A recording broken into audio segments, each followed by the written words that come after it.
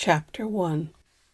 The breathtaking white dress, lifted straight from a fairy tale, made a soft, swishing noise with every step Rose Collier took down the hall towards her dream life. Everything she'd ever wanted was within her grasp. Only a few more steps, and life would be perfect. The past buried forever, no more insecurities. Slow, deep breaths, count to 3, and exhale, she chanted as she made her way to the restroom reserved for the wedding party. In less than an hour, she'd be Mrs. Rose Harrington, wife to Jude Harrington. Her fiancé and his groomsmen were most likely enjoying a drink before they lined up in the grand ballroom, which looked out over the stately Washington, D.C. monuments. The sight never failed to touch her. So much history and promise.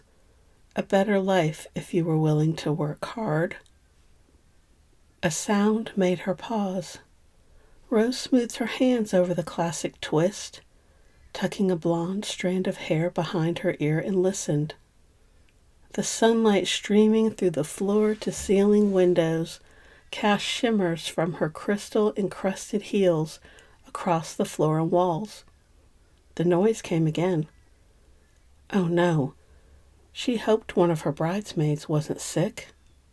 They'd had a low-key bachelorette party last night, but she thought the shrimp had smelled slightly off.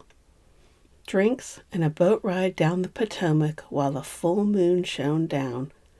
The night had been picture perfect. Other than Kim, her best friend and maid of honor, Rose didn't know the other women very well. They were longtime friends of Jude. People who'd grown up together with plenty of money. People who'd never had to make hard decisions or give up on dreams. The noise came once more, and this time Rose knew someone was ill. Without a moment's hesitation, she pushed the handle down and stepped into the plush room, the carpet muffling her steps. The sobbing intensified, echoing off the marble. Long red hair, come undone from the beautiful updo the stylist had created this morning, caught her eye. Rose recognized that hair, which now looked like a squirrel had spent the night nesting in the curls. "Kim, honey, what's wrong?" Rose knelt, the dress billowing out around her, and threw her arms around the friend who was more like a sister she'd never had. "Tell me. If it was one of the groomsmen, I'll toss his butt out. I don't care how good of friends he is with Jude." Kim bit her lip, green eyes bloodshot, streaks of black mascara running down her cheeks. Shaking her head, Kim scrabbled backwards until her back was against the wall. "Rose, what are you doing here?" Her hands shook. "It's almost time. You should be waiting outside the doors, ready to walk down the aisle." "Don't worry. They won't start without me." Rose took Kim's hands, shocked at how cold they were. "What happened? Is it work? The new man?" With a shake of her head, another pin went flying and landed in the plush pink carpet as Kim pulled her hands away, shoulders curving inward. "You should go. The music started." Kim pointed to the flat-screen television mounted on the wall. "Everyone is waiting." Not bothering to look at the screen, Rose fluffed out the dream dress, the feel of the fabric smooth under her palms, as she arranged the full skirts so they wouldn't wrinkle. Then she stretched out her legs, taking a teensy moment to admire the princess shoes before linking arms with Kim. "We've been best friends for 4 years. Without you, I wouldn't have made it in the city. You were the first person I met. It was you who introduced me to Jude." Rose leaned into Kim. "No matter what it is, You can tell me anything. No judgment. I promise. At that moment, the door opened, the smell of expensive cologne filling the room. Rose recognized the scent, but couldn't quite place it. Kim, where are you? We have to talk before. Kim pulled away, scrabbling to her feet, knocking something off the sink. It hit Rose on the arm as she reflexively caught the piece of plastic with one hand. Time slowed and stretched as her perfectly ordered world tilted on its axis. Rose stumbled to her feet, one hand on the cool marble of the sink, the other holding out the plastic stick. Rose was grateful to see her hand was steady as she looked from her best friend to her fiancé. Kim was crying again, big fat tears running down her cheeks. And Jude? He stood between them, hands out, face pale and sweaty. Rose, I can explain.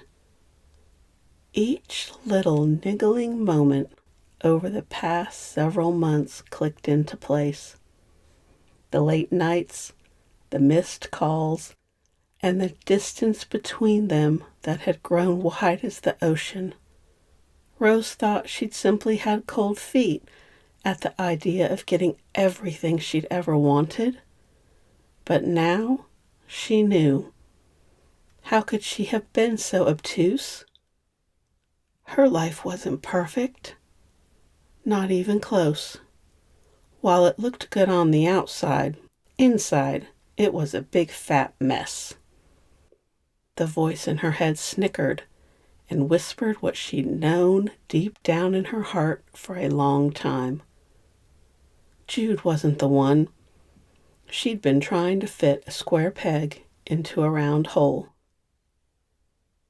And just like that, the perfect life she'd planned and yearned for ever since that fateful day 7 years ago went spiraling down the drain.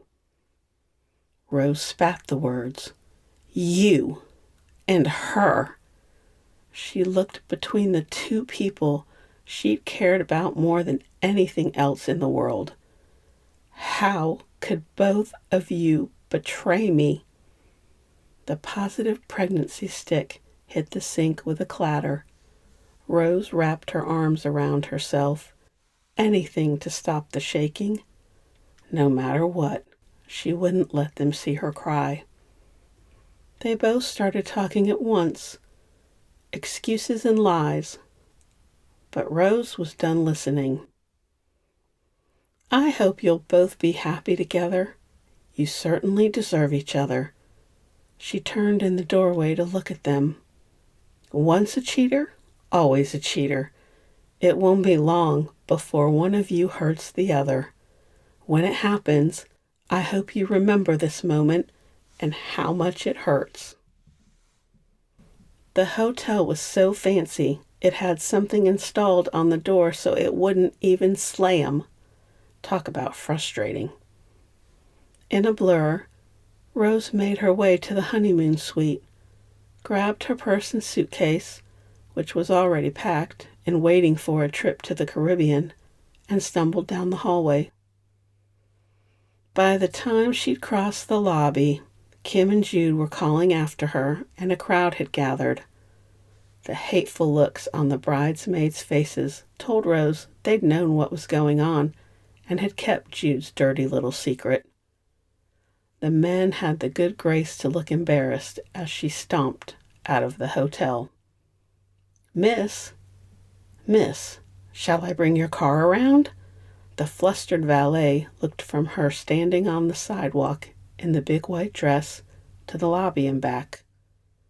"Don't bother." She held up the keyring with the sparkly flip-flop charm. "I have my keys." The antique blue roadster sat waiting, the top already down. It had been a wedding gift from Jude, a replica of the same car Grace Kelly drove in To Catch a Thief, a Sunbeam Alpine in a deep metallic blue with a creamy beige interior. It only took a few moments to stow the suitcase and her purse, but the dress, it took enough time that Jude and Kim were almost to the car, and there was no way Rose could bear to see the two people she had loved most in this world. So far, she'd held it together, but if they said one more word, Rose knew she'd start bawling and never stop. With a deep breath, she slammed the door, catching the bottom of the dress in the door. Not willing to lose a single moment, Rose shifted into first gear and drove down the tree-lined driveway without looking back. A gust of wind caught her hair, and the veil flew off before she could catch it. As she glanced in the rear-view mirror, she saw Jude standing in the middle of the road, holding the veil, looking down at it while Kim clutched his arm. Rose shifted and sped up, blowing through the red light, ignoring the honks of the angry drivers. Yep, those two awful people deserved each other. The streets passed in a blur as Rose drove on autopilot to the bank, thankful they'd decided to get married on a Thursday instead of a Saturday night. She marched inside, ignoring the startled exclamations and looks as she swished her way across the bank lobby to the teller. "I'd like to close my account." She handed her license to the startled teller. Is everything okay?" Rose sniffed. "I'm late for a costume party." The teller let out a relieved laugh, happy she didn't have to deal with a bridezilla, and quickly closed the account. "Here you go." The teller counted out the bills. A little over $800. What a pitiful amount to show for 25 years of life on this planet. "Thanks a lot, Mom and Dad," she whispered as she put the money into the zippered pocket inside her purse. "Thank you." Head held high, Rose walked out of the bank and drove across town to the condo she shared with Jude. Traffic was always horrendous no matter the time of day. She was cranky and hot by the time she pulled into the underground parking garage.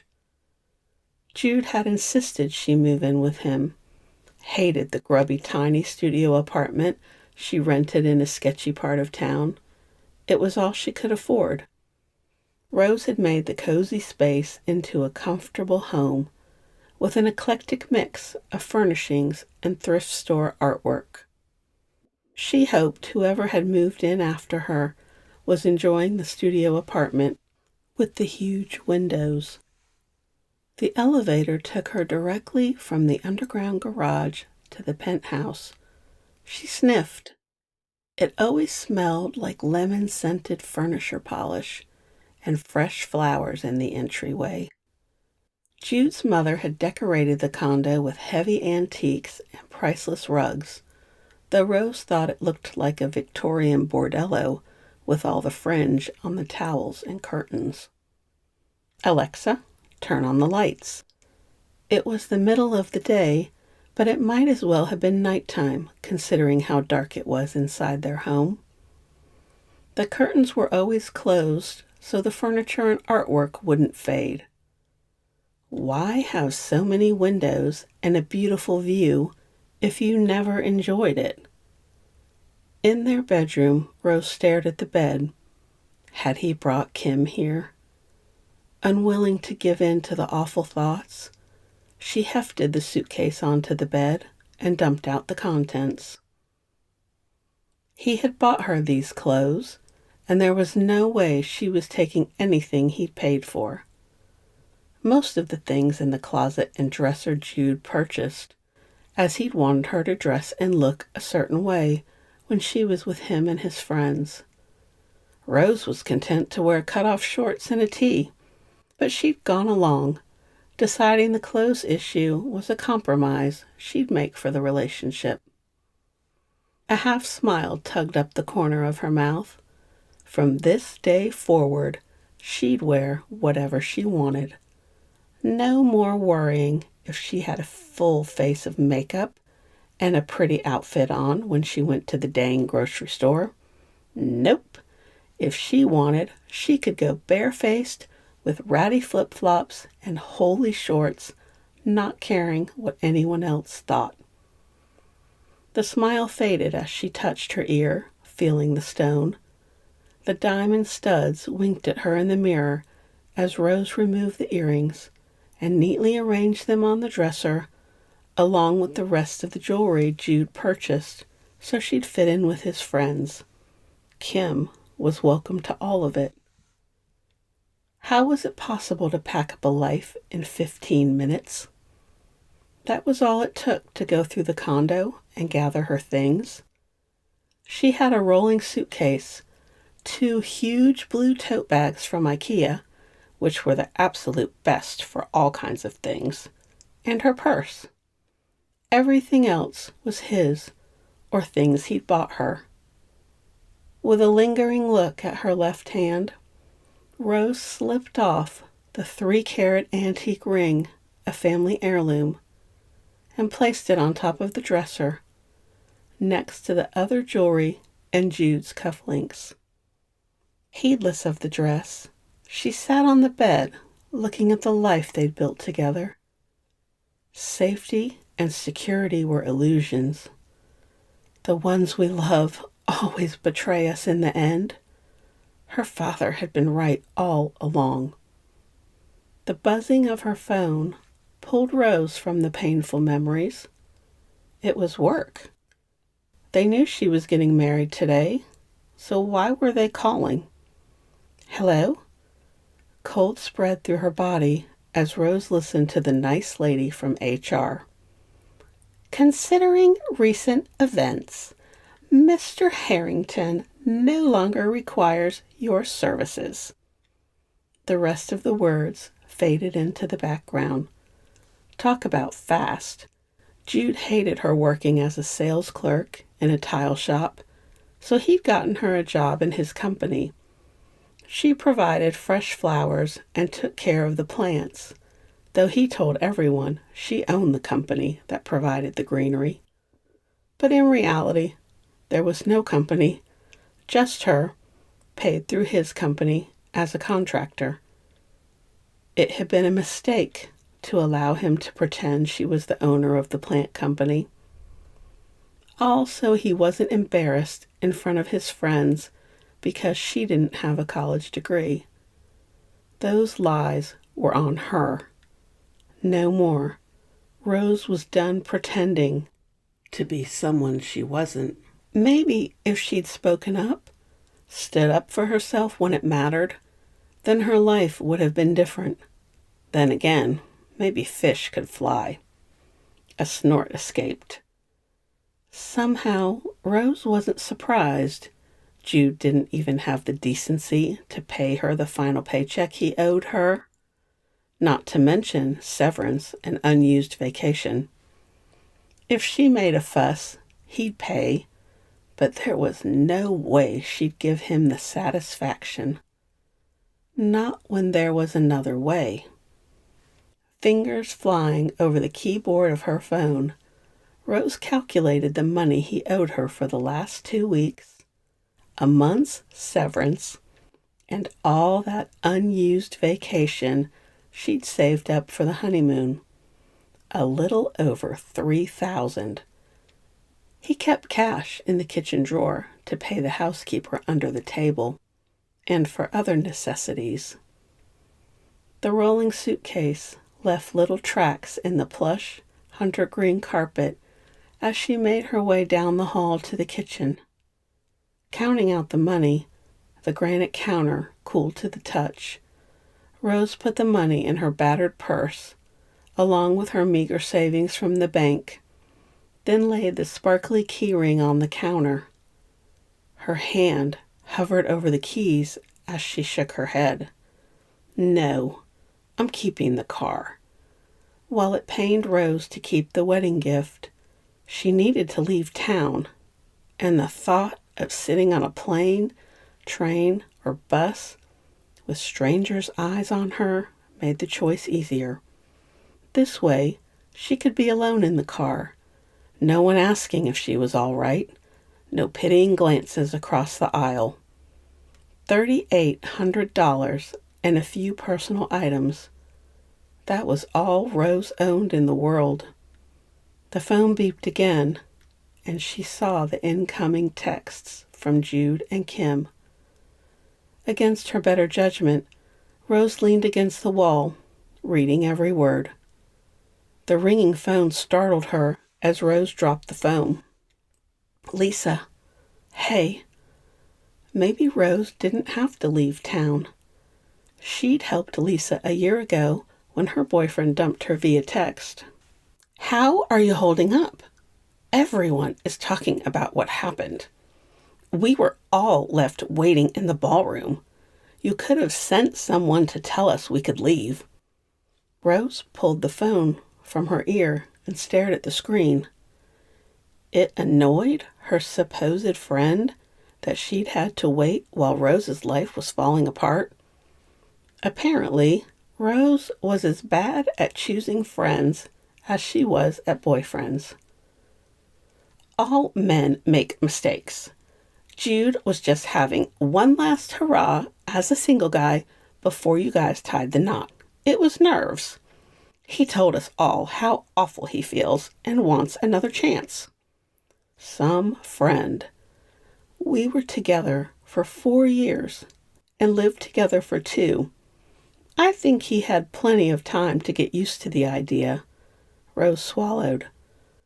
I don't know what's more disgusting, that you think it's okay for men to cheat, or that my supposed friend is siding with my ex-fiancé and my ex-best friend who is now expecting his child. There was a huff. Kim is our friend. You have to forgive. No, I don't, Rose whispered as she ended the call. She was halfway to the door when she turned around and placed the phone on the counter along with the house key. There wasn't a single contact stored in there that she ever wanted to hear from again. A voice whispered in her head, what if you break down or get lost? As if she were outside herself, watching from a distance, Rose noted her shaking hand as she picked up the phone. With a gulp of air, she set it on Do Not Disturb and tossed it in her purse. Once she was far, far away, she'd buy a new one and get rid of this reminder of what was now her past. She wasn't her mother. There would be no second or seventh chances. Nope, Rose was done with men. Time to stand on her own 2 feet. Time for a clean break and a fresh start. Never again would she give a man power over her heart. She wiped her eyes. Homeless and out of a job, Rose stowed the bags in the car's trunk. The sun warmed her face as she pulled her long blonde hair up into a bun and then turned right out of the parking garage, making her way on autopilot through the city streets, the cool breeze blowing away her tears. Hours later, on Interstate 95, she stopped for gas and road trip food. There were a few odd looks, but she chalked it up to the nosiness of strangers. 30 on pump 3? She pushed the soda and chocolate across the counter. The guy looked at her as if she were some kind of crazy woman. Is everything okay? He bagged her sustenance and monitored her as he worked the register. Why wouldn't it be? Rose thought she'd wiped all the mascara from her face when she'd crossed into Virginia, but maybe she'd missed some. The guy handed her her change and stepped back. Your face is all red and splotchy, and you have black lines running down your face. He gestured at her body. You're wearing a big white wedding dress in a gas station. The The words penetrated the fog she'd been in since she fled the hotel. Slowly backing away from the counter, Rose turned to see a few people watching her. A woman stepped forward. "Come on, sugar. Men are awful. If we didn't need kids, we'd do away with them altogether." The lady took her arm and pulled Rose outside. "Where's your car?" Rose pointed to the roadster and then tripped as she caught sight of her bare feet. "Well now, that's a beautiful car." "I lost my shoes." She vaguely remembered kicking them off in the condo, but that wasn't the worst part, because, yep, the guy was right. She was still wearing the dress. How could she have forgotten to change out of her wedding dress? The woman patted her shoulder. "I've been there.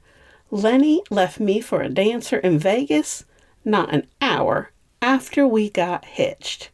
I took the dog and burned all his clothes in the backyard." The woman blurred a bit as Rose wiped her eyes. The kind stranger pressed a handful of tissues into her palm. "One thing I know for sure, he's not worth the tears or the heartache." The kind-hearted stranger dug in a huge purple sequined purse, rummaged around, and came up with a handful of stuff. "Here, this is a great thriller about a woman who kills men who cheat. Just the thing to get your mind off your fella." "Thank you." Rose managed a tremulous smile. "You want to change out of that dress?" The woman frowned as she looked to the side of the building. "The bathroom is probably beyond disgusting." The beautiful dress was no longer perfect. Now it looked worn and dirty. The bottom 6 inches brown from walking down the street. There was a tear where she'd shut it in the door, and a hole near her knee where she must have ripped it running out of the wedding. "I'd forgotten I was wearing it. I think I'll—" A bright red Mini Cooper pulled up to the pump, and Rose panted for breath. It looked like Kim's car. She squinted. There were 2 people in the vehicle. No, no, no. This wasn't good at all. They'd followed her. All because Jude the jerk had to have the last word. Rose blinked to clear away the spots in her vision. There wasn't time to change. They'd be waiting to ambush her when she came out of the bathroom. "Thank you for the book and the kindness, but I have to run." It was just like Jude to track her down. He'd be furious that she'd gotten the last word in before she ran. The text messages and voicemails didn't count, since he had no way of knowing if she'd read or listened to them. How could she have forgotten the tracking on her phone? And all the time they'd dated, Rose had never checked the feature to see where he was. Yet Jude always knew where Rose was at all times. It bothered her, but she'd let it go. Another compromise. Rose rummaged through her purse, coming up with the phone. She frowned at it, and then tossed the expensive phone in the trash before she could change her mind. Jude could track her here or to the dump whenever the trash was picked up, but he'd never find her. Never.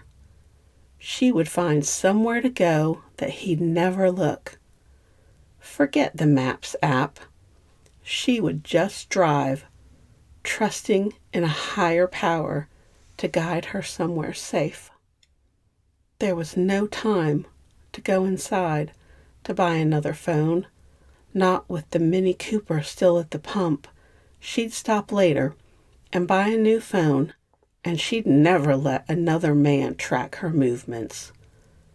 The car turned over with a purr, and for the first time since Rose walked into that plush pink bathroom, A weight lifted from her shoulders. Chapter 2. A month ago. Alex Parrish had the good luck to grow up filthy rich with model looks and parents who were too busy with themselves to pay much attention to his antics, which led to his ever-increasing acting out to get their attention. Thanks to being left on his own so much, he'd learned to keep constantly busy. If he was busy, then he wasn't lonely. Everyone said Alex threw the best parties, loved fast boats and even faster cars, only dated supermodels, actresses, and socialites who understood he just wanted to have fun. Settling down was for other people, ordinary people. He planned to wring every second of fun out of this life. A buzzing in the pocket of his pants had him stopping to check who was calling. He lightly jogged in place as he answered the call. "Sounds like fun, babe. Give me an hour, and I'll be there." His days passed in a blur of parties, travel, and good food. Life was perfect. Though he wasn't a complete hedonist. To keep his body in top condition, Alex usually left his apartment on the Upper East Side and jogged through the park every day. His jog always ended by the zoo, then he'd go to the gym for an hour, then while the day away. He usually took a nap, so he'd be well rested before he went out for the evening. Alex loved to dance and party the night away, coming home to fall asleep as most people were on their way to work. Then he'd wake and do it all over again. Once in a while, moments before he fell asleep, he told himself he'd filled the emptiness in his heart, if only for a short time. Spring was on the way. At the end of April, he'd moved to his place on the beach in the Hamptons for the summer, though if the Rangers made it to the playoffs, he'd be coming back to the city for the games. Alex looked around at the bare trees in Central Park. The sun was out, and it was in the low 50s. Perfect weather for a run. It was hard to believe such an oasis existed in the middle of New York City. He slipped the phone back into the zippered pocket of his pants, then took off at a fast jog. A sound came from the direction of the low boathouse. Was that a scream? Alex slowed, jogging in place. The scream pierced the late afternoon air. It was a woman. "Help! Help me, please!" Without thinking, he sprinted towards the sound. The restaurant was closed between lunch and dinner. The scream came again and abruptly cut off, sending cold ice down his spine.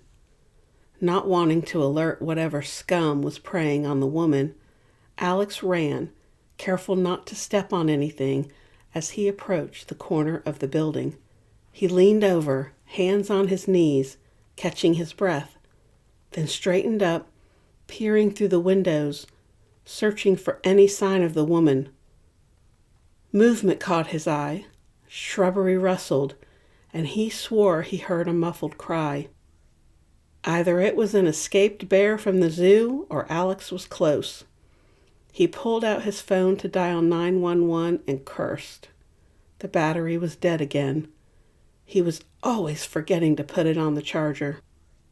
Branches shifted. He caught sight of a gray t-shirt and the flash of silver. There was no time to spare. Alex pushed off on his heels, the phone falling to the ground as he dove head first into the dense foliage. Branches scratching at his arms and palms as he hoped he wouldn't smash his beautiful face on broken bottles or other refuse lying about. Alex rolled in the debris, jumped to his feet, and saw the woman lying on the ground, blood staining her waitress uniform. A man was straddling her, knife raised. The man roared, spittle flying. "You'll never leave me. No one will love you like I do. I'll kill you first." The blade arced through the air as Alex tackled the guy, knocking the knife out of his hand. They fought, rolling and scrabbling on the ground. A crunch sounded, pain exploded, and blood gushed out of his broken nose. Alex spat a mouthful of blood on the ground before shouting at the woman, "Get out of here! Hurry! Call the police!" But the woman wasn't moving. Her face was pale, and there was a cut on her forehead. He had to help her. She couldn't die. Not like... The man's eyes were fully dilated. Somehow he'd managed to pick Alex up and throw him against the wall of the building as if he weighed no more than a small child. Pain radiated through his body as he struggled to catch his breath. Humiliation coursed through his veins that this thug, who was easily 6 inches shorter and must have weighed at least 50 pounds less than Alex, had thrown him through the air. The man, high on something, roared. There wasn't enough time to get away.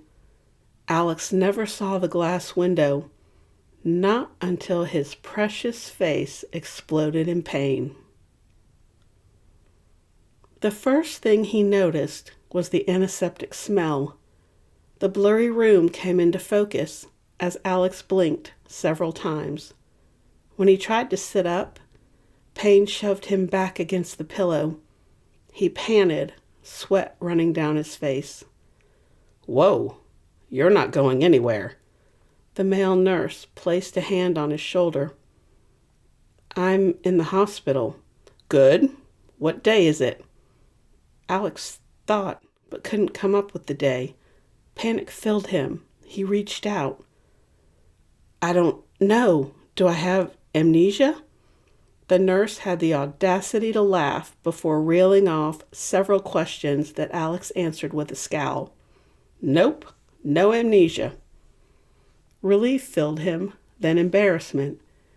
It wasn't at all unusual for Alex not to know what day it was. Thanks to an obscenely large trust fund, he didn't work, didn't have anywhere he had to be, so the days tended to run together. White filled his vision as Alex caught sight of his arms. Bandages ran from his wrists all the way up his arms like a cheap white sweater. He touched his face, only to feel heavy gauze.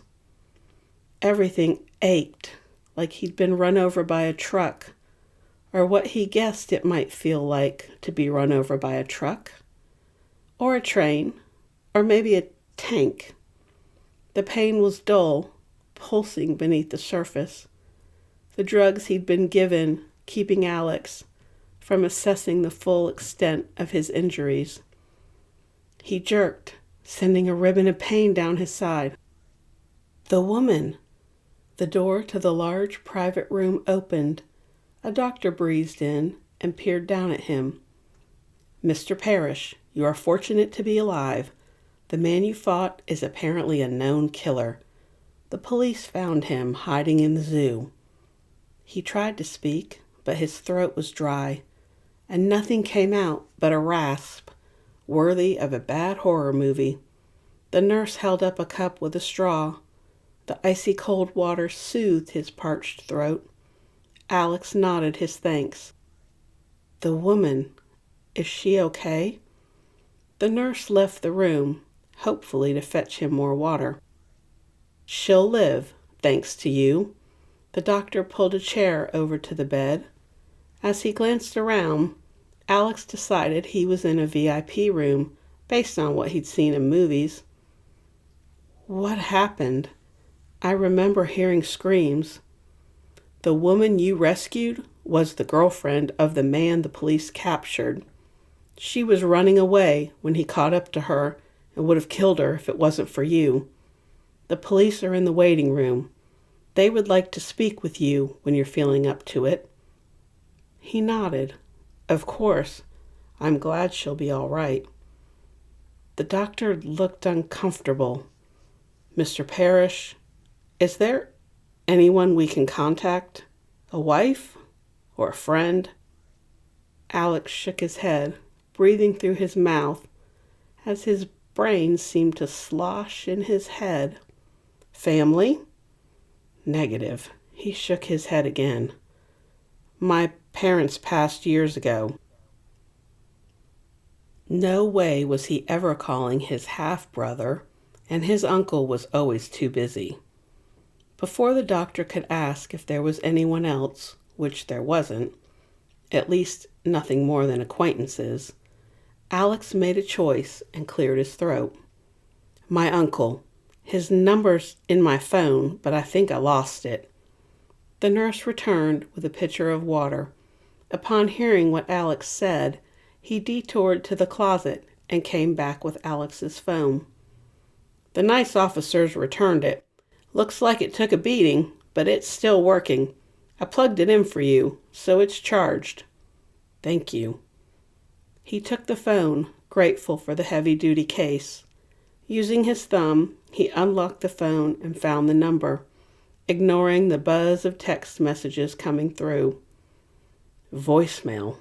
Not bothering to leave a message, Alex texted his uncle, asking him to call. I'm sure my uncle will be in touch shortly. How long am I stuck here? The nurse glanced at Alex's face and then out the window, not meeting his gaze. The doctor had to step out to take a call. He'll be back in a few minutes. Alex's stomach flipped over. It was bad. He'd known it deep in his bones, but the way the nurse kept looking anywhere but his face told the tale. The next few hours belonged to someone else. The doctor, matter-of-factly, listed the extensive injuries Alex had suffered. There was a plastic surgeon coming to see him, and the doctor was confident in time they could return Alex to his good looks. After he rested, Alex talked with the police. Some time later, the doctor insisted he rest again. Still no word from his uncle, so he emailed as well. The next afternoon, there was a knock at his door.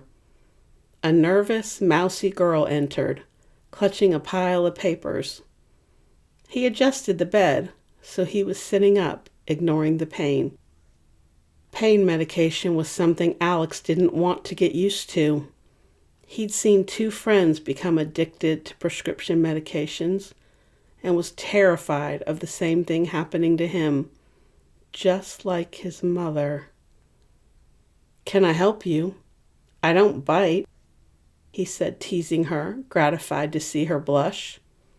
She tripped over worn brown flat shoes, the kind no woman he dated would be caught dead in, and turned bright red. That is, there seems to be a problem with your insurance? That was odd. His uncle handled all of Alex's finances and made sure all the bills were paid. Did you speak to my uncle? Alex waved a partially bandaged hand at her. I don't worry about such mundane matters. He winked. I'd rather have fun. Do you like to have fun? She dropped the stack of papers and knelt down to pick them up. I'd help you, but Dave threatened to turn off the game and turn the channel to daytime soaps if I tried to get out of bed again. He smiled at her, the corners of his mouth pulling. It was an uncomfortable sensation, but he hoped the plastic surgeon would fix everything so he could get back to his life. It was too quiet in this room. Do you like hockey? I have a box and seats behind the goal. The Rangers are looking good to make the playoffs this year. She looked at him, the papers clutched to her chest. I love hockey, but I can't afford to go more than once every couple of years. Let me get out of here, and we'll go cheer them on together. She grinned, but then looked at the paper in her hands, and her smile fell. Your insurance was canceled 4 months ago? The premiums, they hadn't been paid. He waved a hand. I'm sure there's an explanation. Likely some mix-up or misunderstanding. Bill me. There's a black card in my wallet." He pointed to the table where his wallet lay, next to his phone. She looked relieved as Alex handed her the heavy metal card. "Thank you. I'll take care of this, and then I'll need you to sign a few papers, if you feel up to it. Whatever you need." Alex adored women.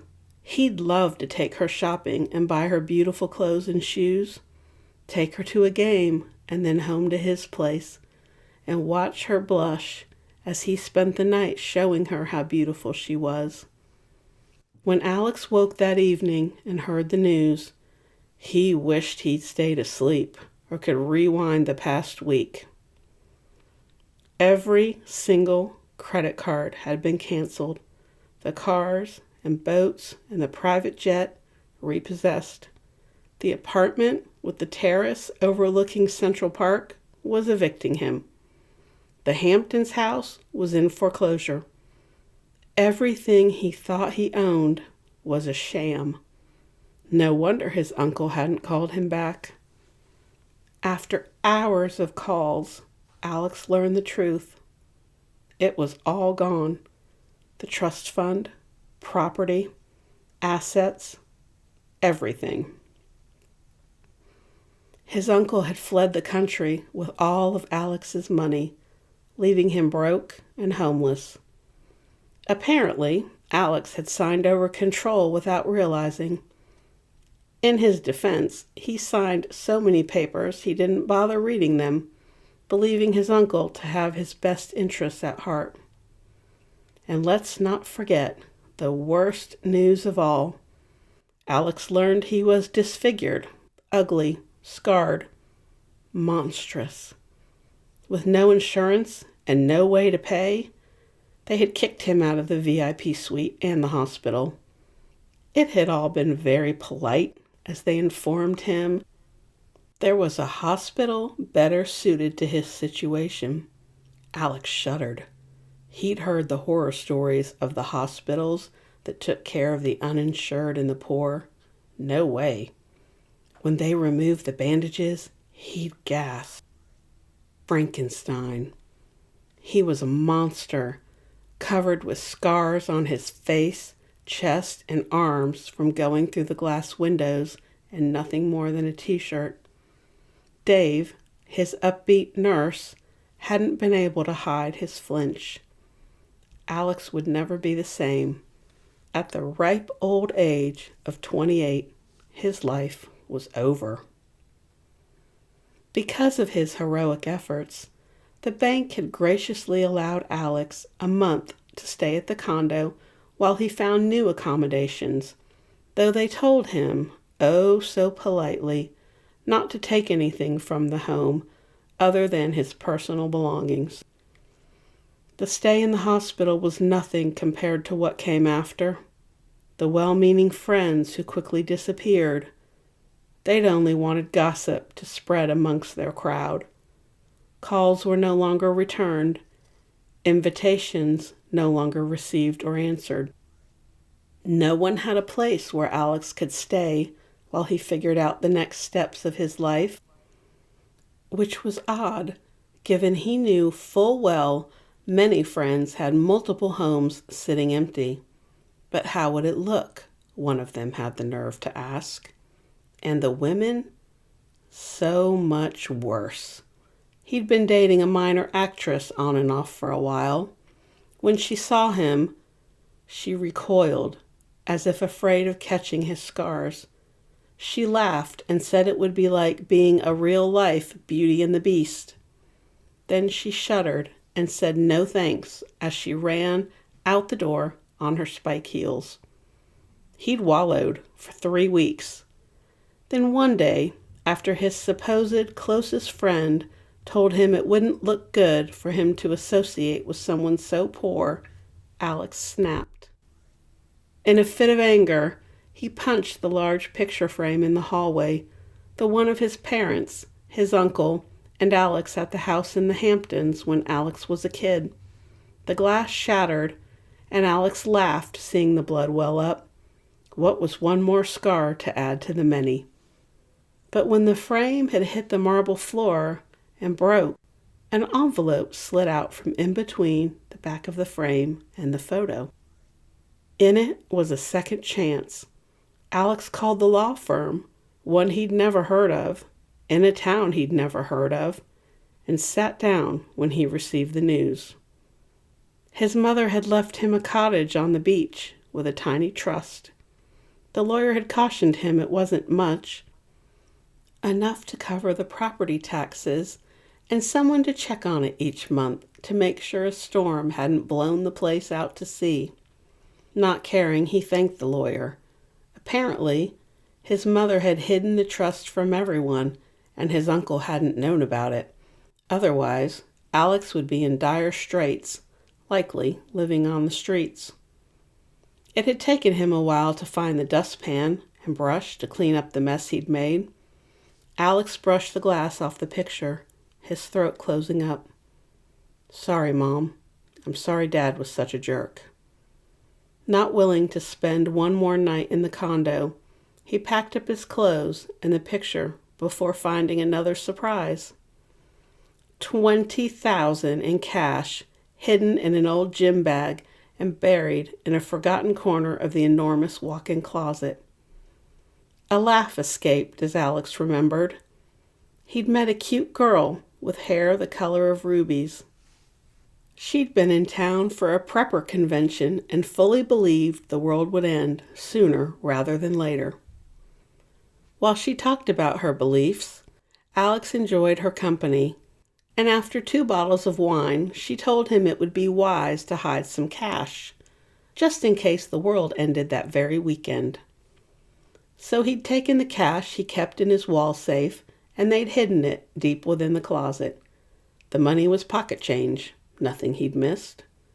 But now, 20,000 was the difference between being broke and surviving until he could figure out his life. It was a sobering thought. The money was a lifeline, and Alex pumped his fist in the air, knowing his greedy uncle hadn't found the money. The doorman in the building, Fred, who Alex had given his ranger tickets to when he was out of town, told Alex he could get money from his fancy clothes, as Fred called them. Who knew? So, Alex packed up tuxes, suits, cufflinks, expensive shoes, and shirts, and Fred drove him and his battered 10-year-old Honda to a shop where they were thrilled with the lot, to the tune of $10,000. It shocked Alex.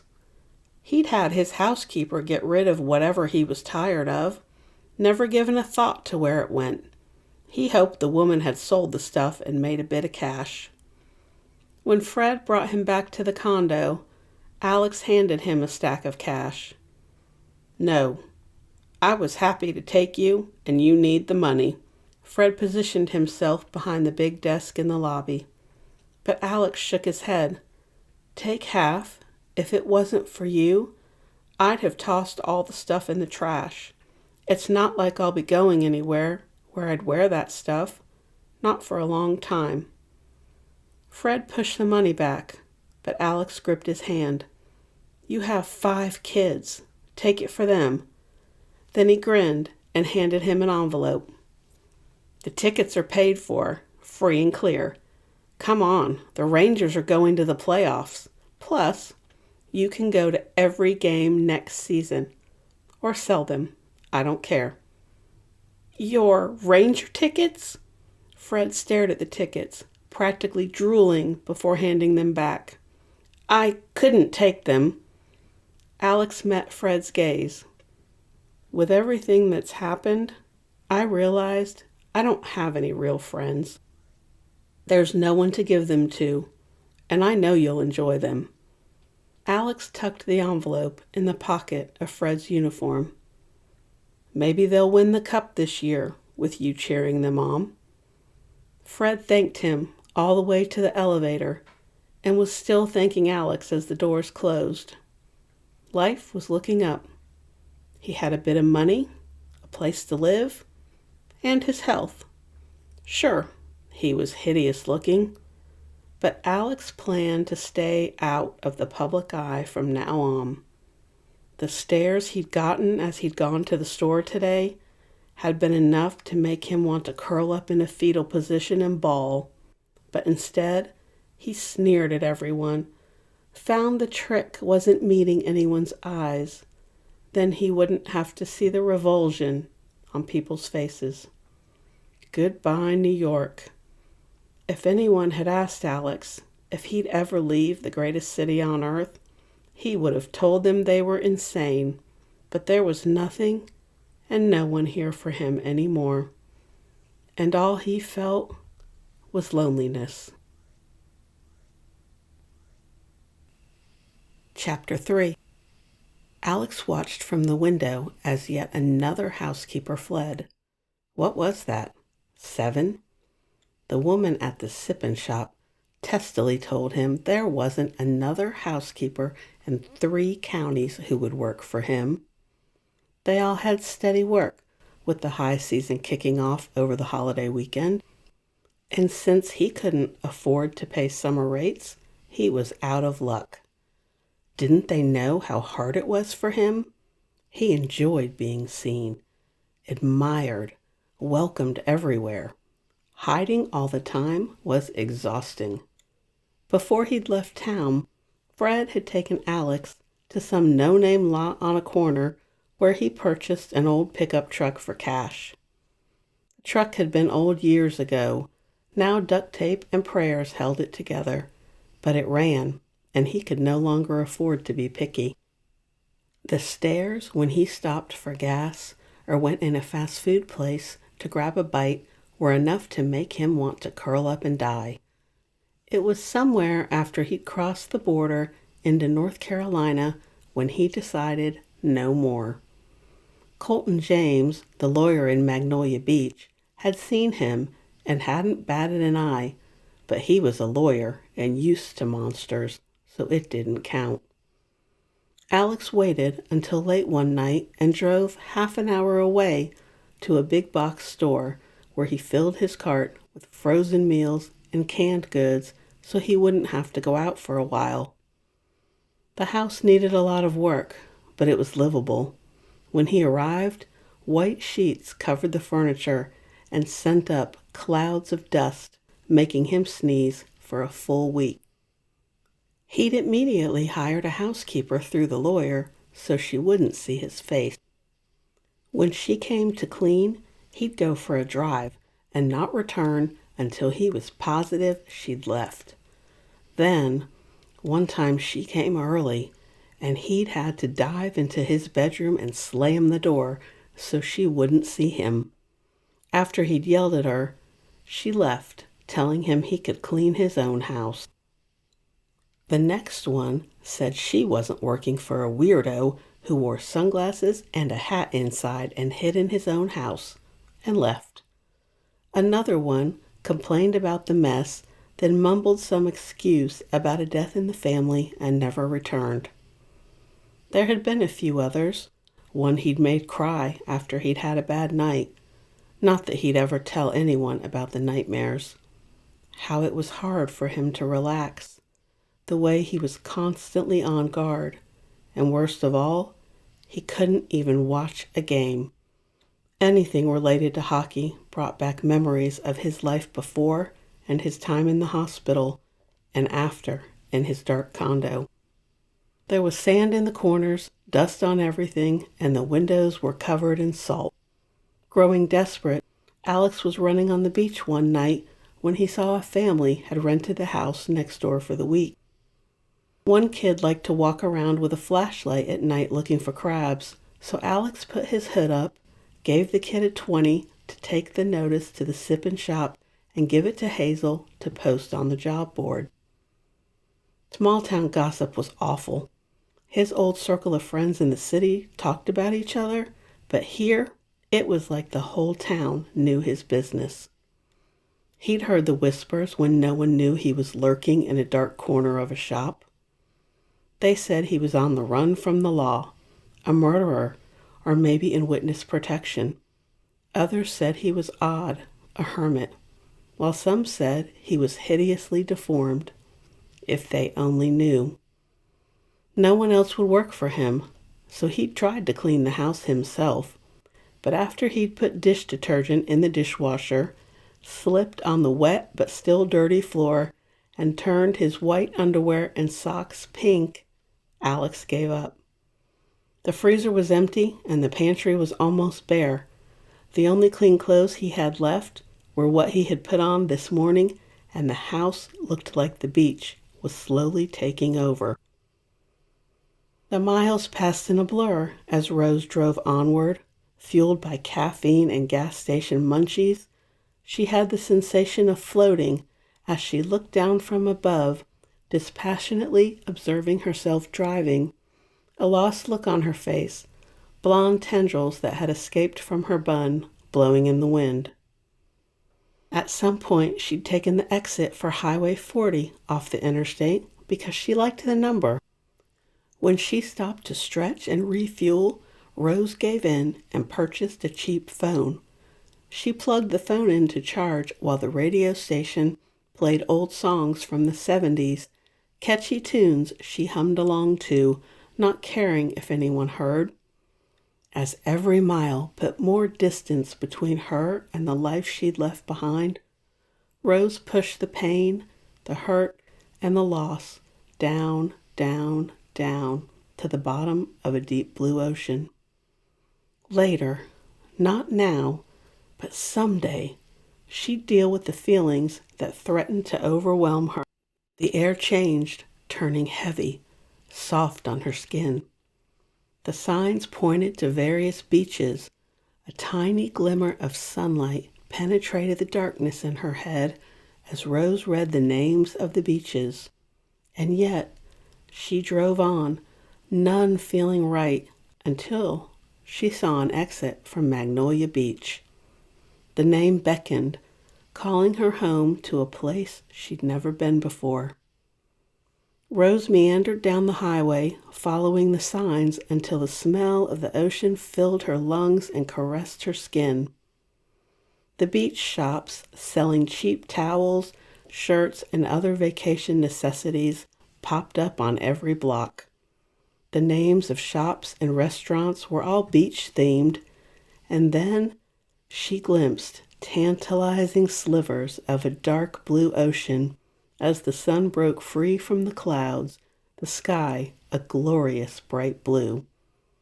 Drawn to the ocean, Rose randomly turned down one street and then another until she found herself on the main street of Magnolia Beach. The sound of the waves and the seagulls beckoned. Halfway down the street, the car shuddered and sputtered. "No, not now. Please let me make it off the road." Rose patted the steering wheel, coasting into a parking lot as the car gently rolled to a stop in front of a run-down, faded turquoise storefront called the Sippin' Shop. The place looked like it carried everything from food to beach towels to grills. Hysterical laughter escaped. Figures. Even the car only looked good on the outside, just like Jerky Jude.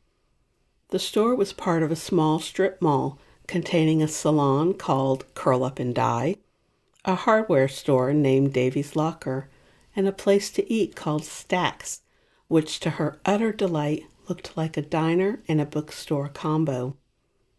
Rose climbed out of the car, muscles protesting the movement as she stretched and inhaled deeply, the salty air wrapping around her like a worn blanket.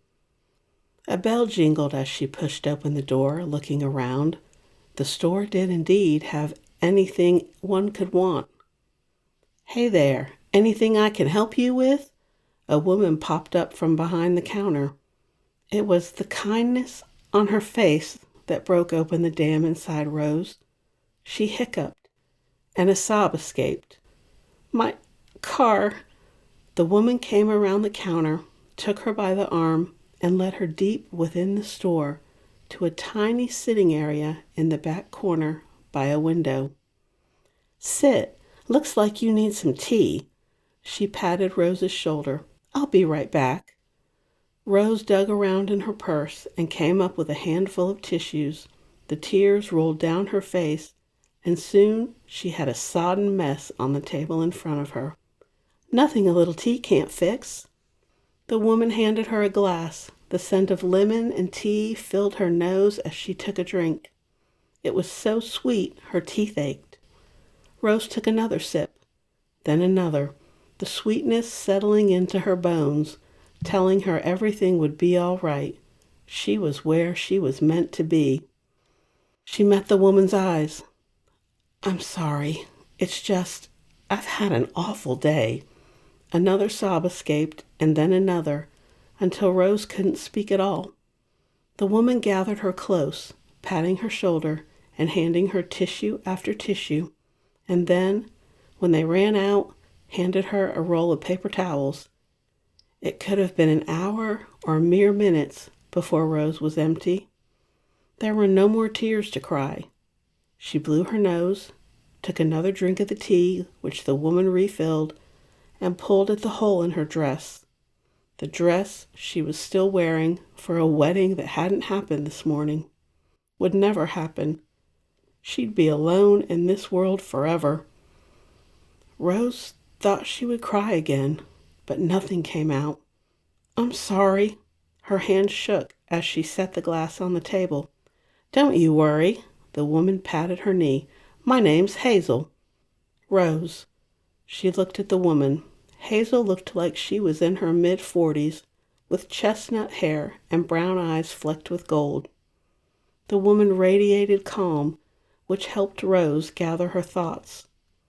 "My car broke down." The woman nodded. "I'll have Earl come and take a look. Are you here for the week?" At the blank look, the woman continued. "Guests usually stay Saturday to Saturday," Hazel smiled. "But not usually still wearing their wedding dress, though we have a good number of weddings on the beach this time of year." It's a long story. I don't want to keep you." Hazel took her hand. "I put the close sign up. Thought you could use a bit of time to yourself." She stood. "Stay here and relax while I call Earl. He's a mechanic, best around. He'll get you fixed up." Hazel was a whirlwind of motion as she moved through the store. As Rose waited, she looked around. A rack of pretty sundresses caught her eye, but she couldn't find the energy to move off the comfortable, bright floral sofa. The smell of hamburgers and fries filled the air, making Rose's stomach growl and her mouth water. Hazel laughed as she refilled their glasses and set the plates down. "I thought you might be hungry. Let's have dinner, and you can tell me how you found yourself here in Magnolia Beach." The burger and fries tasted so good Rose groaned. As they ate, she told Hazel the tale. Earl interrupted them to pop in and tell Rose he was towing the car. He said he'd call Rose in the morning. By the time they'd finished eating and talking, the sky had turned from blue to an impressionist painting streaked with rose, gold, pink, and purple. "I'm sorry for unloading all my problems on you. Is there anywhere I could stay for the night? Looks like I don't have a car to go anywhere."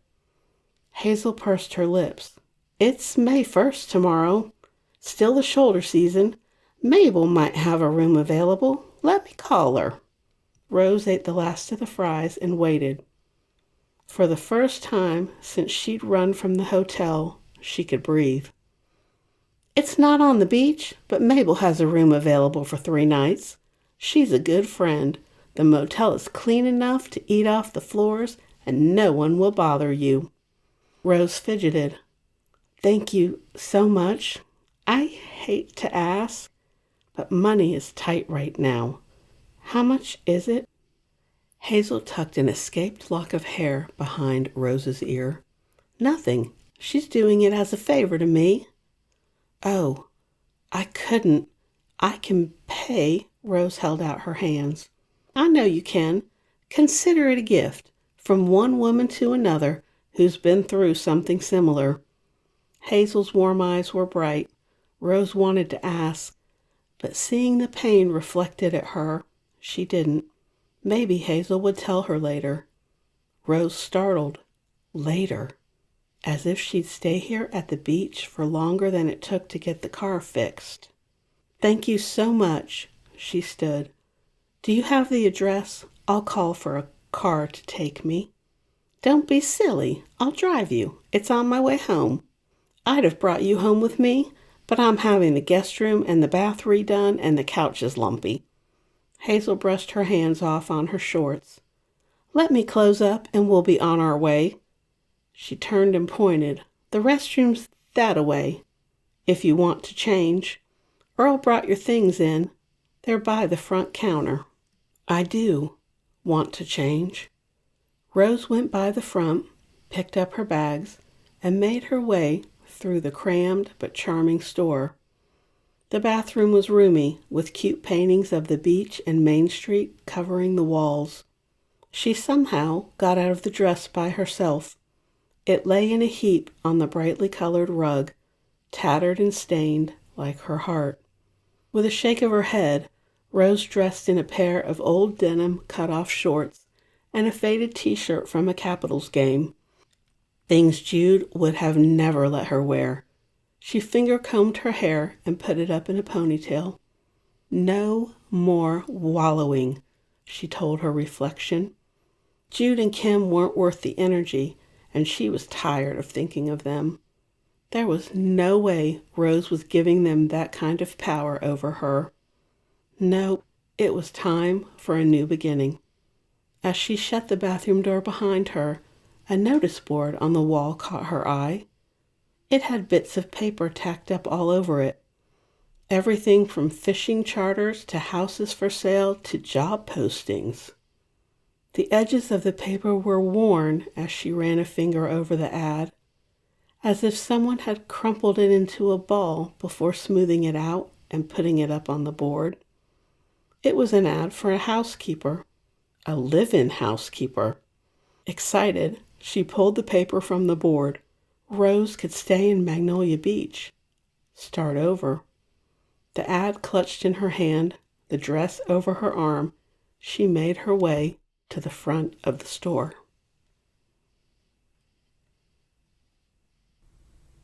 Chapter 4.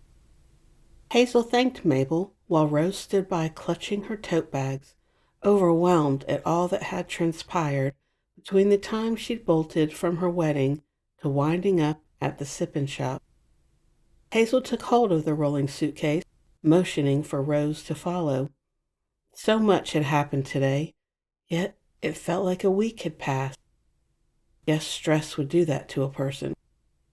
Mabel checked Rose into the motel, talking the entire time, or rather, complaining about Earl, though it sounded to Rose like Mabel had a thing for the mechanic. Once they were in the room, Hazel turned to her, a kind smile on her face that made Rose want to beg her not to go. Earl will be by in the morning. He loves Mabel's breakfast. I think he's sweet on her. Yep, Rose was right about Mabel and Earl. She only hoped Earl was one of the good ones. Hazel? The woman turned as Rose held out the worn piece of scrap paper. I'd like to stay in Magnolia Beach for a while. I saw this job posted on the board in your store. Do you know anything about it? Hazel sucked in a breath. Trust me, you don't want that one. Are there other jobs that might be better? Rose sat on the bed as Hazel paced back and forth, her lips pressed in a tight line, mumbling to herself. The air conditioner worked hard to cool the room. It was tidy and cheerful, painted a bright apple green with a striped bedspread and curtains. It was so hot and humid, Rose was certain she'd melt if she spent another moment outside. No matter. She was at the beach, and the car breaking down was a sign that she was meant to be here in Magnolia Beach. Finally, Hazel spoke. People have already filled most of the jobs in town. This time of year is still considered the shoulder season, but once Memorial Weekend hits, it's high season, and there will be a lot of people around all the time until Labor Day. Folks have hired their help already. Most keep the same jobs every year." Not really an answer, but okay. Rose waited. Hazel sat in the bright yellow chair across from the bed, her legs crossed as she let a pink flip-flop dangle from her toes. "All the beaches round here, up and down the coast, will be the same. I'm sorry." "I'm confused." Rose held the paper out, her palms sweaty. "So this one's already been filled?" "No." Hazel frowned. She took the paper, shaking her head. "Alex Parrish lives there, doesn't get out much. He's wanting a live-in housekeeper and someone to run errands, do the cooking, that sort of thing." "Oh, that sounds perfect." "No, he's an awful man. He's fired every housekeeper in town or they've quit. No one will work for him, which is why he's now offering a live-in position." She rubbed her brow. "He made several of the girls cry." Her spirits sank. "He's that bad?" "No one has ever seen him, though a few swear they've glimpsed him lurking about. He communicates by text or phone, and he's never there when anyone arrives to clean." She shuddered. "It's like he's hiding something, but then again, rich people are odd, and he must have money to own an oceanfront cottage. The talk is that he inherited the place. He's from New York City, and rather rude. At least he was when I met him. It was odd. He wore a ski mask. In April." She laughed. "I almost had a heart attack. Thought it was a robbery.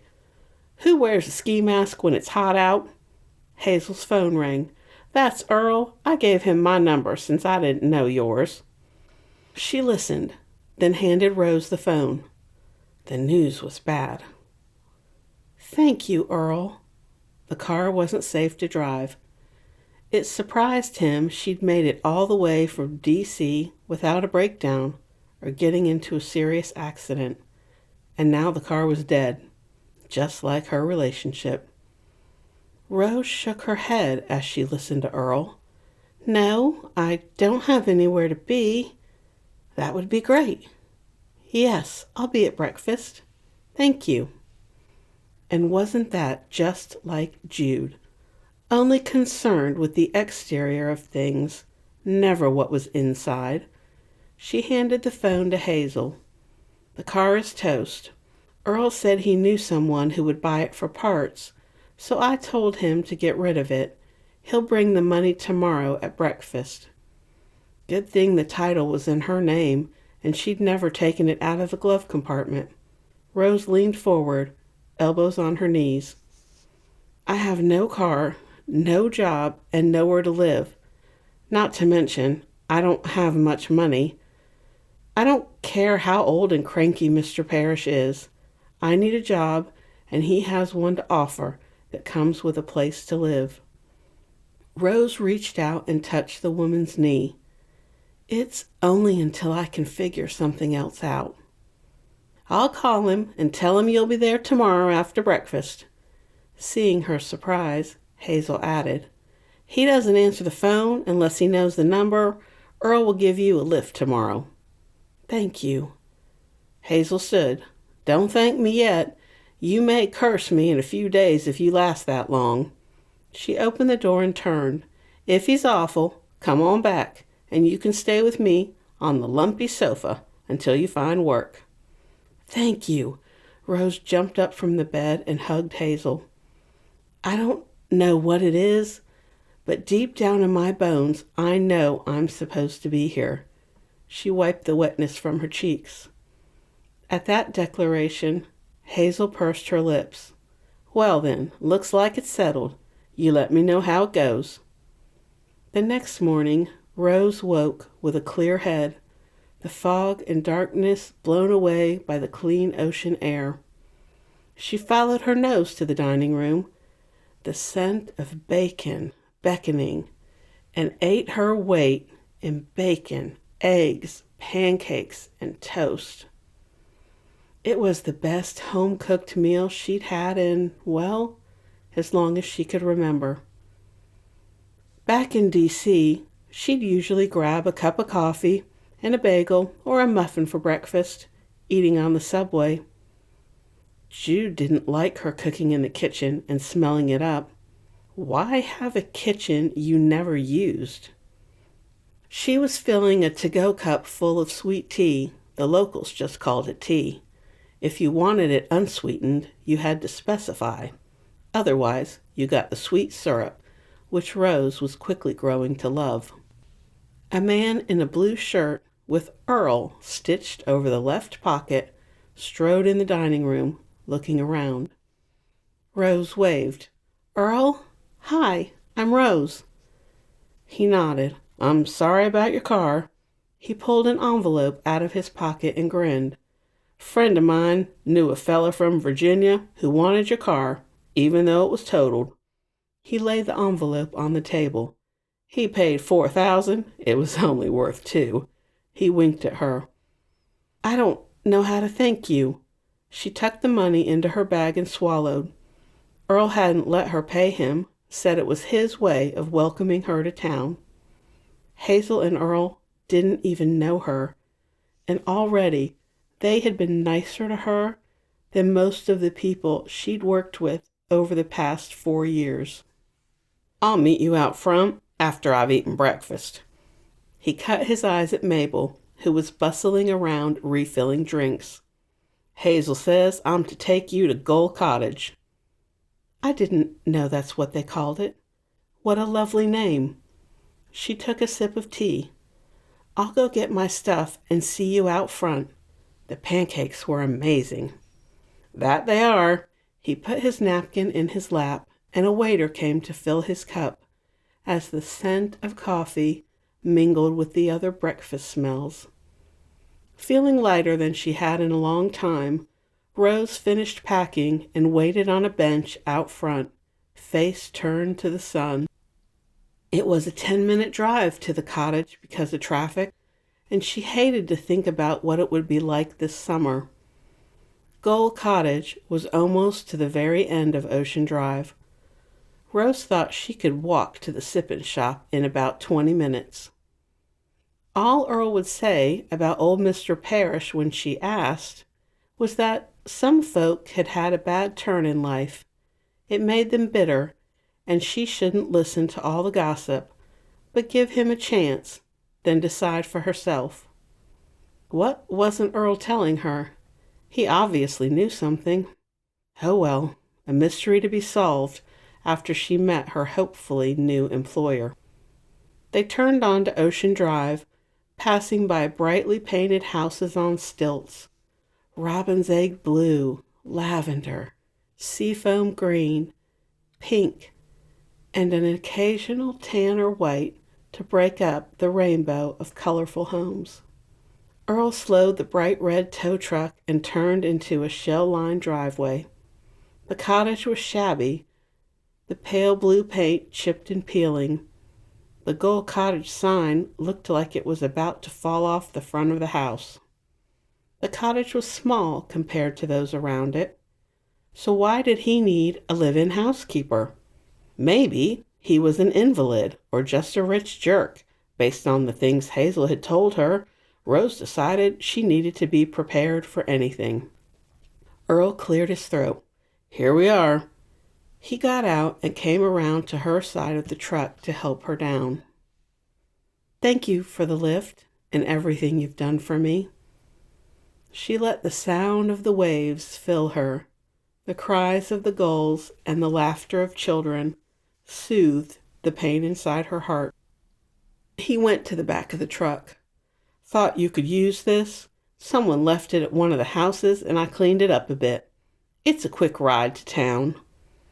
It was a robin's egg blue bicycle, brand new from the look of it, and modeled on a retro style with a big basket on the front and a rack on the back to store packages. "It's beautiful. How much do I owe you?" It would be perfect for getting around. "What if it rains?" the voice in her head sniped. She'd buy a raincoat and bright yellow rain boots, or wait until the rain passed. Nothing. Earl didn't meet her gaze. People leave stuff behind all the time. The church keeps a room full of it for people in need. I'm so happy. I haven't ridden a bike since I was a kid. He smiled at her. I suspect you'll remember. And with that, he climbed into the tow truck and backed out of the driveway. There were already a good number of people on the beach. How crowded would it be in the high season? She and Jude never went to the beach. He hated the sand and heat. Not sure what to do with her bags, Rose dragged them up the stairs to the landing, dropping them to knock on the door. Please let me get this job, she whispered. Alex stared out the window at the families playing on the beach. It had been a month since he'd arrived at the cottage. More like a dollhouse, it was the smallest place he'd ever lived. The busybody from the grocery, who thought Alex was going to rob her, had called and said she'd found someone to work for him. He shook his head, remembering the look on Hazel's face when he walked in wearing the ski mask. Looking back, it probably hadn't been the wisest idea. He was lucky she didn't call the cops. Once the high season kicked in, Alex would have to alter the times he went jogging or drove around when the housekeeper came to clean. It was difficult enough now as it was, so what on earth was he thinking offering a live-in position? He put a hand on the glass. If he hired her, she'd be living in his home, invading his privacy, looking at him. Because there was no way he could keep her from seeing him when they were around each other 24/7. Sweat broke out on his brow as a knock sounded. Alex cursed.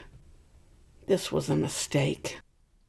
He strode to the door and paused, his hand hovering above the handle, shaking. The knock sounded again, louder this time. No matter how much he wanted to, he couldn't open the door. What a coward. Alex took his phone and texted her to come in. He could do this. The door swung open, and he heard a woman muttering under her breath as she dragged her bags into his home. Guess she heard he couldn't find anyone and thought the job was hers. He narrowed his eyes as she tripped over a ratty-looking suitcase. If he hadn't been so desperate, Alex would have shut the door in her face. Instead, he stepped back. Hello, I'm Rose. Hazel said she called. The woman looked to be in her early to mid-20s. Compared to the models he dated, she was a chunk, but there was something appealing about her curves. Maybe because she was different from his usual type. Her hair was a mess and her face was red. There was a shabby rolling suitcase and 2 enormous bags. What was her story? It's about time, he growled. Wow, that's a lot of stairs. Thanks for the help, she huffed. Shut the door. You're letting out all the air conditioning. She slammed it. Oops. Out of the corner of his eye, he watched her. Before his accident, she would have been the kind of woman he would have spent a night with, charming and spoiling her, saying goodbye in the morning, knowing he'd seriously date, but that was before. Alex thought of his life as before and after. The woman fidgeted, trying to see his face, and Alex, the big coward, kept his body turned away from her. I'm here about the job. He kept his hood up and his back to her. I know, Hazel called. She turned, looking around the room. Gold Cottage was small, but his mother had impeccable taste. Alex heard her gasp. That view! It's spectacular. As she stared out the floor-to-ceiling glass at the ocean, Alex allowed himself to look her over. Her hair reminded him of a field of winter wheat he'd flown over on his way to go hiking last year. Rose. It was a fitting name, with her pink cheeks and lush curves. What color were her eyes? I don't have a resume. Hazel said she filled you in. She moved from the windows and went to the kitchen, frowning as she trailed a finger over the dusty kitchen table. She did. I require someone to clean, cook, do the laundry, shopping, and run other errands. He put his hands in the pockets of his shorts and then took them out. Did he look like a creep with his hands in his pockets? This is the main floor, kitchen, laundry room, living area, and a half bath. He shifted from foot to foot. What a loser he'd become.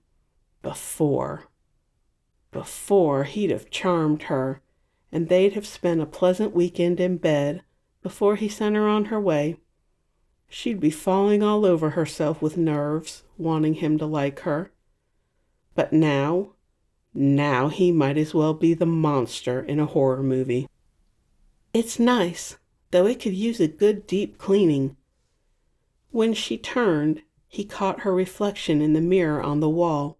Her eyes were blue, the deep blue, where the ocean turned dark and mysterious. I mean, it looks like you haven't had any help in a while, she stammered and blushed. No, he cleared his throat. It's been difficult to find reliable help, he said stiffly. I'll show you the upstairs. He trudged up the stairs without looking to see if she was behind him. No way would he let her see his face. Talk about Beauty and the Beast. Are you always cold? The top of the stairs opened onto a hallway, and Alex paused. I beg your pardon. It's almost 80 today, and you're wearing long sleeves and a hoodie inside. Your job, Miss Collier, does not include commenting on my attire. Alex injected every bit of haughtiness in his voice until he swore he sounded just like his father. Whatever, she mumbled as he led her to the far end and opened the door. This would be your room. They walked into the space. There was a queen bed, a dresser, and 2 nightstands, more than sufficient for a housekeeper's needs. There's a good-sized closet, and you have your own bathroom. The bathroom had been updated with a walk-in shower. It's nice. She followed him back out to the hallway. He pointed. That's my room. There's a bathroom as well.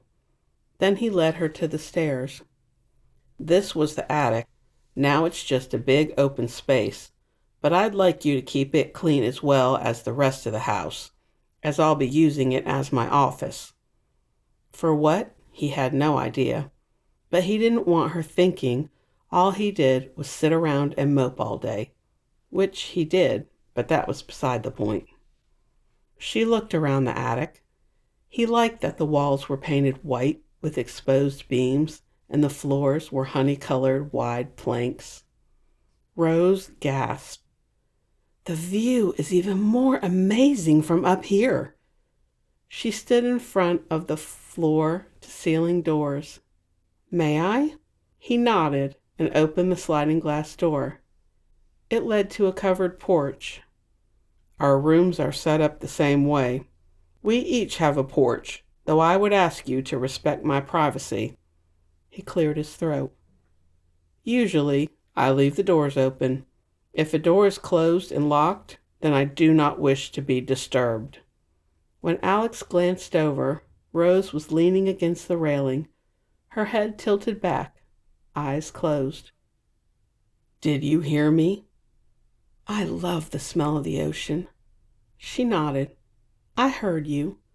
Don't comment on your weird fashion choices, and when you lock the door, you want to be a hermit.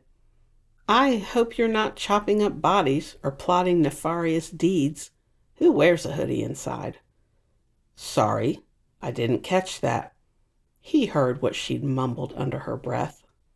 Her face turned the same color as her name. "I said I can't wait to see the sunrise and sunset from here." From the shadows in the corner of the room, Alex rolled his eyes. On the way back downstairs, he told her what he could pay. It wasn't much, but she would have a free place to live, no utilities, and food. At least he could afford to feed them both. "When can you start?" They stood in the living room, gazing out the windows, though he turned so she couldn't see his face. In the reflection from the glass, Rose turned to him. "How about now?" She picked at her nail polish. "My car died, and it's gone for good. I don't have any place to stay, and I can't go back to D.C. It was said matter of fact. She didn't feel sorry for herself, and he wished he felt the same way about his pathetic, ruined self. Alex didn't hesitate. "I'll carry your bags to your room, and you can settle in while I make a grocery list.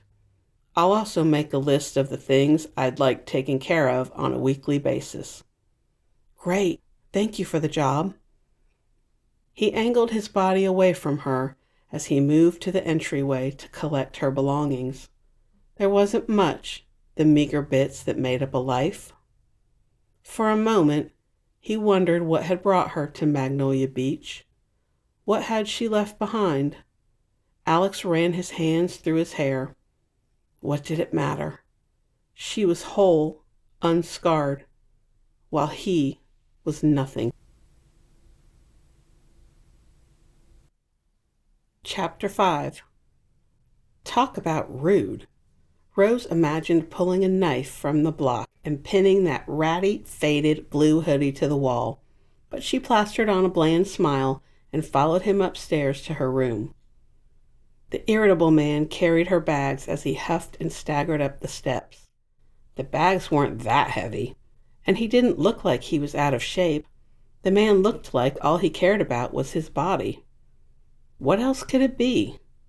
Please don't let him be an alcoholic like Tim. Tim was Jude's best friend.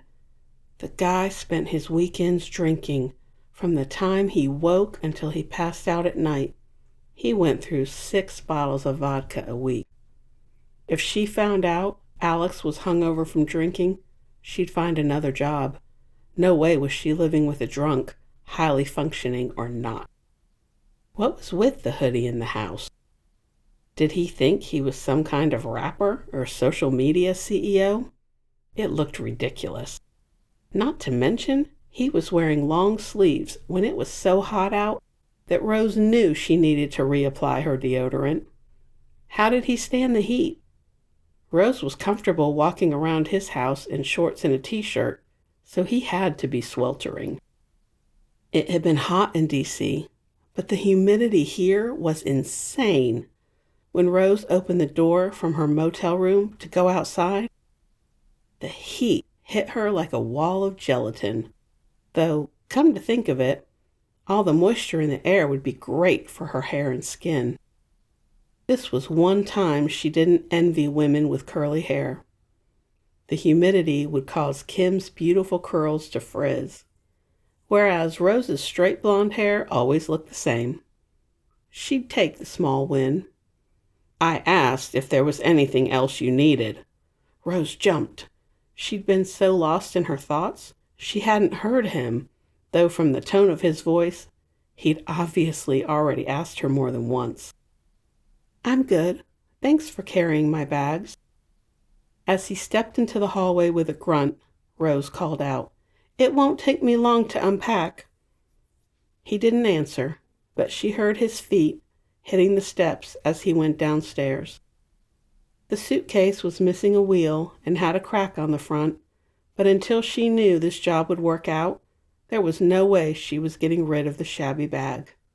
From the way Hazel and Earl talked about Alex, Rose had pictured him as a grumpy old man. He was so not old. As she unpacked, Rose thought about her new employer. Would it be strange to live with her boss?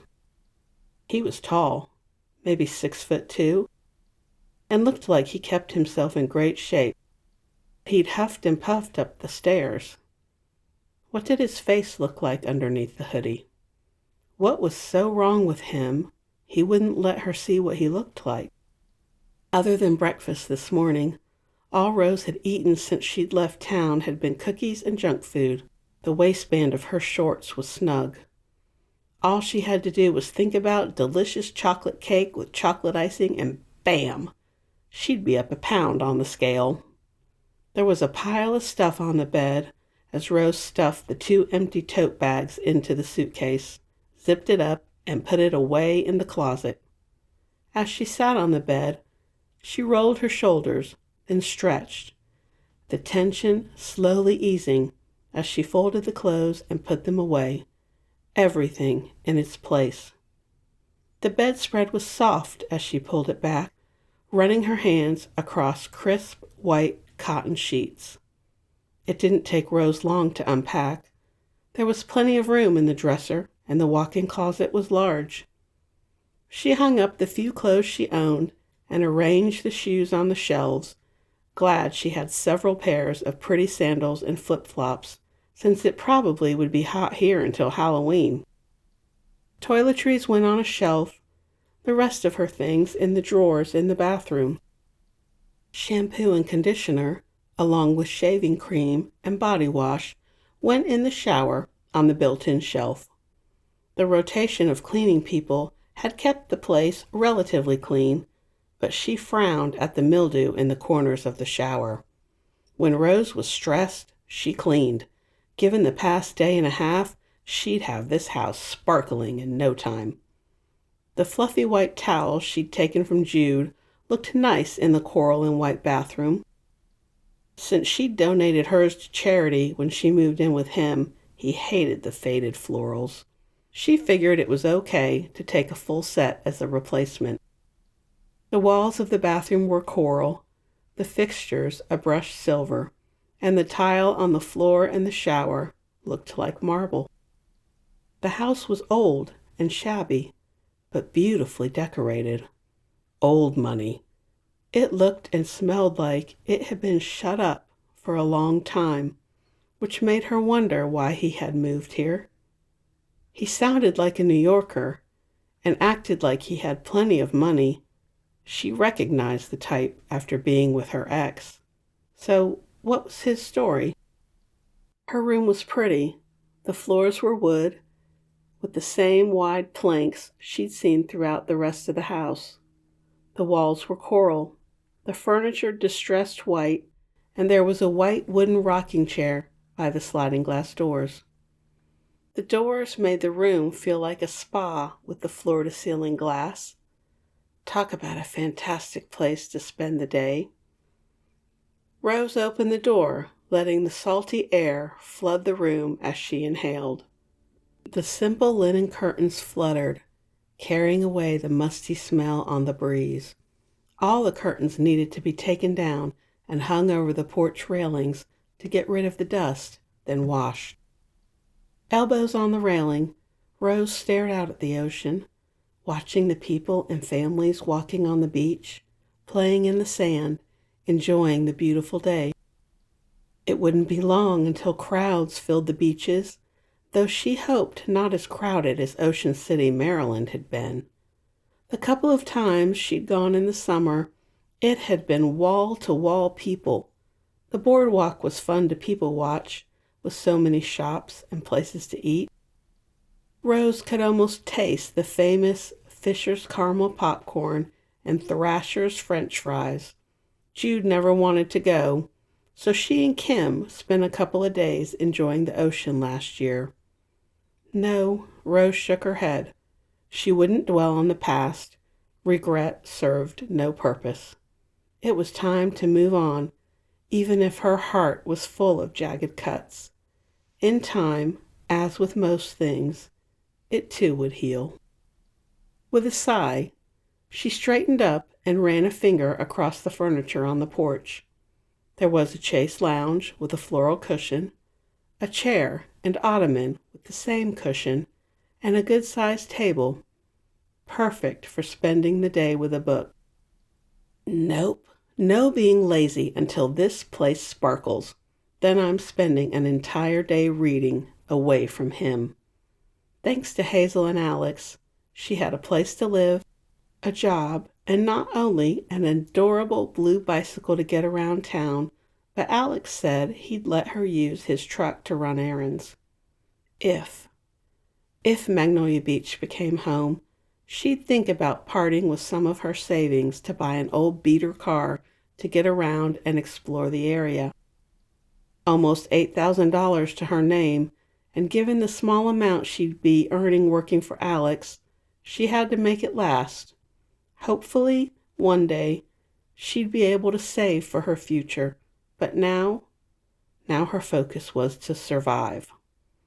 Notebook and pink pen in hand, Rose started a list of everything that needed to be done around the house.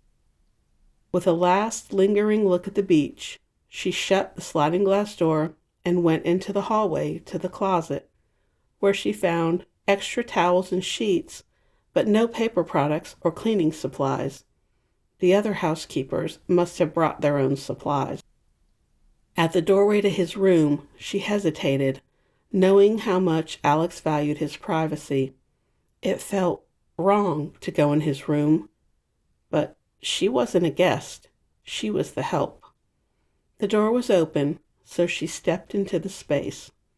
The room was blue and white, with the same curtains and furniture out on the porch, though his outdoor furniture had blue and white striped cushions, while hers had coral and white flowers. There was a wall that looked like he had recently put it up to divide their porches so they wouldn't have to see or interact with each other. Had he hastily erected it so he wouldn't have to deal with her? His bathroom was laid out like hers, but with blue walls and striped towels. No cleaning supplies under the sink, but plenty of dust, as Rose sneezed 3 times in a row. When she straightened up, she frowned. A towel covered the mirror, taped to the wall. Was it broken?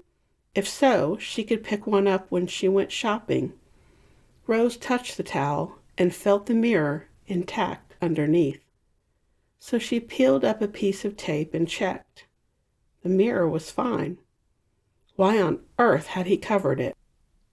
What was going on with this guy? Rose planned to get the full scoop from Hazel when she went on a grocery run today. Fingers trailing along the railing and the wall as she went downstairs to face Mr. Grumpy, Rose noted the dust on the walls and in the corners. When she stepped into the main room, Alex was standing in front of the floor-to-ceiling windows. There was a sliding glass door flanked by windows across one wall. The other wall had huge windows, as did the wall across from it. The kitchen table was white, the paint peeling and round, with 4 chairs upholstered in a pretty blue and white gingham. "All settled in?" he said, not turning to face her. "Yes, the room's so pretty, I could stare at the ocean all day." He still hadn't turned to face her. Talk about rude. Didn't his parents teach him any manners? The guy reeked of money, but the house was in disrepair. Pushing the curiosity away, Rose walked around the main floor, looked at the laundry room, then the kitchen, making notes as she went, and then finally, pantry. "What are you doing?" He'd moved to the other side of the room, still looking out the windows, but must have looked to see what she was up to. Rose held up the notebook with the pink glitter cover. "I've been making a list of what I noticed." He cut her off. "I've made a list of what I want you to do." The wretched man snapped out the list of cleaning, cooking, laundry, shopping, and other errands, while Rose tapped her foot until he finished. "Oh, are you done?" She narrowed her eyes at his back, smiling as he stiffened. Before Mr. Arrogant could open his big fat mouth, Rose spoke. "No problem. I was talking about a more detailed list." When he didn't interrupt her, she reeled off her list, item by item. "I can't Find any cleaning supplies? So I'll buy those today. Fine. Take my truck and go to the store. There's no food. He stared at the floor. Do the laundry today. I'm completely out of clean clothes. She blinked at the gruff tone. Was he out of practice talking to people, or was he just an arrogant jerk? Time would tell. No wonder no one wanted to work for him. Do you have a grocery list? She stared at him, trying to see his face. It's on the counter with money and my keys. Great. Rose went to the counter and picked up the list. He had strong, bold handwriting. What do you want for dinner? It was so fast, Rose almost missed it. Alex had almost turned his face to hers. A horrible suspicion filled her. I don't care. His shoulders slumped, and he stared at the floor as a huge dust bunny rolled by. I can't cook. I've been eating canned food, mac and cheese from a box, and frozen dinners for weeks. Anything would be an improvement. He snorted. Do you know those frozen breakfast meals that don't even taste like real bacon or sausage? And the eggs? They're like, I don't know, sawdust and fake flavoring. It's been horrible. They're disgusting. I'll add bacon, sausage, and eggs to my list. As for dinner, I'll come up with something. She made a note on the list. Going forward, I thought I'd make a list of meals and give it to you at the end of the week so I can shop for groceries for the following week. If there's something you don't like, let me know. She didn't tell him she was out of practice cooking. It would be fun to cook again, and for someone who would appreciate it, even if he was cranky as all get out. Thank you. He paused. Could you make a big breakfast tomorrow? Not every day. Just tomorrow, and maybe on weekends. I really miss pancakes and quiche, Alex said. Sure, I love breakfast. I'll make muffins and biscuits too. She held up a hand. Not like homemade biscuits like I'm sure everyone around here can make, but biscuits from a can. They're fantastic. Since he'd been civil for the first time since she'd arrived, Rose decided she'd make a huge breakfast tomorrow. Breakfast had always been an easy meal, so it would be good to start with. Tonight, though, she thought for a moment and decided on a simple roast or chicken, fresh vegetables, and brownies for dessert to ease herself back into cooking. Do you have a ladder? Rose was itching to get this place clean and sparkling. A ladder? What for? I want to take down the curtains. They're full of dust. I'll wash and then hang them to dry. I don't know if I have a ladder. I'll look. Alex put his hands in his pockets. I'll take the curtains down while you're at the store. Wouldn't want you falling and suing me. Rose rolled her eyes. If he would have left that last sentence unsaid, she might have thought he had a shot at being a decent human being. The keys jingled in her hand. I wrote my number down. If you think of anything else you need, call or text me. Without waiting for any other snarky comments, Rose shut the door behind her. This job and her annoying employer were going to be a challenge. Chapter 6. Rose yanked the door of the truck shut and started the engine. What was up with this guy? It took her a few minutes to think about not shifting since it was an automatic. So much easier to put it in drive and go. No wonder people ate cereal, did their makeup and other things while they drove. Maybe if everyone drove a manual, they'd be less distracted. Not trusting herself to remember the way to the big box store she'd passed on the way into town, Rose looked up the directions before she left, jotting them down on the back of a takeout menu she'd found in a drawer. On the corner to her right was a farm stand, painted white with a red sign and a colorful array of fresh eggs, fruit, and vegetables on display. She made a mental note to stop on the way back. Had she lost her mind? What was she thinking, moving in with a complete stranger? Not to mention, he was rude and odd. The way he hid his face made her think of a witness protection or terrible science experiments gone wrong. Busy doubting herself, Rose almost missed the turn, waving when the car behind her honked in displeasure. There was a parking spot right across from the cart return, her preferred place to park, as it made it easy to unload, return the cart, and go. Inside the store, she looked around at all the colorful beach items for sale. Everything from coolers to grills to brightly colored beach towels and giant inflatable unicorn pool floats. The list clenched in her hand, Rose quickly picked up everything except the items she'd buy at the farm stand on the way back. In line for the self-checkout, she added a bottle of sunscreen so she wouldn't burn when she was out on the beach. Glad she didn't have to make small talk with the cashier, Rose finished checking out, put the receipt in her purse to give to Alex, and pushed the cart, one wheel turning round and round, out of the store to the truck, where she loaded the purchases on the passenger seat and on the floor. There were 3 cars in the tiny lot on the corner of the farm stand when Rose parked and climbed out, stretching. It was so hot. How long would it take her to get used to the humidity? "Can I help you?" A teenage boy with a ball cap on his head looked expectantly at her. Everything looked so good.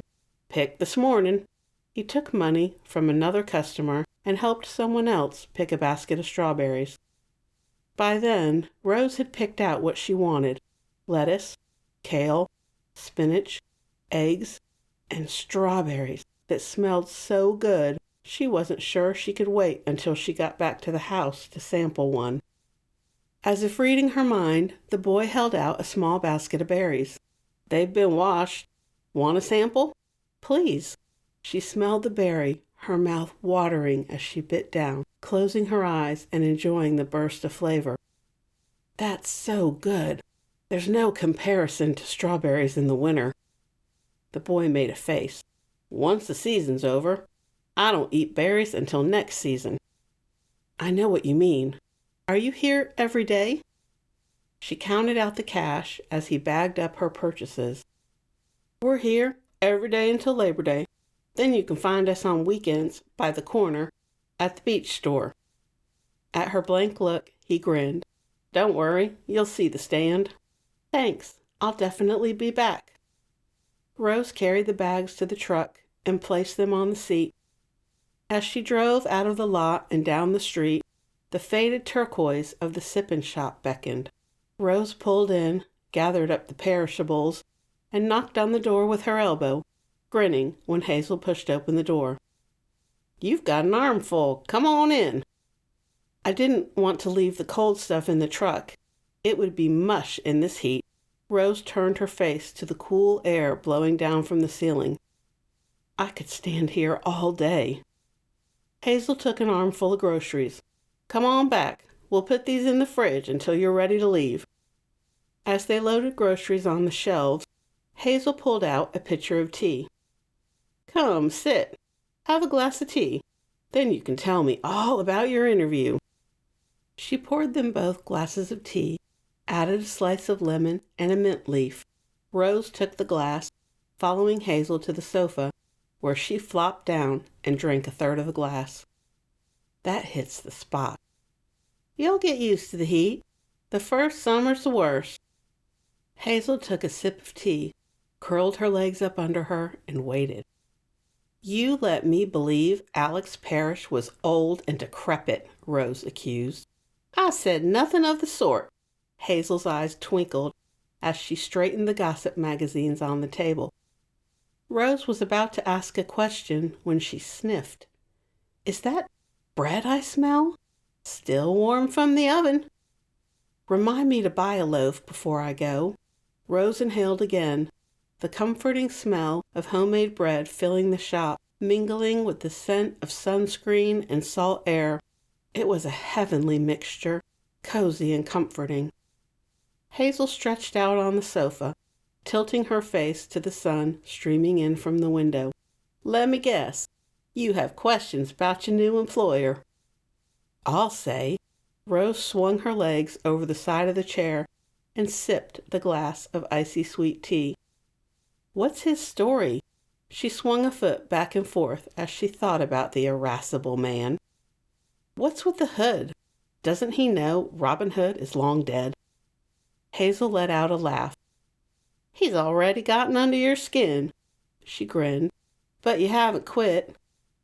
"No." Rose shook her head, almost spilling the tea. "I don't know what it is, but this place speaks to me. Tells me I'm home. I understand completely."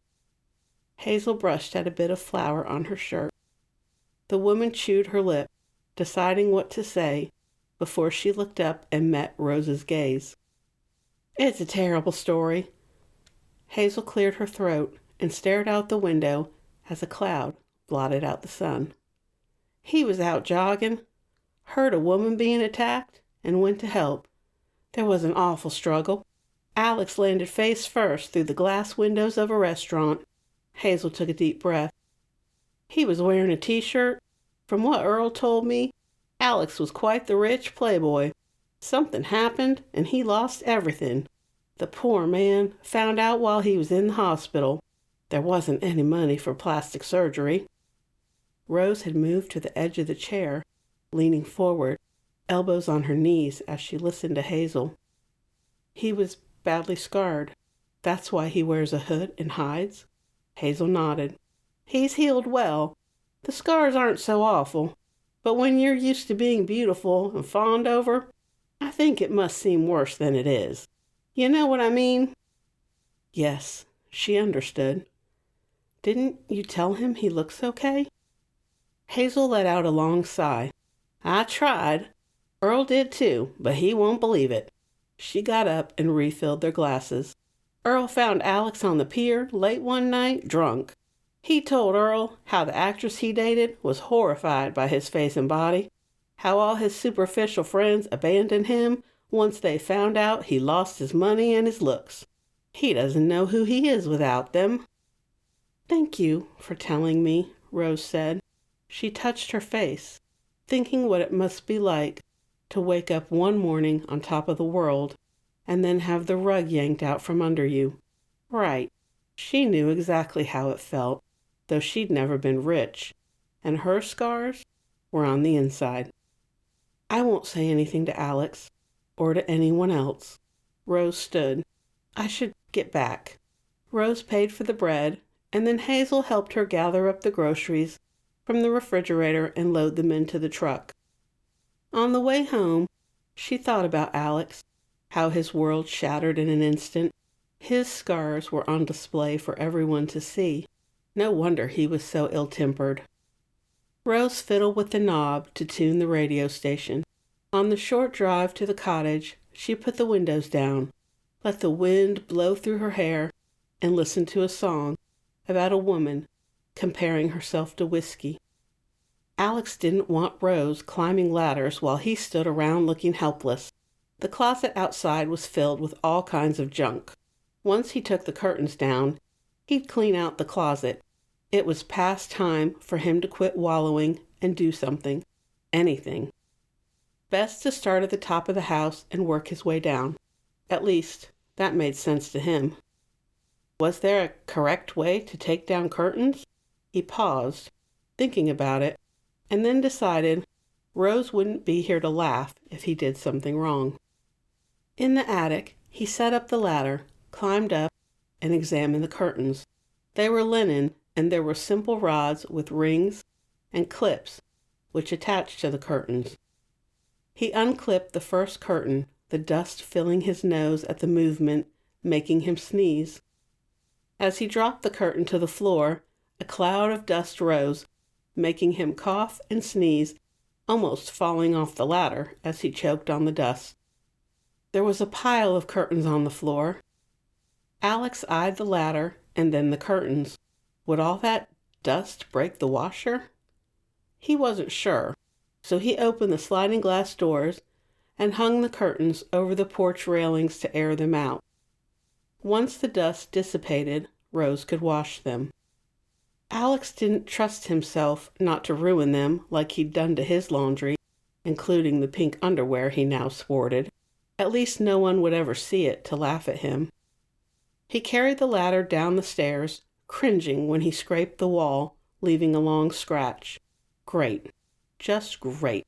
Add paint the walls to the list of things that needed to be completed. The next floor went faster.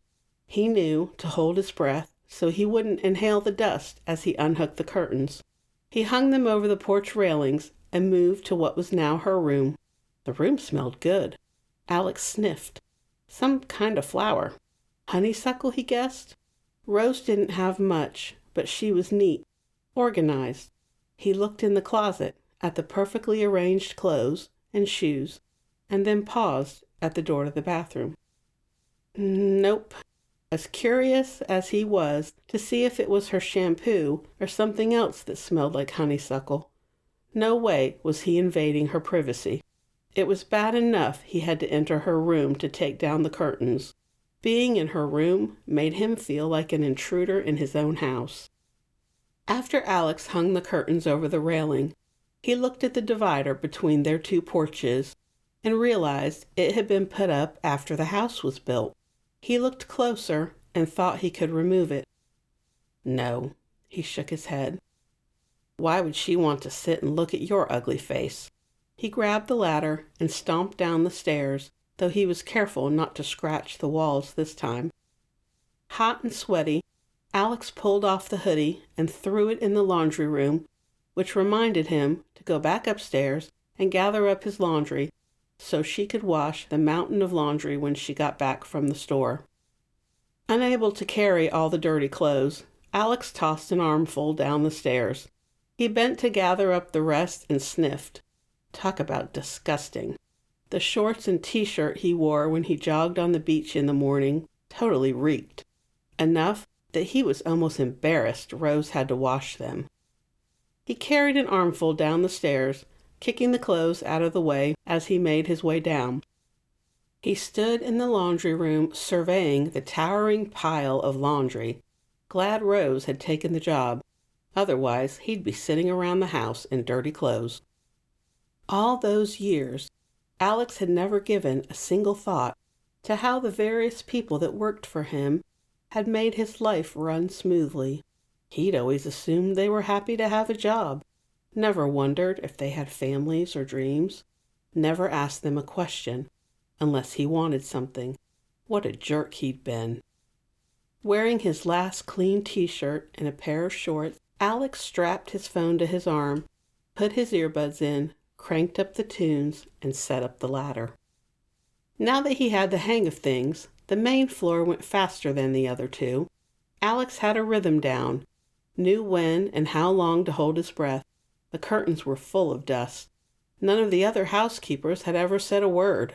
Then again, it wasn't as if they'd had much time to notice, since he'd snarled at them and sent them running. The pile of curtains waited by the slider to go outside, as he carried the ladder down the stairs and back outside to the storage closet. Tomorrow, he'd pull everything out, see what he had, and get it organized. Seeing Rose's room so tidy had kicked him into gear. He was tired of being a lazy slob.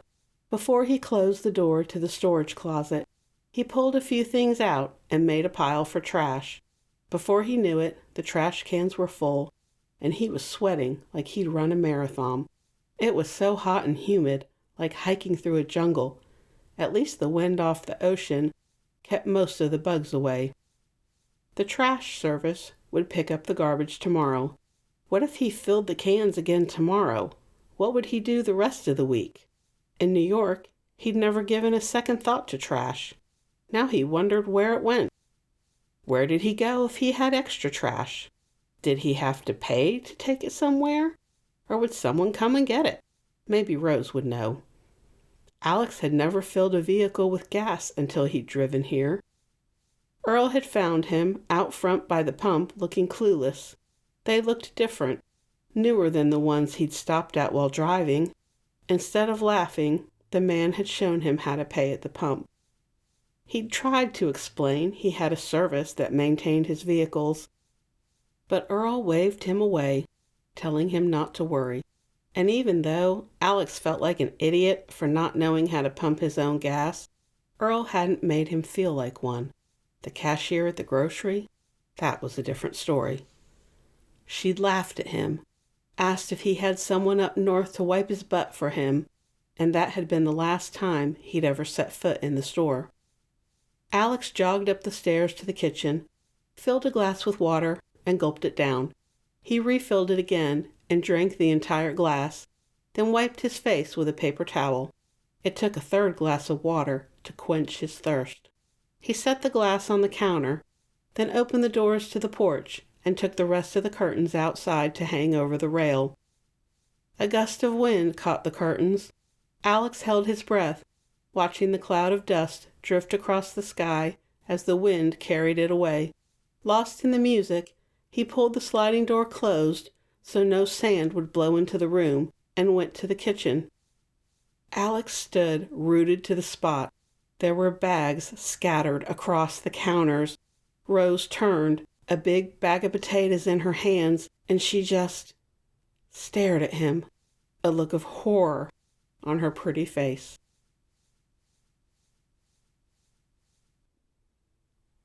Chapter 7. Rose almost dropped the bag of potatoes when she caught sight of Alex, his t-shirt plastered to his chest, no hoodie in sight. As hard as she tried, she couldn't stop staring. Since the moment she'd met him, she'd wondered what he looked like. Then Hazel told her what happened, and she'd prepared herself for when she eventually saw his face. But this? Faded scars covered his arms and face, the lines ranging in color from an angry red to a pale pink to white as he healed. Eyes the color of spring grass stared at her in shock. He had brown hair. No, that wasn't right. More like shades of caramel, honey, chocolate, and mahogany. And his face? Rose wanted to cry. Hazel hadn't exaggerated. The man was more than handsome. He was beautiful, even with the faded scars crisscrossing his face. In a way, it was good he was so good-looking, even with the scars, because Rose was over men, especially men who looked like models or movie stars. While he stood there unmoving, she took in every square inch of his face, wondered if he knew how much he had healed. Rose bet in time the scars would fade until they were barely noticeable. Alex flinched. "I didn't hear you come in." He took the earbuds out of his ears, the music loud enough she could hear some kind of classical music soaring across the room. The sound of his voice made her jump. "I yelled, but you must not have heard me." She gestured to the dangling earbuds. "Wow, what a difference. Thank you for taking down the curtains. I'd planned to do it when I got back." Rose quit staring at Alex and busied herself putting the groceries and cleaning supplies away. "I didn't want you to fall." He stood stiff and unmoving, his hands clenched into fists. "I can do the other 2 floors. Where's the ladder?" She closed the refrigerator door. "I put it away. I took them all down." He looked at a spot over her right shoulder. "Thank you. Good idea to air them out before I wash them." She squinted at him. "By the state of your t-shirt, I'm guessing there was a lot of dust." He brushed his hands over his shirt. "I don't think they'd ever been washed. I almost fell off the ladder and broke my neck sneezing." It was the most civil he'd been since she arrived. "I really appreciate it." "I didn't know how to wash the curtains." Alex scrubbed a hand through his hair. "I tried to do laundry once. All my white stuff, except for this shirt, is now pink." The laugh escaped before Rose could stop it. "That's nothing. The first time I ever did laundry, I put bleach in with my favorite black leggings. They came out gray with white spots. I looked like a sick zebra." The corner of his mouth tugged up and then stretched into a full-blown smile, changing his entire face. Thank goodness she wasn't interested in him. Nope, he was her employer, and she was off men for good. But he must have sent women to their knees with that smile. Was it a long time ago? He moved a few steps closer. "I was 9. My mom believed in being self-sufficient," Rose laughed. "Though I think she was rethinking the idea after I shrunk her favorite sweater." The memory made her smile. When it came out of the dryer, it was about the size of a washcloth. He smiled, a full-on smile this time. "Maybe you could show me how to do laundry?" "I'll show you, so you know how, but you hired me to do it. So going forward, I'll take care of all the laundry." She put the plastic bags in an empty bag and put the bag in the pantry to reuse. "Throw your clothes in the laundry room and I'll take care of them." "I already did," he said, the smile fading. Had she said something wrong? Alex looked at the rest of the groceries and cleaning supplies spread all over the counters, a frown on his face. "You must be starving. I'll make lunch and then start on the laundry and the curtains." I'll be upstairs." He practically sprinted across the kitchen and up the stairs. "That went better than I thought it would," Rose whispered as she finished putting away the groceries. Alex leaned on the railing of the porch, leaving the sliding glass door to his room open. Who cared if all the sand on the beach blew in? He disgusted her. It was all over her face. Sure, she'd tried to hide it, but he knew, saw the shocked look. It hurt more than he wanted to admit. He didn't know how long he stood there, staring out at the ocean, until his stomach growled, the scent of bacon making his mouth water. There was nothing else to do. It wasn't like he could hide in his room forever. Rose lived here. He had to face her. When he shut the door, he stood back and frowned. Why hadn't he noticed that the windows were filthy? With the curtains down, he could see the sea salt and grime. They needed to be cleaned. But with what? Shoulder slumping, he went downstairs. "Hey, perfect timing. The BLTs are almost ready." "It smells great." She was busy making the sandwiches, so at least she wasn't staring at his face. Unless she was purposely avoiding looking at him. Disgusted with himself for caring, Alex went to the table and stopped, blinking at all the stuff. "I found the placemats stuffed in the back of a drawer." She finished making the sandwiches and was stirring something in a bowl. "Sit." She brought glasses of ice water to the table, then went back and brought actual dishes with food on them. "Where did you get the plates and silverware?" Exactly how much of his money had she spent? He wasn't made of money. Not anymore. "I've been using paper towels, paper plates, and plastic silverware." She set a plate with a huge BLT, coleslaw, and baked beans in front of him. "I stopped at a thrift store Hazel told me about and found a set of dishes for $5. There were 4 place settings, and they gave me mismatched silverware to go with the dishes for $1. He blinked. "That's cheap. Is there something wrong with them?"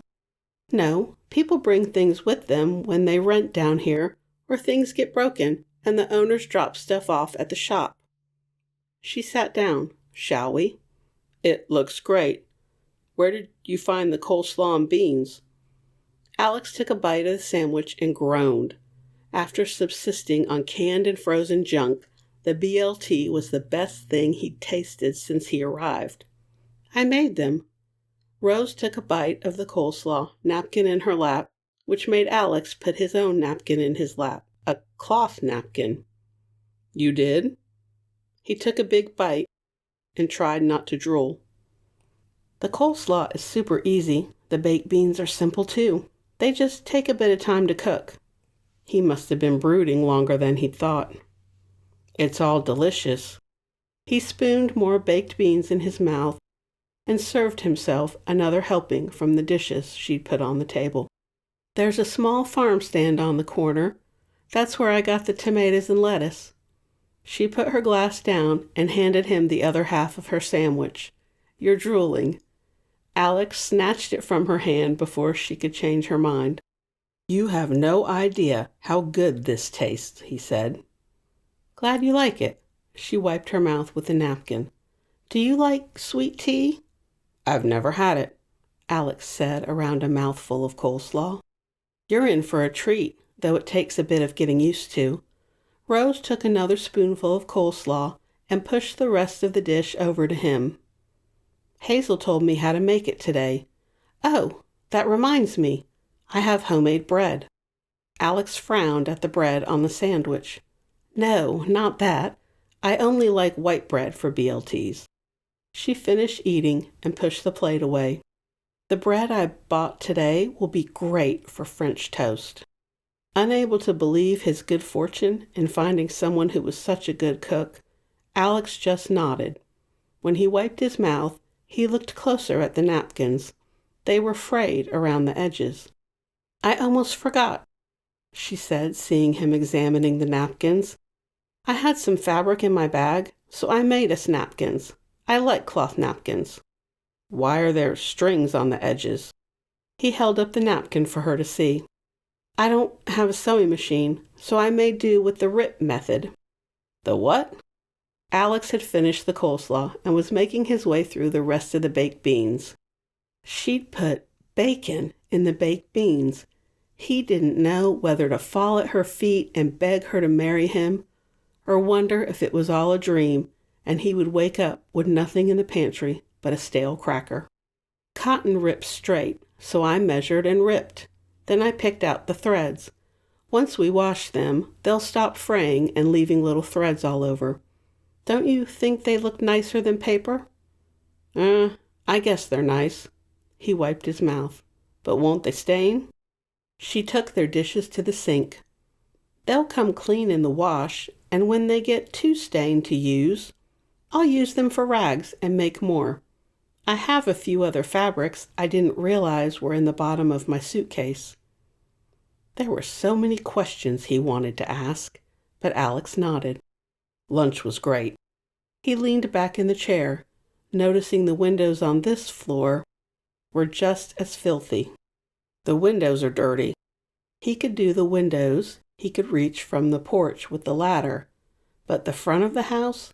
He didn't know how to wash them from the outside. Oh, I can work on them after I get the laundry going. She rinsed off the dishes, putting them in the dishwasher. What? No, I don't want you up on the ladder. You might fall. It used to be so easy to talk to women, to charm them. Now he was like the kid who was afraid to tell a girl he liked her. Not that he liked Rose or anything. I don't mind. No, I'll do it. He didn't tell her it would be something to do, and seeing her bustling around made him want to get up and move, instead of wallowing in the dark all day and night. Rose came back over to the table, a notebook and pen in front of her. I'll make potato salad tomorrow. Can we have BLTs again? Alex could have eaten a stack of the sandwiches. Sure, we have enough to have them for a few days. She made notes in the notebook. Do you want a big cooked breakfast every morning? I forgot what you said. No, I'm not a big morning person. Alex resisted snorting at the understatement. Usually he was a grouch until he had plenty of caffeine in his system. Me either, except on weekends. You mentioned French toast? He wondered if she made it as well or if it came in a box. I thought I'd make it tomorrow for breakfast, and then no big breakfast until the weekend. She made notes on the page. For dinner tonight, I'll make meatloaf, mashed potatoes, and I bought fresh broccoli from the farm stand. How does that sound? Like heaven, he groaned. Rose smiled. Normally, I'd just make a dessert on the weekends, but thought tonight I'd make an angel food cake, and we can top it with fresh strawberries." He just nodded. Had he died and gone to heaven? It was only a little over a month ago that he would have sneered at such simple meals. But now what she was suggesting sounded like the best meal in town. Rose closed the pink glitter notebook. She went to the kitchen and put away various bottles of cleaning products. "What happened?" she asked softly, not looking at him. What did it matter now? She'd seen his face. Wishing he had a beer in his hand, Alex told her while she cleaned up from lunch. "So, that's the story." "I'm sorry." There was something about the way she said those two little words. Rose made Alex feel like she acknowledged what happened to him was horrible, but not that she pitied him, more like she understood the loss. He'd been a jerk to her, and she'd already been kinder and more compassionate than any of his so-called friends back home. "I put a few cleaning supplies under the sink. The rest are in the laundry room in the cabinets with the laundry detergent." He cleared his throat. "I'll start on the windows." Swallowing his pride, Alex went to lean on the big island in the kitchen. "What do I use to clean the windows? And how do I clean the ones on the front of the house? The ladder won't reach that high." "I bought cloths along with vinegar and a rubber squeegee. I'll show you how I do it." She got a bucket out from under the sink and showed him how she mixed vinegar and water and how to scrub the window, rinse, and then dry the glass. "It's not hard, but it's a lot of work. I saw a hose outside. Did you notice a sprayer that would fit on the hose?" He didn't have a clue. It must have shown on her face when she grinned. "I'll pick up what you need for the outside of the windows tomorrow." Alex put his earbuds in, cranked up the music, and went upstairs to start on the third-floor windows.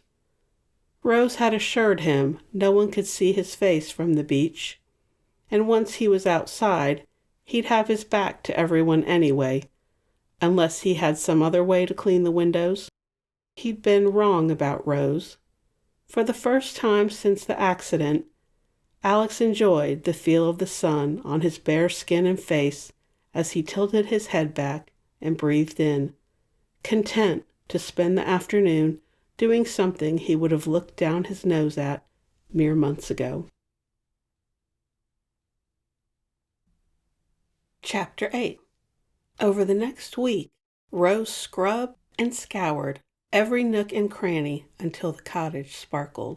She'd shown Alex how to hook up the attachment to the hose to clean the outside of the windows, though she noticed he'd put his hoodie back on when he was at the front of the house, and every time a car passed by, he averted his face. What did he do all day?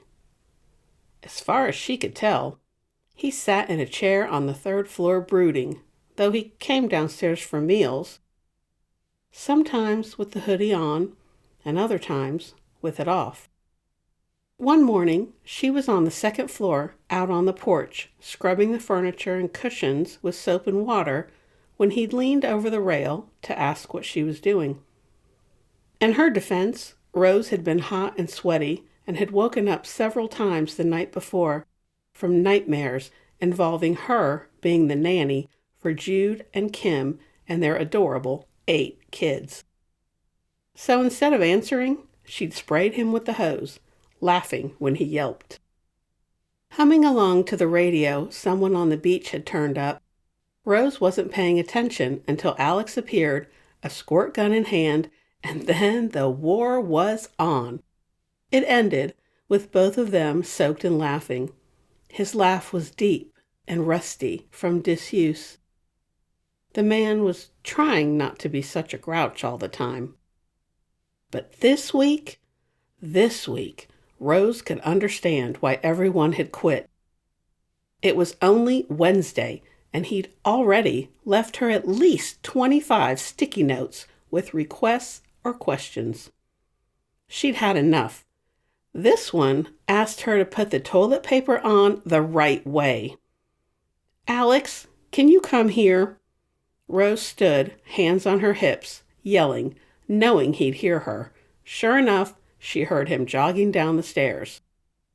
"Can't you text like a normal person instead of screeching in the house?" He rolled his eyes. Instead of answering, she held the bright yellow note out to him. "What exactly does this mean?" Alex squinted at the note. "It says right there, put the toilet paper on the right way." With a deep breath, Rose counted to 10, then she did it again. "What's the right way? It's toilet paper. Who cares which way it goes on the roll?" "How can you say such a thing?" He put a hand to his heart. "Everyone knows it goes over, not under." There was a tapping sound. It was coming from her foot. Rose narrowed her eyes. "First, couldn't you just tell me?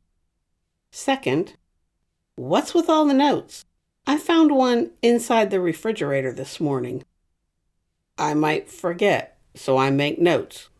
He looked sheepish when he said, "I wanted more of that tomato pie thing." "Tomato tart." Rose tightened her ponytail. "I'll make one for lunch tomorrow." She held up a hand.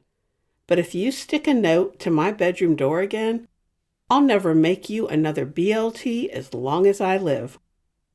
"That's harsh, even for you, Rose." Alex pouted. "Talk about playing dirty." "Go. Go back and do whatever it is you do all day up on the 3rd floor. I have work to do." She consulted her notebook and added pie crust to the grocery list. Sure, she could make it from scratch, but the refrigerated pie crust at the store was fantastic and much faster. "I work," he said stiffly. "I've just been helping you the past few days."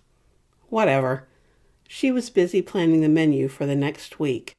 Deciding what to make made it much easier to do the grocery shopping. Alex was easy to cook for, and Rose had enjoyed rediscovering her love of cooking. While she'd been cleaning the inside of the house, Alex had cleaned up the outside. When he'd pulled all the junk out of the storage closet, she saw there were 3 iron planters. Rose had claimed them, had Alex carry them to the 2nd floor, which had a porch along the front of the house. He put them where she directed, and the next day he exclaimed over the herbs she had planted. The farm stand had basil, rosemary, thyme, and parsley, which would be great for cooking. She'd added a few flowers in with the herbs to make it look pretty. Keeping them at the front of the house would protect them from the wind off the ocean. There were 3 rocking chairs on the porch, badly chipped and peeling. Alex had taken it upon himself to repaint them. Rose had her doubts, but she kept quiet as he hauled them down to the front of the house. "Are we having lunch soon? I'm hungry." He was standing in front of the refrigerator, the doors wide open, peering inside. "You know, you can eat whenever you're hungry." A look crossed his face so fast she almost missed it. Had she hurt his feelings? "I just don't want you to starve while you're waiting for me," she blurted. "Can we have those meatball subs like you made yesterday?" He was pulling out the container of meatballs and the bread from the pantry. "Sure. Why don't you sit outside and I'll bring lunch out? It's cooler today since it rained last night." He looked out, shook his head. "I'd rather eat inside." Rose put the meatballs in a pan to warm them up while she toasted the bread. "No one can see you from the beach." "I know, but someone is renting the houses on either side." Every day, more and more people filled the beach. Traffic was the worst on the weekends. She stirred the meatballs, then went out on the porch, leaving the door open so he could hear her. "There's no one outside at the house on the left, no cars. They must be out." The house to the right had cars in the drive, but no one was on the porch. Like Alex's house, it didn't have a pool, so they were probably out enjoying the beach. "All clear to the right." Rose came back inside and shut the door just as the toaster oven dinged. She made the subs and added a scoop of pasta salad to the plate. "Could you cut up the watermelon I picked up yesterday?" Alex stopped chewing. "Already done." "Thanks. Let's have a few slices with lunch." She noticed the red juice all over the counter, but said nothing since he'd tried not to make a mess, even though he'd failed miserably. "Why aren't there any seeds?" He put several slices on a plate and grabbed the cloth napkins. Rose had made another set from the fabric she'd brought with her. The fabric was red and white gingham, perfect for summer. "Because you'll spit them everywhere?" She carried the pitcher of sweet tea outside as he went back in for the plates. As they sat and enjoyed lunch, tentatively getting to know each other, Rose hoped Alex would leave the house and go out in public soon. It wasn't good for him to stay cooped up in the house all the time. Over the next several weeks, they fell into a routine. Rose was more than a housekeeper. She had become a friend, no, he wasn't going there. Not wanting her to know, he spent his days sitting on the porch on the third floor and staring out at the ocean or staring at his laptop. Alex pretended he was working. When she asked what he did, he was evasive, changing the subject. The job market was tough. Alex had gone to Yale, as all of his family had. Yet after school, when he fully came into his trust fund, Alex wanted time off before settling down and working. Only his year off had turned into several. While many of his friends had jobs, he and the rest of their circle idled away the days, which turned into months and then years. It was coming back to bite him.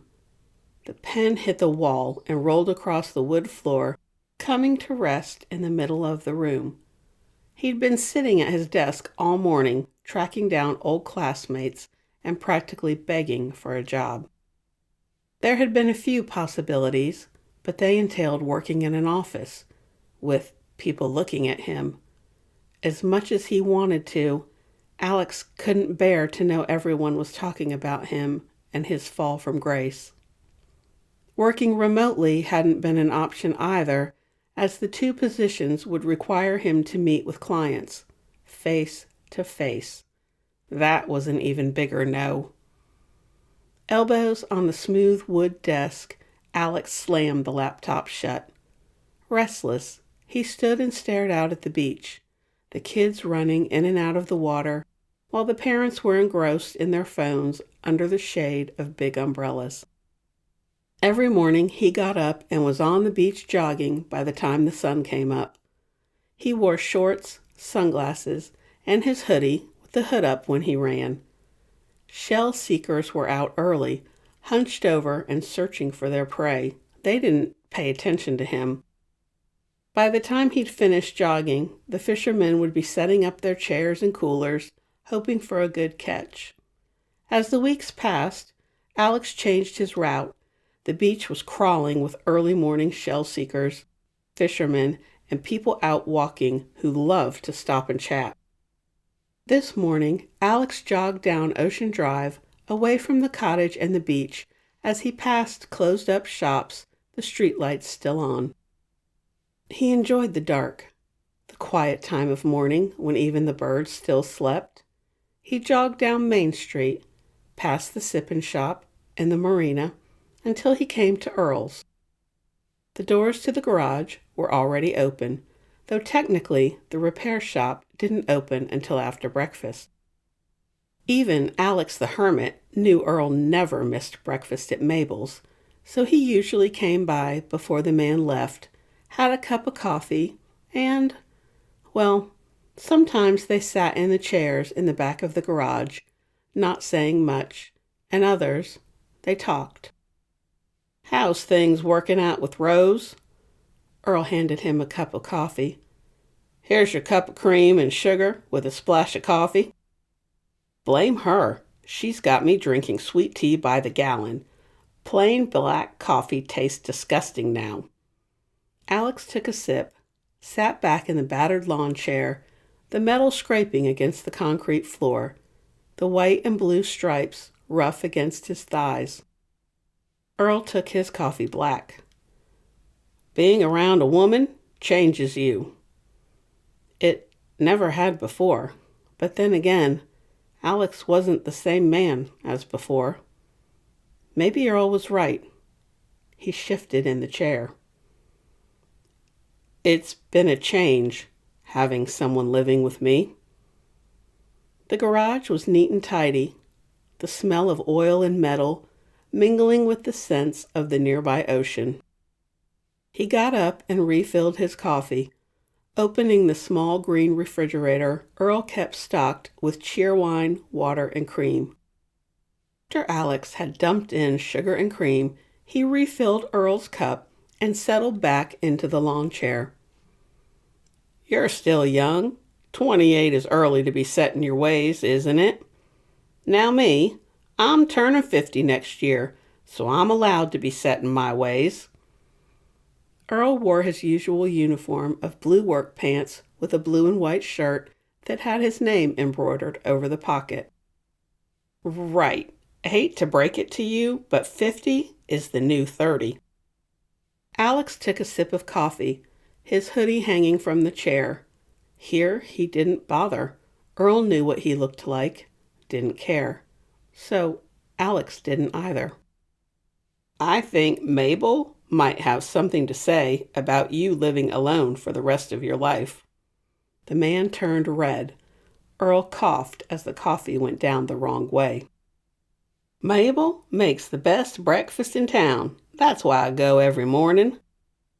Keep telling yourself that, and I'll keep telling myself that looks don't matter.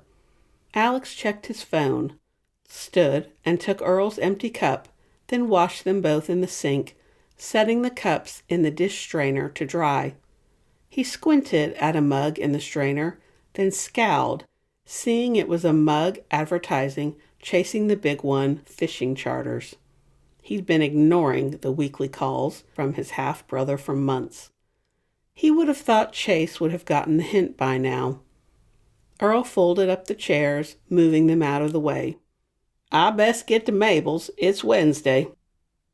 Blueberry waffle day. Alex's stomach grumbled. You better hurry. With all the tourists in town, she'll run out fast. Want a ride home? The man left the doors to the garage open. He had a high school kid working with him over the summer, and the kid would appear any minute. I'm good, thanks. It was the opposite way. Not to mention, taking the ride felt like Alex had completely given up. So he pulled on his hoodie, waved to Earl, who was busy smoothing down his hair, and jogged back to Gull Cottage, where he hoped Rose would have breakfast ready. They'd originally said no big breakfast during the week, but she was such a good cook, Alex had changed his mind. Now he looked forward to omelets, pancakes, quiche, waffles, bacon and eggs, all kinds of fabulous meals. He patted his stomach and decided he better add another mile to his morning run so he didn't get fat from all the delicious food. As he jogged, Alex thought about Rose. To be fair, she'd respected his privacy as he tried to give her the same courtesy, but it was different having someone in the house. The first week, he thought he'd made a huge mistake. Now, he enjoyed knowing someone else was in the house. They didn't have to talk, but it was nice eating together. As he passed the marina, he noticed his brother's boat was already out for the day. He made most of his money for the year during the high season. Alex had never been out on the boat. Before, he'd been too busy, and now he didn't want his brother to pity him. He knew about the accident, had read about it, but Alex refused to see him. The days had become routine. By the time he was back from his jog, Rose had a load of laundry going. She'd unloaded the dishwasher and cooked breakfast. Every day, she drank hot tea and watched the sunrise. Antique teacups and saucers had appeared, filling up a cabinet. Sure, they were pretty, but 2 swallows and you had to refill the dainty cups. Give Alex a big sturdy mug any day. She found them in the thrift store or antique shops on her day off. Tea was a ritual for her, as much as his morning jog was for him. She had an electric kettle with various temperatures, depending on what kind of tea she was drinking. Rose preferred loose tea and always in a pretty teacup. She'd take the first cup out on the porch and watch the sun come up. Then she'd come inside and make breakfast while she had another cup of tea. He hoped she was making quiche today. It was full of asparagus, onion, cheese, bacon, and sausage. His mouth watered thinking about it. There would be fresh fruit, too. After breakfast, she'd do the dishes and clean. Then she'd fix lunch, more fresh fruit, and some kind of soup or sandwich. The woman made her soups from scratch. Yep, Alex would have to jog longer. In the afternoons, she'd run errands or swim in the ocean, or he'd find her stretched out in one of the chaise lounges reading a book. Then she'd make dinner based on a menu they'd agreed to the previous week. Sometimes she'd convince him to sit outside with her. Other times, he brooded up in what he called his office, but was really a hiding place. When it rained or was too hot, she'd curl up on the sofa, her nose in a book, and tune out the world. He had to raise his voice and call her name several times before she slowly put down the book, blinking, coming out of another world. Alex had never been a reader, but the way she lost herself in another world. He'd seen a book lying around. She'd bought the first 3 at the thrift store. People left all kinds of things behind when they went home after their week at the beach. The books were about assassins, magic, battles, and honor. The first one was called Throne of Glass. He'd taken it out of her pile to donate and hidden it up on the 3rd floor. The story was amazing, and for the first time since the accident, took him away from his own troubles. Not that he'd ever admit it. Alex jogged up the steps, yanked off the hoodie, his hair plastered to his face, and inhaled. "I smell bacon." Rose was in the kitchen, wearing a bright pink t-shirt and pink and white gingham shorts, her hair in a ponytail. "You have a nose to rival a drug-sniffing dog. The quiche will be ready in 10 minutes. In the center of the table was a small dish with a rose she must have picked from the front of the house. "I'll jump in the shower." He raced up the stairs, 2 at a time, thanking Nosy Hazel for sending Rose to him, hoping she might grow to care for him the way he cared for her. Chapter 9. Over the past month and a half, Rose had settled into a routine. Her favorite part of the day was leaving the curtains open and waking to watch the sunrise, or sitting out on the porch with a cup of tea, watching the sky change colors. Before the holiday weekend, she'd sometimes glimpse Alex jogging on the beach. Now, with the season in high gear, he'd changed his route, jogging through the quiet streets of town before people were up and about. The amount of traffic and the number of people in the shops, restaurants, and at the beach was staggering. It was like being back in D.C. The traffic here was horrendous on Saturday, when most people were coming to or going home from the beach. How on earth had she enjoyed living in D.C.? At first, Rose had a hard time sleeping, missing the sounds of the city, the busy energy in the air.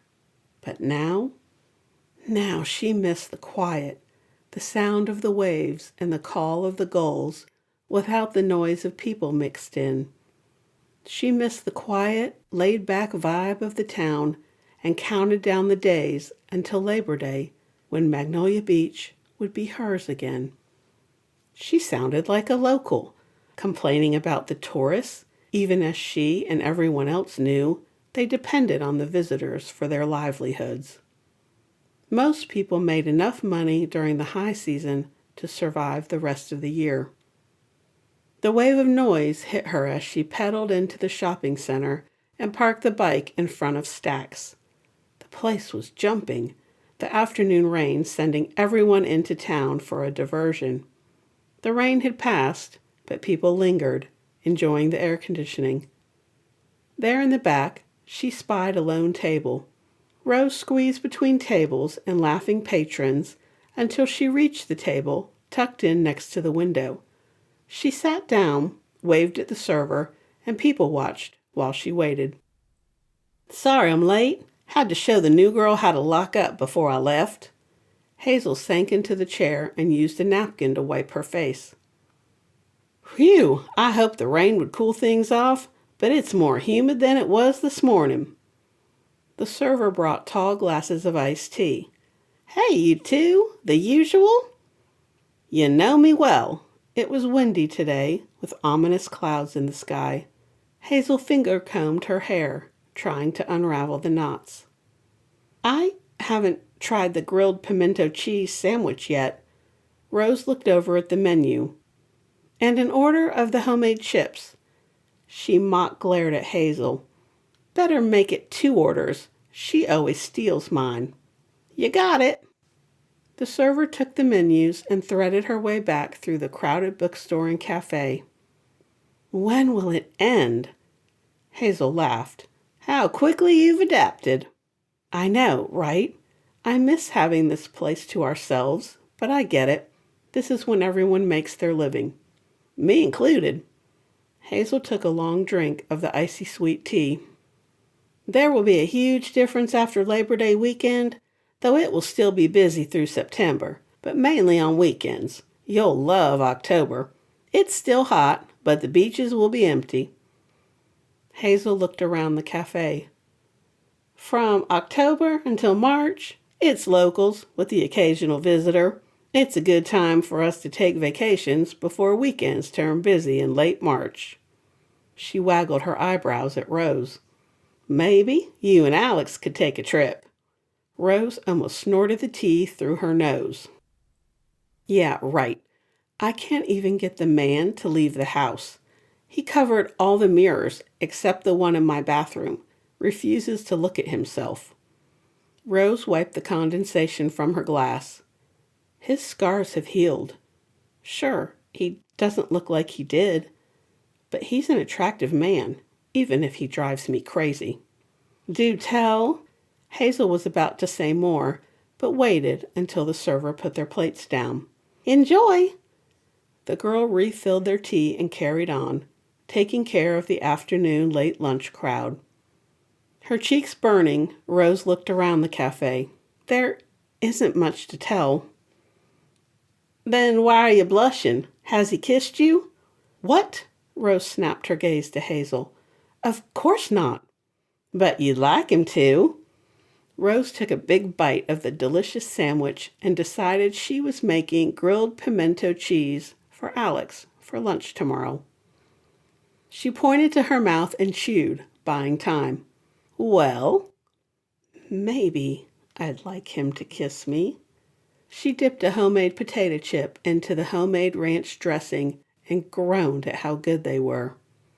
"I better not be the last one to know," Hazel warned as she bit into the Reuben sandwich. Changing the subject, Rose got Hazel talking about the shop and the seasonal help she hired every summer, usually college kids home on summer break.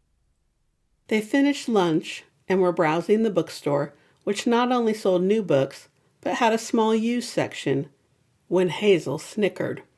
"I have to tell you what Mabel did, but you can't tell anyone. Especially Alex. He and Earl talk." Hazel was dressed in a pair of coral capri pants with a coral and white striped top. She always had on several necklaces and white and gold bangle bracelets that jangled when she talked. "I won't tell. What's going on?" Rose took a step closer as she looked around to make sure no one was listening. She's been sweet on Earl for years, and he feels the same way, but all they do is talk when he comes for breakfast. Mabel said she was sick and tired of waiting, so she sent herself a big bouquet, had them on display in the dining room of the motel. Hazel's eyes twinkled. He saw them and has been moping around for a week. Rose clapped a hand over her mouth. I shouldn't laugh, but sometimes men are so dense when it comes to women. Though it is the 21st century, Mabel could tell Earl how she feels. Hazel bent down and came up with 4 books. She could, but she won't. She's old-fashioned. Believes the man needs to make the first move. She shrugged. Whatever works for her. She handed Rose the stack of books. Haven't you been looking for these? Yes, I can't believe you found them. There had been a flash flood shortly after she'd arrived in town, and the library flooded. They'd been closed for repairs ever since. The final books in the Throne of Glass series. I know what I'm doing tonight. She put the books in a basket as they meandered down the aisles. The bookstore part of Stack's had dark wood shelving and gray carpeting.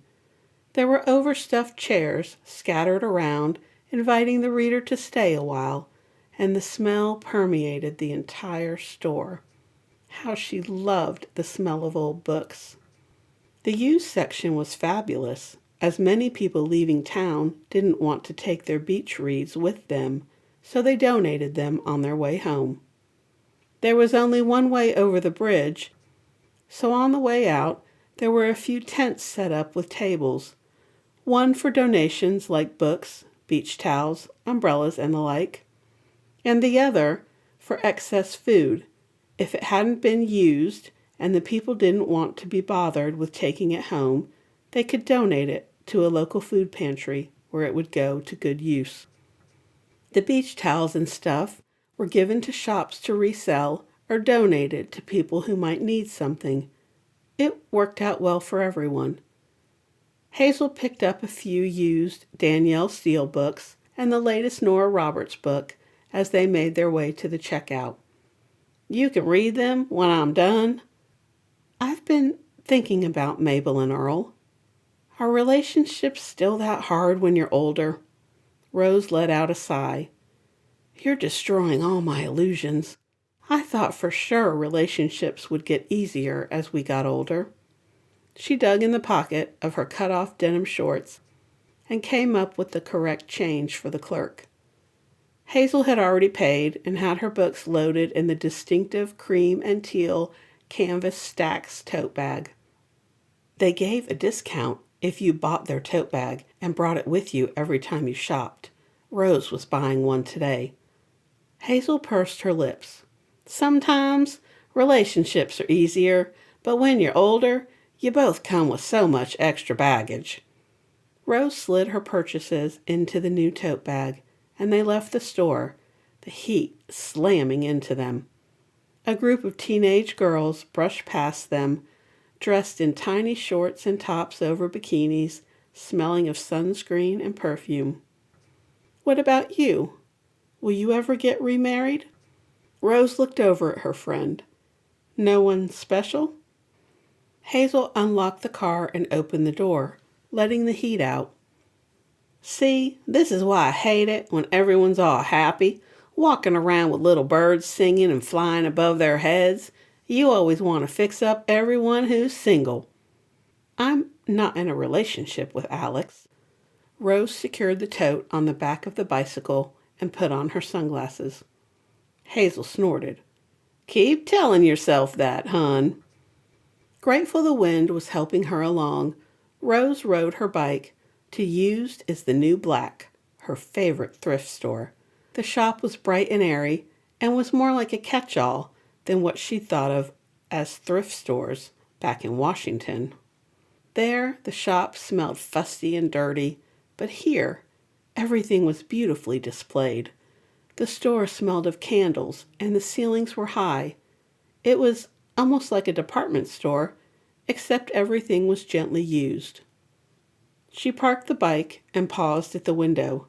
The owners, two sisters in their 60s, had the best window displays. When they were young, they'd both worked for shops on Fifth Avenue, designing the windows for the expensive stores. There were framed pictures on the walls of the playful vignettes they'd designed over the years. There was a sewing display in the window.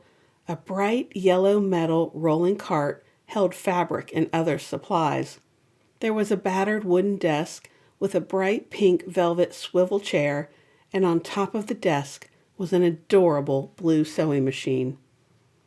Next to the machine was a vintage wooden box with cubbies and numbered slots full of colorful threads. Rose pressed her nose to the cool glass, staring at the display. It would fit perfectly in the alcove on the third floor, where she could gaze out the sliding glass doors at the ocean while she sewed. Would Alex share the space? Maybe, if she bribed him with colorful throw pillows for the sofas, or a big steak dinner. The bells tinkled as she pushed open the door. "Miss Madison? Miss April? It's Rose." The shop was open, but the sisters were nowhere to be found. Music floated through the store from the back room, where they were likely sorting through whatever people had dropped off on Saturday as they left town. The sisters had a teenage girl who staffed one of the donation tents on the way out of town. The girl's boyfriend would load everything up in the back of his truck and bring it to the shop. The sisters made use of the free labor, and the boy had time to spend with his girlfriend. Everyone was happy with the arrangement. The sisters would appear at some point, so Rose forced herself to look through the rest of the store, ignoring the pull of the display window. An antique saucer and a teacup with a lid found their way into her basket. The lid for the teacup had a pretty strawberry finial on top. There was a set of paintbrushes and a box of paints she picked up for Alex. He said he wanted to paint landscapes of the ocean. Not wanting to judge, she kept quiet, though she didn't think he seemed like the painterly type. They'd gotten off to a rocky start, but over the past 6 weeks they'd become close. More than employer and employee, more than friends, but not a couple, no way. She didn't want to get involved again, but she enjoyed spending time with Alex. He was fun and charming when he wasn't brooding and grumbling. Maybe he'd agree to uncover the mirrors this week. She asked once in a while, but it was always the same. He'd press his lips together and shake his head before stomping up to what he called his office, even though they both knew he did nothing up there but hide from the world. Unable to resist the siren call of the window any longer, Rose walked up to the display and touched the fabric in the rolling cart. It looked like vintage sheets. "Do you like the display?" Miss Madison was so quiet she could sneak up on a bunny. A hand to her throat, Rose whirled around. "You startled me. I think you'd make a great spy." She tapped her lip. "Let me guess. The store is a cover, and you and Miss April are spying on a secret conglomerate bent on taking over the world, and it's all happening right here in Magnolia Beach." Miss April had glided across the floor to join them. "What interesting ideas you have, dearie." The younger sister by a year sidled up to Rose. "It's an old Kenmore sewing machine. Not much to it, but it sews beautifully." She pointed to the fabric. "Vintage sheets, soft as can be, would make a lovely quilt." "I need a new quilt." Alex had decided he'd help her clean last week and had set an open bottle of bleach on her bed. He'd ruined the coral comforter along with the pillows when he'd tried to grab the bottle and instead sent it flying across the room.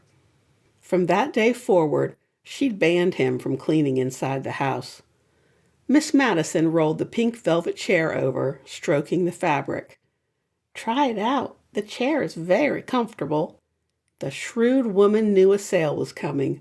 Powerless to resist, Rose rolled the chair to the desk. The entire setup was perfect. She could envision herself sewing as she looked out at the ocean and the sky. The next thing Rose knew, the entire window display had been packed up, and Miss April had called one of the local boys she used for deliveries.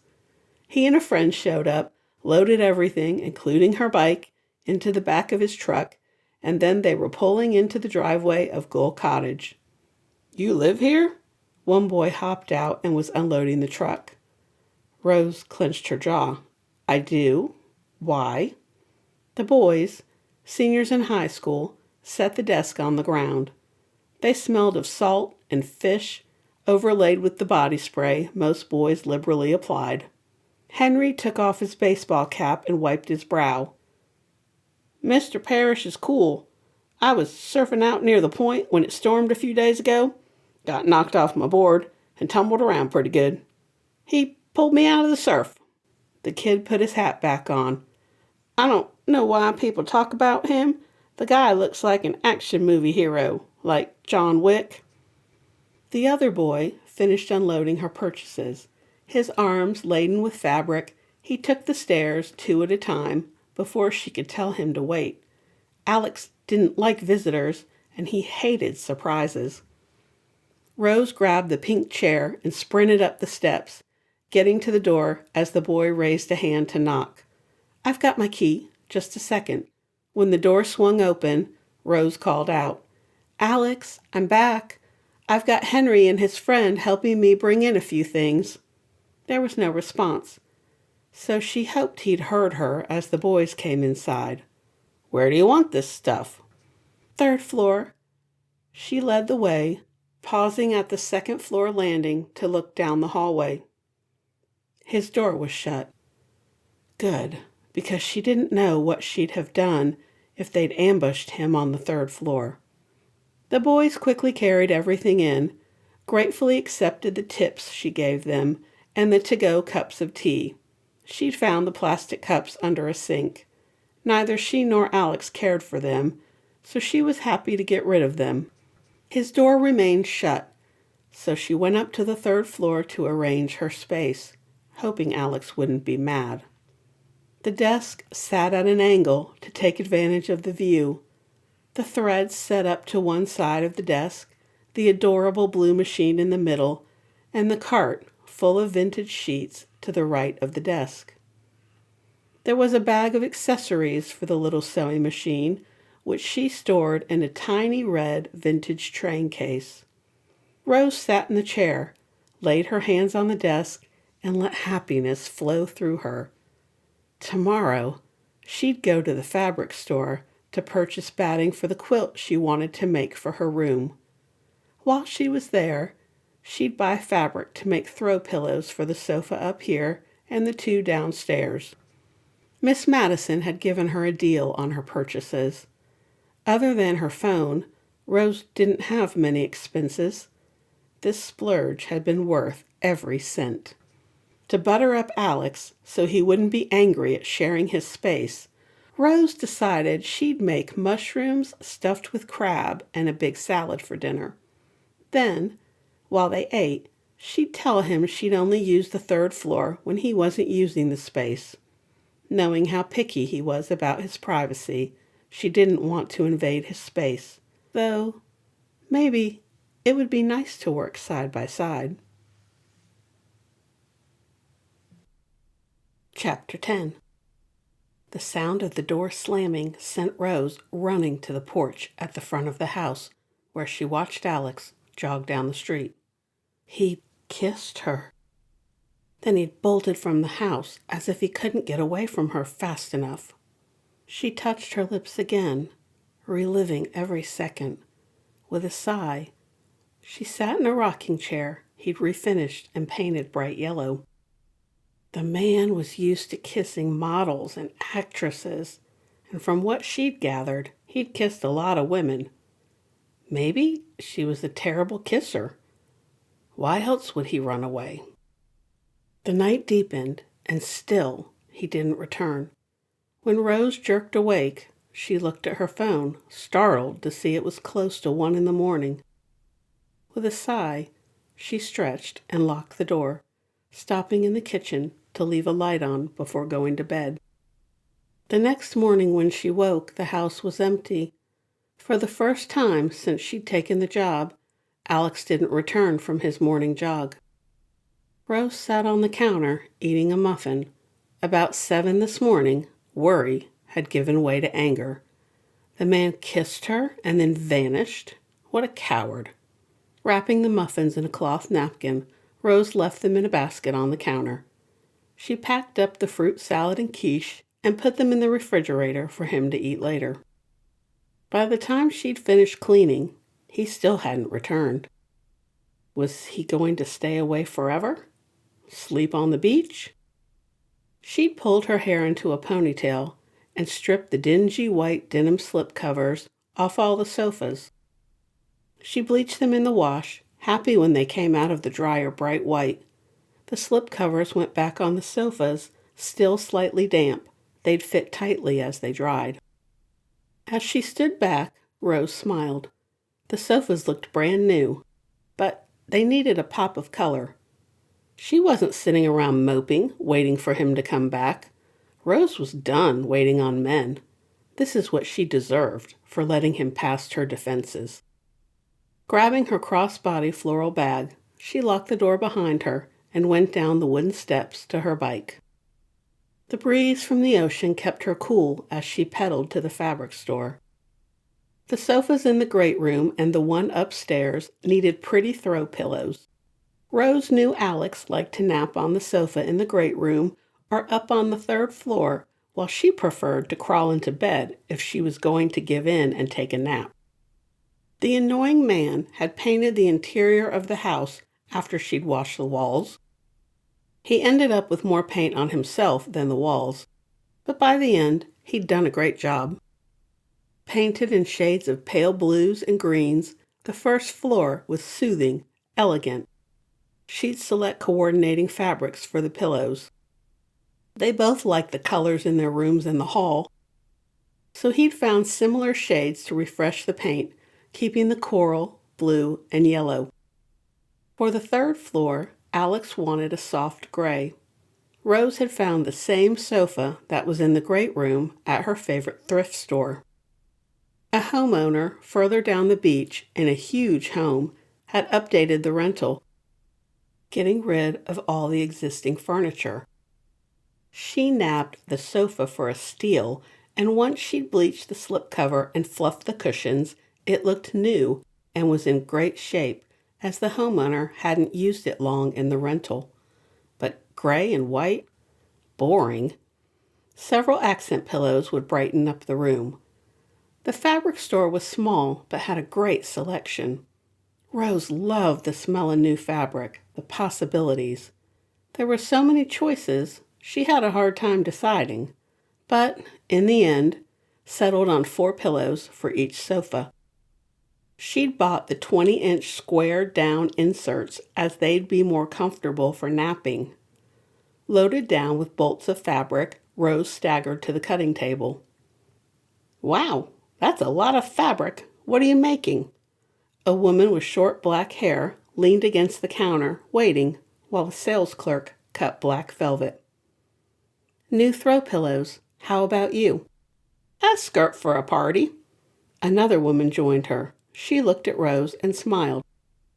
"Hi, I'm Sam, and this is Josie. Are you visiting?" Rose told the sales clerk she wanted a yard of each of the fabrics before she turned to the women. It would be fun to have each pillow made of a different fabric. "I live here." She thought they looked around her age or a few years younger. "We do too. Hey, there's a class 1 night a week here. You should come." Josie took the velvet from the sales clerk. Her friend nodded. "Yes, come. It's really more to socialize, but we have fun. The instructor owns the store. She's amazing, super knowledgeable if you need any help with a project." Sam laid a bolt of silver velvet on the counter.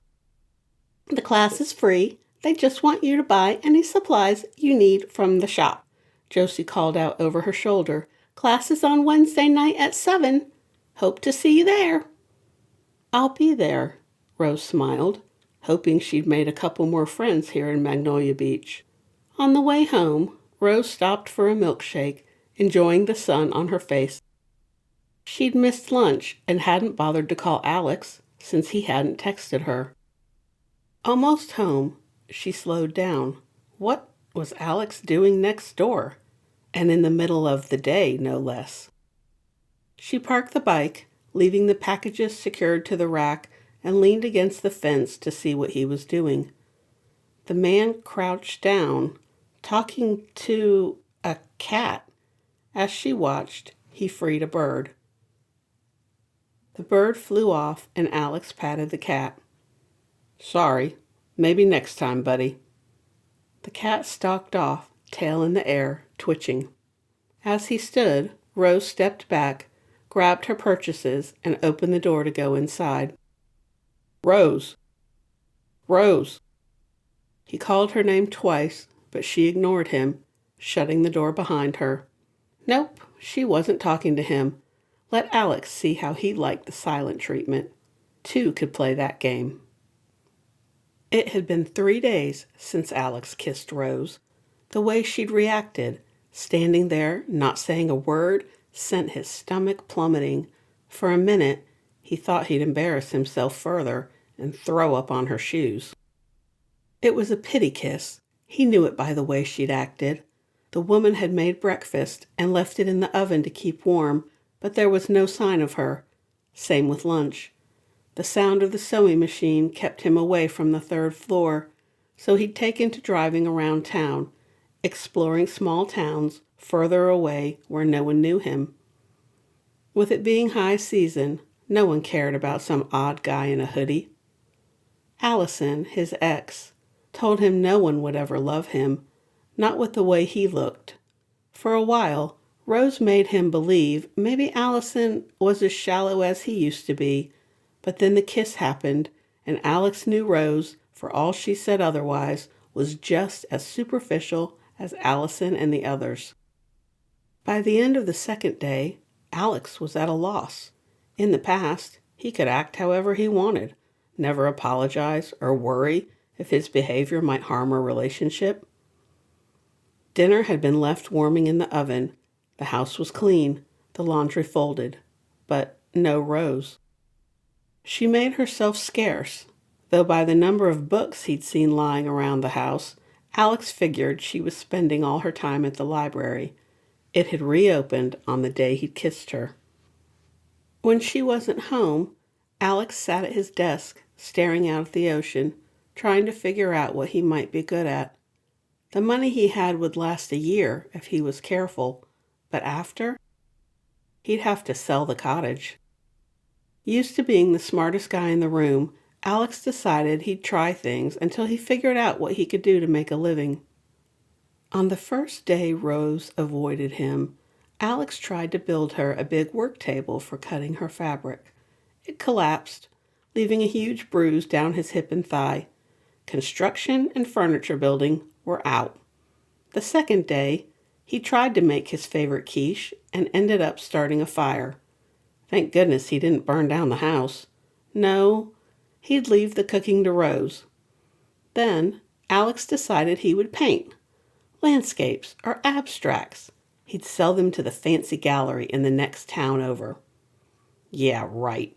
A pig with a paintbrush could have done a better job. The excess brushes and supplies went back in the box and he dropped them off at the thrift shop. The 2 sisters looked at each other, then suggested he might try painting on canvas rather than himself. Funny. At least they didn't run screaming from his face. He'd been so annoyed, he'd left the hoodie on his bed. Then again, as old as they were, maybe they couldn't see his scars. He suspected they drank all day long. No way 2 women were that cheerful all the time. Facing a 3rd day of Rose ignoring him, Alex was desperate enough to show up early and ask Earl for advice. What a disaster. The man was as clueless as he was. Alex jogged, not paying attention to where he was going, as he debated stopping by the sip-and shop and asking Hazel how to make things right. Hands on his knees, Alex stopped to catch his breath. When he straightened up, he saw he was at the marina, and there was chasing the big one. "Alex?" He flinched. It was too late to pretend he hadn't heard, so Alex turned, prepared to see the revulsion on his half-brother's face. "Chase, thought you'd be out on the water by now." "Waiting for a group. They're running late."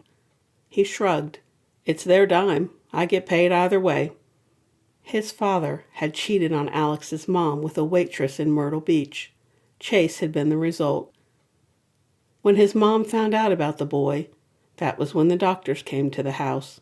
Everyone spoke in hushed whispers, and his parents drifted further and further apart. Eventually, his mother quit chairing committees or meeting friends for lunch. She stayed in her room, drapes pulled shut, while his father took mistress after mistress, discreetly, but Alex remembered seeing his father with a woman one afternoon. He'd been walking by the restaurant and saw them kiss. He'd never mentioned it to anyone. Then one night, his father convinced his mother to go to a gala for her favorite charity. He'd agreed to donate $1 million.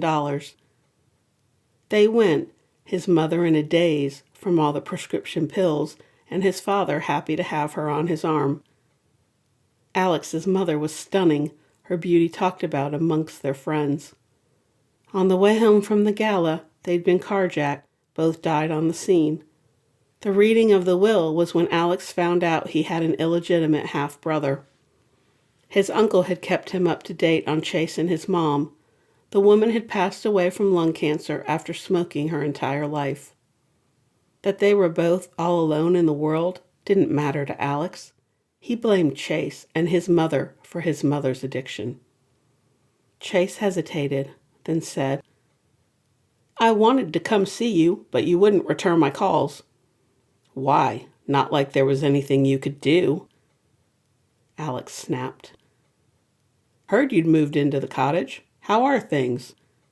Chase waved to a group of men coming down the dock. "I'll let you get to work." Alex turned and walked away without answering his brother's question. From his uncle, Alex knew that after Chase's mom died, he'd moved to Magnolia Beach. They'd lived in Myrtle Beach, where it was so busy it made the high season here look quiet. Now Chase had his own boat, had made something of himself. Grudgingly, Alex admitted he had to give Chase credit. He'd never asked for anything. His dad had left enough money in his will to pay for school, the boat, and a house on the marsh, so his half-brother must do well, unlike him. He couldn't find anything he was good at. He was almost home when he saw Rose sitting on the steps of the walkway to the beach at the house next door with a kid. Not wanting to talk to her, he ducked around the truck and quietly went inside the house. After a shower, he went out on the porch, a beer in hand, and sat in a chair to relax. Rose's voice carried on the wind as he sat there, shamelessly eavesdropping. The girl looked around 12 or 13 and was telling Rose how she was bullied at school, how much she dreaded going back in the fall. As he listened, Rose gave deep, thoughtful answers to the girl's questions. He'd been wrong about her. She wasn't shallow at all. Unlike his old crowd, she was a woman of substance. Earl was right. Alex had been a complete and utter idiot. Chapter 11. 4 pillows finished and 8 to go. Rose decided to make 4 of the oversized 20-inch pillows for each sofa in case Alex liked multiple pillows when he napped. Busy sewing the zipper into a pillow, she didn't hear him until a shadow fell over the machine, making her jump. "You scared me." She cut the threads, checked the seam was straight, and rolled back in the chair. "I called your name 3 times. He went over to the sofa and picked up a pillow. "These are nice. I like that they're not tiny like some pillows." He picked up another one. Why have tiny pillows? What's the purpose? She swiveled around to face him. Exactly. This way, they're the ideal napping size. Alex stretched out on the sofa with 2 pillows. And that's why I'm making 4 for each sofa. She wanted to go sit beside him, but hesitated. Do you like the fabrics I picked? He sat up and looked at each pillow. They're nice. I like them. Thank you for making them. Don't thank me yet. I still have 8 to make for downstairs. Rose chewed her lip. I thought we might get rid of a few pieces of furniture. She held out her hands. Only the things you don't like. Selling them would pay for a new sign and paint for the outside of the house. You've been talking about it for a while. He walked over to the glass doors, staring out at the beach. There are a few pieces I don't care about, but how do you sell that stuff? We can advertise it online. If he wouldn't bring it up, then she would. Are we going to talk about... He turned and leaned against the wall. The pity kiss? That's what it was? I don't need your pity. Rose pushed the chair under the desk and strode over to poke him in the chest. I knew it. You thought I was an awful kisser. What are you talking about? You gave me a pity kiss. He dressed in a white t-shirt and jeans, his hair mussed from the wind, and he hadn't shaved yet today. Wait, what? Did the waves toss you around and turn your brain to mush? Rose was so confused. He held up a hand. I'm going downstairs to fix us something to drink. He opened the sliding glass door. Sit. When I get back, we'll clear up what is obviously a huge misunderstanding on your part. The wretched man smiled as he vanished down the stairs. Rose turned off the sewing machine and went out to the porch, settling in the chaise, rolling her shoulders to work out the kinks. In a few minutes, he returned with 2 glasses of tea and a slice of chocolate cake for them both. One slice was twice the size of the other. Did you or did you not give me a pity kiss because I'm hideous and you felt sorry for me? Alex took a huge bite of cake. No, it wasn't like that at all. It was a great kiss. I felt it down to my toes. She reached over and took his hand. You are not hideous. He grinned. Glad that's cleared up. Wait, I thought you thought I was an awful kisser. Her whole face was hot. I searched pictures of you online. Saw all the models and actresses you've dated. I'm sure they all kiss better than I do. No, Rose, they don't. He stroked her hand, his voice quiet. Kissing you was like the first time. None of them mattered. I won't ever forget it. Then he laughed, a half laugh, half cough. Let's start over.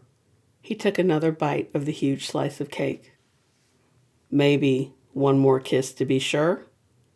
Before she knew what was happening, he'd stood and pulled her to him, holding her close. His lips met hers as she smiled into him. He tasted like chocolate and mint. When they broke apart, he was breathing heavily. Definitely toe curling. He grinned. That was nice. Nice? Alex put a hand over his heart. How the lady wounds with her words. You know what I mean. Was the temperature rising? Rose turned her face to the breeze, afraid to tell him how much the kiss meant. Once she'd told Jude how she felt, how he filled her heart with joy, and he'd laughed and said it was the sappiest thing he'd ever heard. She didn't want Alex to laugh at her. I do. I know exactly what you mean. He stood behind her, arms wrapped around her, his voice close to her ear. Let's go for a swim. She turned. First one in the water gets the last slice of cake. They spent the rest of the day swimming in the ocean and lazing in the sun. Alex was floating on his back when she joined him in the water. The man loved cake, and she knew it would take her longer to put on her bikini and sunscreen. He was welcome to the last slice. It wasn't like she couldn't make more. It was the first time he'd gone in the water without a shirt and hat, though he was wearing sunglasses. Later that evening, Rose took pictures of the furniture Alex no longer wanted and posted it online. A family on vacation stopped on their way out of town to load up the pieces. The woman said it reminded her of furniture she'd grown up with. She hadn't bothered to haggle over the price. The next day, they took the truck to Used is the New Black and picked up a few miscellaneous pieces. A desk for Alex, 2 end tables, and 2 overstuffed chairs for the 3rd floor in case one of them was hogging the sofa. There was money left over to pay for a new gold cottage sign and paint for the house. He wanted to paint it blue with white trim like it was now, but a brighter blue. Rose didn't want to injure his pride and ask if he was hiring people to paint or thought he could do it himself. A few days later, Rose came home from the grocery shopping to catch Alex on the sofa with a book she recognized. "How's the book?" "It's my favorite series." She unloaded the perishables into the refrigerator. "Or I should say, one of my favorite series." His face turned red. "It's good. I saw it in the donation pile. Hope you don't mind." He put the book down and came over to the island. When he reached for a peach, she smacked his hand. "Did you dog-ear the page of that book?" "So?" He snatched a peach and took a bite. "I didn't know peaches could taste this good." She handed him a paper towel to catch the juice. "I'll give you a bookmark. It hurts me to see you turn down the corner of a page in a book." Alex rolled his eyes. "Whatever you say, book police." She ignored him and finished putting away the groceries. Rose enjoyed going to the store and farm stand a couple of times a week, especially when there was so much in season. "Do you have a library card?" "No," he frowned. It had been raining all day, the beach deserted, as people found other things to do on their vacations. He wore a pair of old gray sweats and a navy t-shirt. The man looked amazing in a t-shirt, like a model for the company. Rose spoke softly, not looking at him as she puttered around the kitchen. "You have to get out. It's not healthy to stay inside all the time." She looked down at her bright blue toes. They matched her gingham shorts and top. She'd gotten a pedicure this morning. "I go out. I jog every day." He finished the peach, went to the fridge, and poured them both glasses of tea. "You know what I mean. Out and about. Around people. Why don't we go out to dinner tonight?" Alex took the tea and stretched out on the sofa. "I'm almost done with the 2nd book. I have to start the 3rd tonight." He grinned. "I saw the stack upstairs. You found the last 4. He knew how to get to her. Of course she'd rather stay in and read. Some evenings he took one sofa, she took the other, both reading and stealing kisses when one or the other got up. "You can read them when I'm done." "I promise to use a bookmark." Alex winked at her. Rose laughed. Such sweet words of wooing. That night, Alex grilled steak and corn on the grill. He'd found he was good at grilling, though Rose suspected it was built into the male DNA, and they were all good at cooking meat over fire. She made salad and opened a bottle of wine. They ate on the porch, watching the sunset. "Do you miss the city?" He leaned back in the chair and patted his stomach. "At first I did. I had a hard time sleeping, it was so quiet. Now, the noise from cars driving up and down the street wakes me up." Rose wiped her mouth with a napkin. "Sometimes I miss having all kinds of different shops and restaurants at my fingertips. Hop on the metro and find whatever I want." She pointed to the sky. "But give up this view?" She shook her head. "Never. I love Magnolia Beach." He gathered up the dishes. You cooked. I'll do the dishes. She reached for the platter. No, you always cook. Sit and relax. I'll do them. He looked over his shoulder. Don't worry. I know the blue soap is for hand washing and doesn't go in the dishwasher. Rose was content to listen to the waves and watch the kids out on the beach with their flashlights. The first few times she'd seen them, she wondered if they were looking for turtles, but when she asked, they said they were watching little crabs skitter across the sand. One kid had a frisbee that lit up when he threw it to his friend. The sliding glass door opened, the scent of him mingling with the salty air as he leaned down and kissed her. We should reconsider the dessert only on weekends rule. He topped off their wine glasses and sat next to her. To every other weekend? She teased. The horror! We need dessert every night. He turned in the chair to face her. What is life without dessert? Rose groaned. I've been riding my bike everywhere, and for the first time in a month, my shorts aren't tight. If we have dessert every night, I'll be as big as a house. I need dessert, he pouted, making her laugh. When you have to roll me down the stairs, you may rethink your request. Never. I'll put in a slide and push you down so you don't bump down the stairs. He squeezed her hand. You're so considerate. Rose, his grip tightened. Can I ask you a question? Oh no, was he going to tell her he'd met someone and wanted her to cook for his new girlfriend? Of course, she said, grateful her voice didn't waver. You never mentioned your parents or any siblings. The breath whooshed out of her. I don't have any siblings, only child here. She took a sip of wine. My parents had a complicated relationship. My mom cheated on my dad. It was always the same. I'd come home from school and she'd be gone. Left us for some new man. But the worst part? My dad took her back. Every single time. Rose picked up the wine, swirling the liquid in the glass. 7 times he took her back. The 7th time when they reconciled, he took her skiing in Austria. He always welcomed her back, then took her on a glamorous vacation, leaving me with a good friend of theirs. She had to clear her throat. But this time, there was an avalanche. They were both killed. Off in the distance, lightning flashed across the sky, and the temperature dropped. They were in debt up to their eyeballs. I'd finished my first semester of college when it happened. There was no money left after paying off the debts, so I quit school and found a job. I was all alone in the world. Have been ever since. He put his arm around her, pulling her close. I'm sorry you lost them, but you're not alone any longer. I'm here. The smell of the shower gel he used made her breathe in.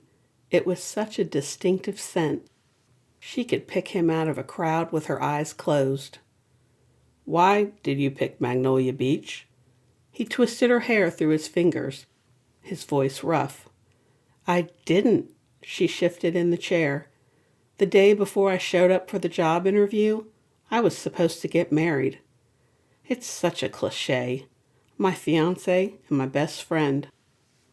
I ran away, still wearing my dress, and didn't stop driving until I ended up here. Or rather, my car died as I coasted into the parking lot of the sip-in shop, and Hazel swooped in and helped me. What a jerk! He didn't deserve you. Alex jumped when thunder boomed. You really drove from D.C. to the beach in your wedding dress? Rose waited for the familiar pain, but it didn't come. Yep, not only in the dress, but with the top down.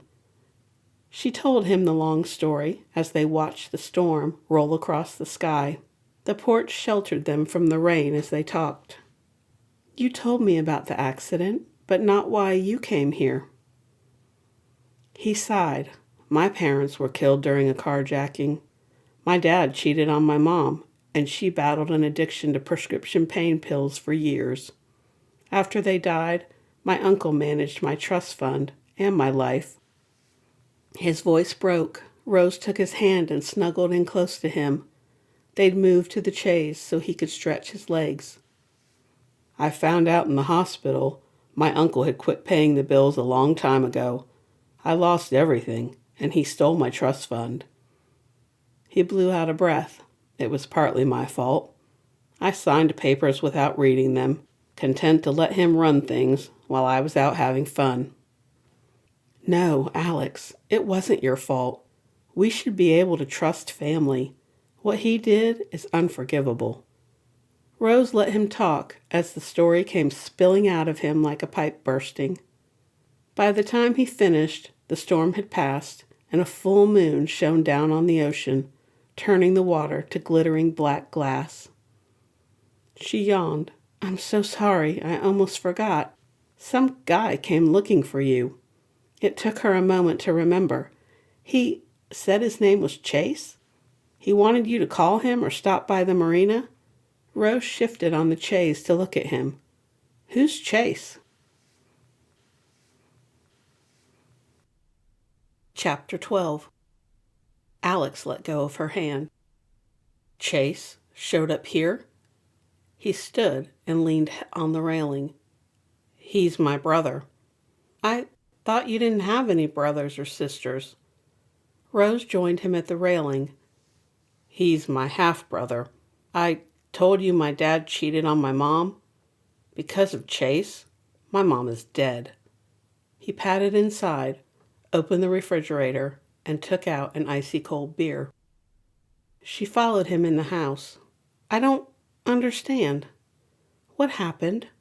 Rose patted the sofa beside her. Wasn't that the question? Alex took a sip of beer, offering her the bottle. "Yuck! You know I can't stand beer." She wrinkled her nose. "Sorry, I wasn't thinking." He let out a sigh. "My dad used to get together every year with a group of men he'd known since college. They'd rent a house in Myrtle Beach and play golf all week. There was a diner nearby where he liked to eat breakfast." Alex couldn't sit still. He walked aimlessly around the room as he told her the sordid tale.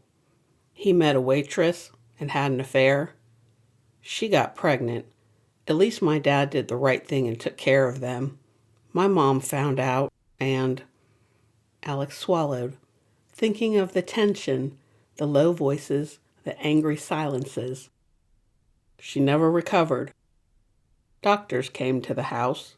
She started taking more and more prescriptions until she was a ghost, floating around in the house. He risked a glance at Rose. She sat on the sofa listening, no judgment on her face. It gave him the courage to keep talking. "For a long time, I blamed Chase for her addiction and for my parents' death.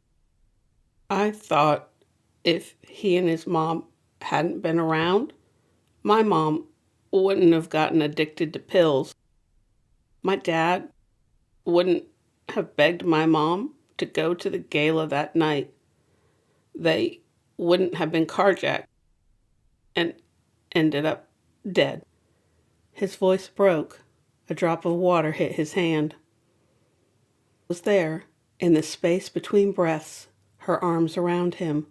"I'm so sorry, Alex. I can't imagine how much it must have hurt." She went up on her tiptoes, pressed a light kiss on his cheek.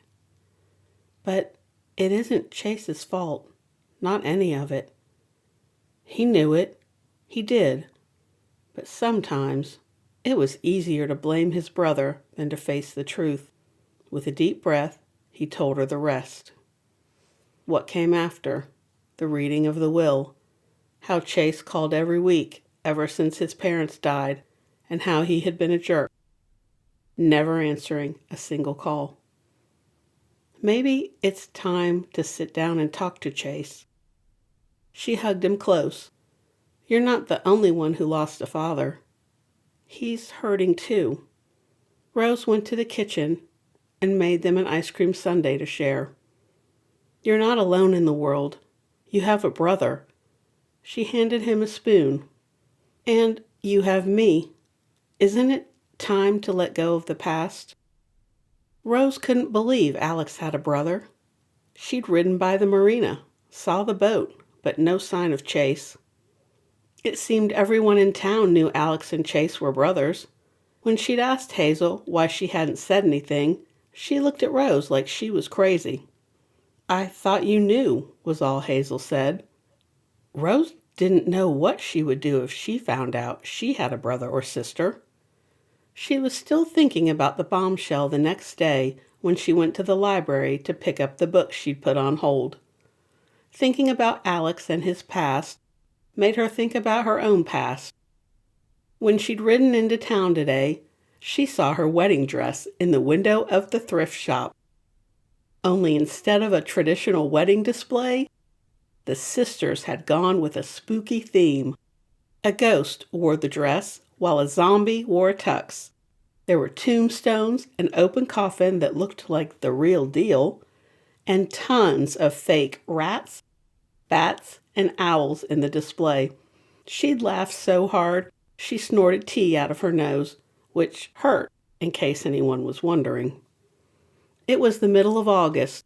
She was yearning for cooler weather, hot tea, and empty beaches. Thinking of fall made Rose think of new beginnings. Every year, she bought new clothes in the fall, even though she'd graduated high school 7 years ago.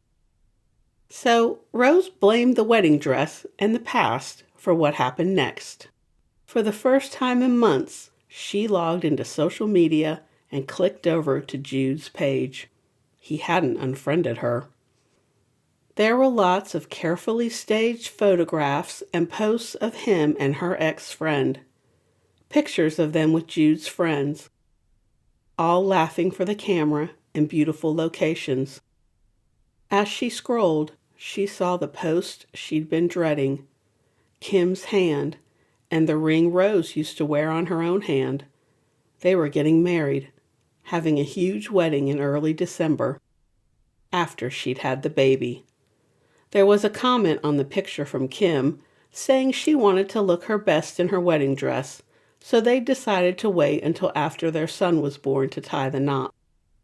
Instead of feeling sick and hurt like she thought she would, all Rose felt was relief.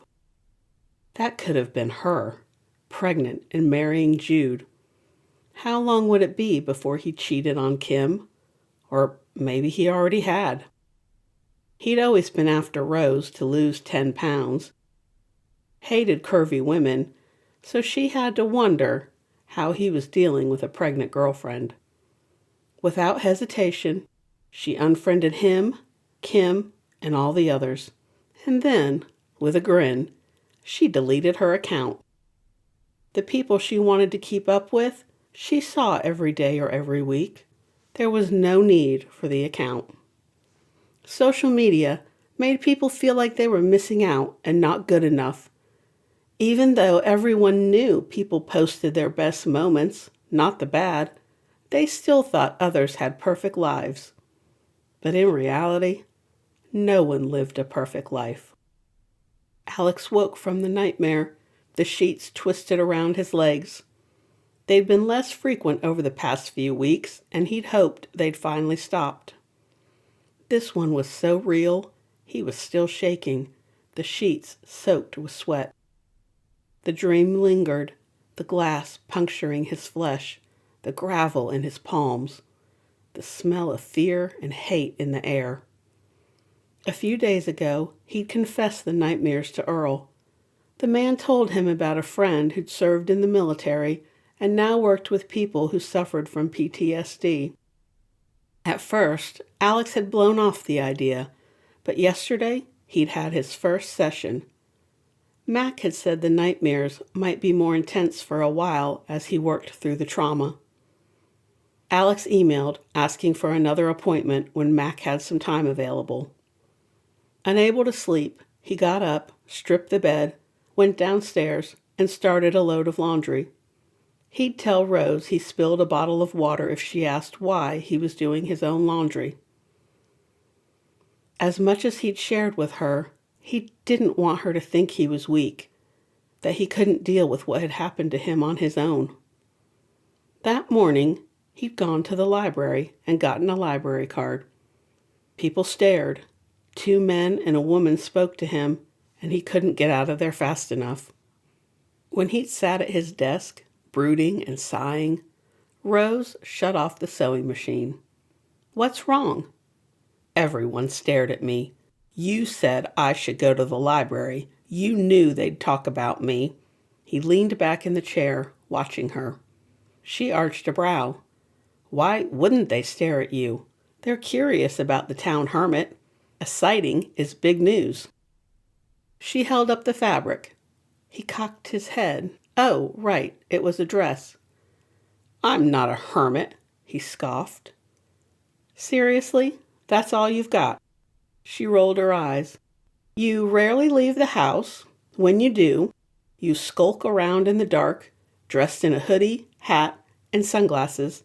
And whenever you go anywhere, you scowl at anyone who tries to say hello." She came over and sat on the desk. "I'd say that qualifies as the town hermit." "Funny, want to come live with me under my bridge?" What she said made sense, especially in such a small town. Trolls live under bridges. Hermits live in huts or abandoned buildings, or beachfront cottages. He laughed. "Exactly." She hopped off the desk, not letting him wallow.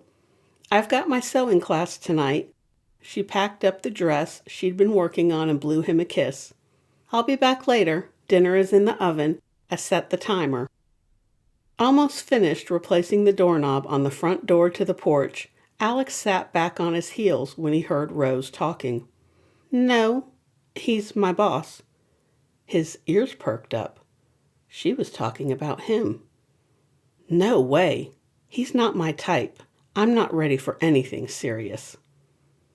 The repair book he'd checked out of the library fell from his hand and hit the floor with a bang. She was like all the others. He'd been a fool to think she could get past his scars. Was it because she felt sorry for him? Had she kissed him and pretended she cared to make him feel better? Like he was some kind of school project to help the less fortunate? Alex checked the key worked in the lock, then went upstairs and shut the door to his room. He'd heard more than enough. Nothing annoyed Rose more than when she asked Alex what was wrong, and he said, "Nothing," or "I'm fine," when she knew he was lying. Why hadn't she learned her lesson? Never get involved with the boss. Remember how well it worked out last time. As far as she knew, Alex hadn't gotten together with his brother yet, but then again, as much as he'd been avoiding her, maybe he had. She loved Magnolia Beach. If things weren't going to work out, Rose would have to think about finding another job and a place to live. Maybe she could cook and clean for Earl. Not breakfast. Everyone knew he went to Mabel's every day, but the rest of the cooking? Tired of trying to read Alex's mind, she went to Stack's to lose herself in a new book. It was cooler this afternoon, a tease before it went up in the 90s again tomorrow. Rose reached for a book at the same time as someone else. "Sorry. Go ahead." "You saw it first," the girl smiled. "I'm Carrie. You're new around here." "Rose, and yes, I am. I moved here in the spring." She stood. "I found another. One for each of us." "Thanks." Carrie had bright red hair cut to her shoulders. She pointed to the cafe side of Stack's. "That's Melinda and Lucy. We get together for book club once a week." Rose followed her to the checkout and then over to the cafe side. "Melinda, Lucy, this is Rose. I invited her to join our book club." The 2 girls moved over, making room, as Rose sat in a chair they'd pulled up from a nearby table. "Welcome." Melinda smiled and pushed dark blue glasses up on her nose. "Usually we meet at the library, but the 3rd Thursday every month is craft day, and it's way too loud to talk." Lucy laughed, a deep belly laugh. "Being loud in the library? When I was a kid, it was whispers only." Rose nodded. Me too. Thanks for the invite. What are we reading? As they talked books and men, the tension drained from her shoulders and neck. Hopefully, these ladies would work out better than the girls she'd met at sewing. They were a little too snarky for her taste, so she'd quit going. No more toxic people allowed in her life. Carrie gasped. They all turned to look out the window as Alex drove by in the beat-up old truck that was more orange than red. I can't believe we saw him, Lucy squealed. It was Melinda who pinned Rose with a look. Wait a minute. I know who you are. You work for him. Carrie clapped a hand over her mouth and leaned forward. Spill. Tell us everything about him. Everyone says he keeps to himself and is really mean, Lucy confided. He thinks he's too good for everyone, Melinda nodded. Overwhelmed, Rose sat and listened, defending Alex, even though she was annoyed with him. It wasn't fair the way they treated him, but she also thought part of it was his fault. If he'd just acted like a normal person, instead of all cloak and dagger, they would have accepted him, scars and all. But now, he'd turned himself into the local Frankenstein. At the end of their meeting, Rose had decided, Thank you all for inviting me, but I don't think I'll be able to attend. There was a chorus of, Why not? But Carrie looked happy. What was her deal? Alex keeps me busy. I don't have much free time. She lied through her teeth and pedaled away. Chapter 13. Alex knew he'd been a jerk to Rose. He didn't know why he didn't come out and admit he'd listened to her phone call and ask what she meant. He rubbed his eyes, leaned back in his desk chair and sighed. There didn't seem to be anything he was good at. Maybe professional partier had been it?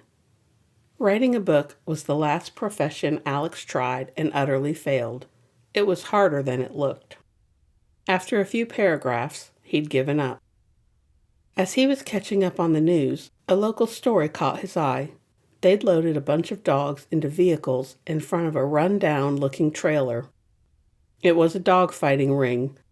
The story said the ones that could be saved were being taken to the shelter for adoption, but the shelter was overflowing, and they needed people to adopt. Because of the urgent situation, the shelter was waiving all adoption fees from today through the weekend. When Alex woke the next morning, he had no intention of going to the shelter, and yet here he was, in the lobby, waiting for someone to take him to see the dogs. It would hit 90 with a heat index of 110, so he'd left the hoodie at home and had been on edge all morning. Thanks for coming by. How did you hear about us?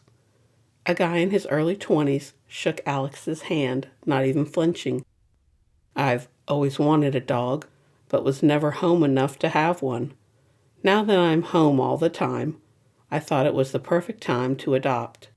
Then I saw the news story. Alex thought the dogs looked like him, beat up, but still getting up every day. The guy nodded. It's a terrible situation. Let me take you to see the dogs. The noise was deafening as the guy opened the metal doors, the barking echoing off the concrete and chain-link kennels. Some dogs came up to them, tails wagging, while others watched warily or slept, somehow shutting out the noise. Seeing them there, unwanted and unloved, made Alex wish he still had his trust fund and could take them all, buy 1,000,000 acres, and create a dog town. The guy turned the corner, but Alex stopped. The dog was some kind of mix, brown and black and white. It sat in a corner, its nose almost touching the wall. A multitude of scars covered the dog's body and face. Wait. The guy came back, took one look, and sighed. You don't want him. He won't socialize. They use this guy as a bait dog for the other dogs. Some of these guys are broken. This one's only got a few days left. "Can I go in with him?" "Don't approach him. Let him come to you. He may not. I'll be back in 10 minutes. The guy opened the kennel and let Alex in. He took one look at them and shook his head before continuing down the aisle. "Hey." Alex sat on the floor of the kennel, as far away as he could get from the dog, who still hadn't moved, other than twitching a battered ear. He spoke softly to the animal for a few minutes, telling him who he was and how he'd always wanted a dog growing up, but his parents wouldn't allow an animal in the house. The dog turned his head to look at Alex, his whole body trembling, making Alex swallow. He recognized the pain he saw reflected in the dog's eyes. Instead of talking, Alex took one of the dog biscuits the guy had given him and put it on the floor between him and the dog. Then he took out the final book in the series he'd been reading and quietly read. The guy came by, looked at Alex, who waved him on, and continued with his job. The dog had inched closer, and when Alex had turned his head to talk to the guy, the dog grabbed the biscuit and went back to the corner. He took another biscuit out of his pocket and put it closer this time, then went back to reading. On the 5th try, the dog lay beside him, his body tense and shuddering, and if Alex wiped tears from his face, there was no one there to see. Alex kept reading. He didn't touch the dog. He let the dog control the situation. The guy came by again, stopped a few feet away, and Alex saw him shake his head and swipe at his cheek. Alex gave him a small nod and motioned he would stay a little longer. Feeling eyes on him, Alex looked up from his book. The dog put his head on Alex's knee and watched him with sad eyes. "You've had a tough life, huh, buddy?" He was careful to keep his voice quiet, non-threatening. The dog's tail thumped once. Alex wiped his face with his shirt. "Come on, let's go home." He let the dog stand first. Then he eased up slowly, his thighs and calves burning with the effort. The guy was down the hallway. Alex waved, catching his attention. "You ready to leave?" He unlocked the kennel for Alex as the dog whimpered.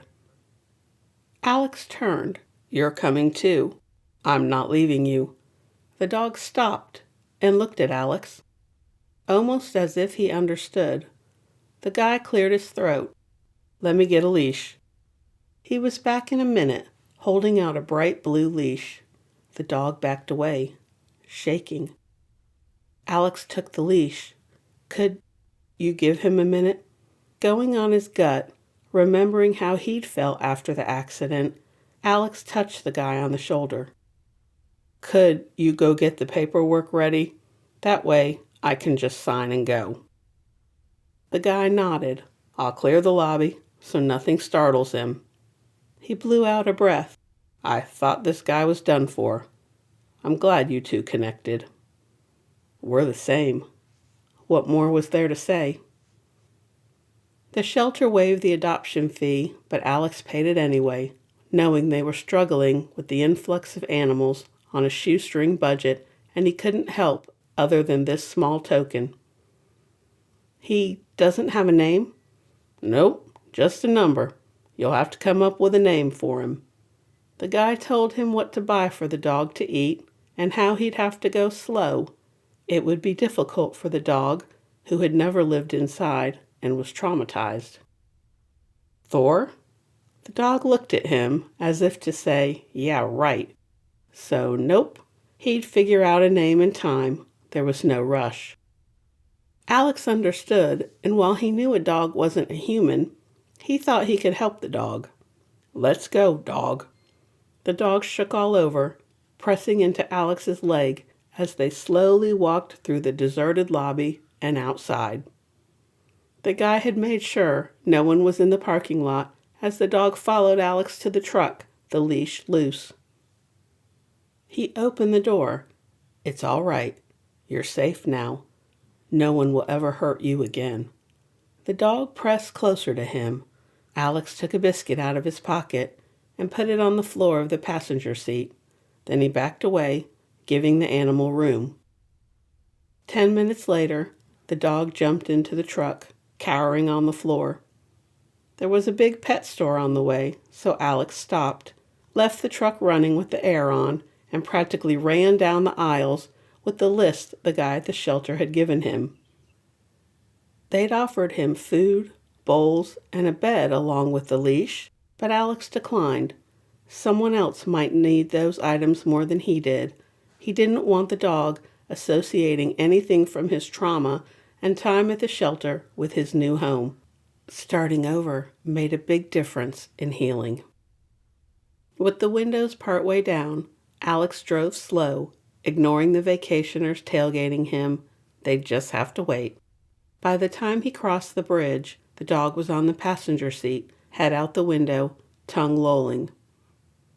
The traffic through town scared him. He pulled his head in and curled up in a ball on the seat. They turned into the driveway. Alex turned the truck off and waited. He gave the dog another biscuit. "You'll love it here at the beach. After next weekend, it will be a lot less crowded, and we can walk on the beach. I think you'll like the waves." Alex got out and came around to the other side, talking softly as he opened the door and took hold of the leash. "Rose is kind and the best cook ever. She may not like me, but she will love you." The dog's tail thumped twice, but he shied away when Alex tried to pet him. "It's okay. It will take time. We have all the time in the world." They made their way slowly up the stairs, the dog sniffing every square inch. He'd stop every couple of steps, shaking. Then Alex would talk to him, and they'd go another step. He opened the door, inhaling. "You're in for a treat. I smell hamburgers and hot dogs." "Alex, who are you talking to?" Rose wiped her hands on her apron and stopped at the island. "Who's this?" Rose heard Alex talking, but didn't hear anyone answering him. When the door opened, he had a badly scarred dog with him. Rose didn't know whether to cry or hug him. "Who's this?" The dog was shaking, his tail tucked between his legs as he leaned on Alex for support. "I saw a story on the news." She pressed her lips together. "I did too. They rescued him?" He only had a few days left at the shelter. As she watched, Alex took a biscuit out of his pocket and held it out to the animal. He waited, hands stretched out, as he gave her the short version of what had befallen the dog. Did he know he'd picked a mirror of himself? The dog gently took the biscuit and curled up in the corner by the door to the front porch. He had the wall at his back and could see the entire room. It broke her heart. "Would you watch him for a minute? I've got food and stuff for him in the truck." "Sure. Need any help?" "I've got it." He went down the stairs, quietly, not his usual pounding, and she knew it was so he wouldn't startle the animal. While Alex was outside, Rose cut up a hot dog and hamburger and put them in a bowl for the dog. The door opened, and Alex came in, arms laden with bags and a huge dog bed. "Here, let me help." She took the soft dog bed from him. "Where do you want this?" "They said at the shelter he's housebroken. Given he lived outside, he must have been someone's pet at one time, but there was no microchip, and they think it had been a long time ago by the state he was in." He put the bags on the counter. "I thought we'd put his bed in the laundry room." "I'll do it." She kept her voice quiet so she wouldn't scare the dog, who was watching every move they made. "I cut up a hot dog and hamburger for him. It's in the red bowl." She put the bed in the laundry room, along with bowls for food and water. When she came out, Alex had put the food on the floor between the laundry room and the dog and was sitting on the floor with a book beside him. "You can't touch him?" He shook his head. "No, it will take time." "You stay there. I'll put food and water in his bowls. She picked up the blue leash. There's a hook on the wall. I'll put his leash there. They ate lunch. The tension of the past several days seemed to have dissipated, so whatever was bothering him must have been resolved. Rose wanted to ask, but he was such a private person, as was she, that it was hard to talk about feelings with someone you cared about but weren't sure if they reciprocated. After Alex had taken the dog outside to do his business, they ate dinner, the dog in his place in the corner, watching. Rose had saved a few pieces of stew meat from the big pot of stew she'd made for dinner. They had stew, bread from Hazel, and a salad. Usually, Alex did the dishes, but she told him she'd take care of them. So he sat on the floor, leaning against the wall and using 2 of the pillows she'd made. He put the bowl of meat a little closer this time, but made no move to touch the animal. While she cleaned up, Alex read, pretending not to notice the dog. Rose yawned and checked the time. It was after 11. She stretched, left her book on the table, and went to the kitchen to get a bottle of water. The dog lifted his head, watching her, making her wonder when was the last time he'd felt safe enough to sleep, not doze, alert to any threat. Alex was asleep, the book on the floor. She put a bottle of water next to him, checked that the dog had food and water, then left a light on in the kitchen before she went upstairs. The sound of howling startled Rose out of a deep sleep. She threw off the covers and ran down the stairs, almost colliding with Alex on the way. What's wrong with him? His hair was a mess, his t-shirt wrinkled. He looked like he'd been sound asleep. I don't know. I walked him, then put him in the laundry room. The dog howled, a mournful sound that tore at her heart. Alex opened the door, speaking softly. The dog was in a corner, the bed ignored as the animal shook. Not wanting to intrude, Rose got Alex a bottle of water. I'll go back up, so there aren't too many people in here at once. She handed him the water. Maybe leave the door open so he isn't scared? He took the water. I will. Thanks. When Rose woke, it was still dark. She listened, didn't hear anything, and rolled over to go back to sleep, but it was no use. Careful not to step in the center of the stair that always creaked, she tiptoed to the laundry room and looked in. He'd left the door open. The dog bed was serving as a pillow for Alex. He was asleep on the floor, the dog next to him, as close as the dog could get without touching. And in truth, she'd been wrong when she told Hazel that Alex wasn't her type. She'd been lying to herself. She'd said she wasn't ready for anything serious, but Alex had stolen her heart months ago. The only question was, did he love her? Because she was head over heels in love with him.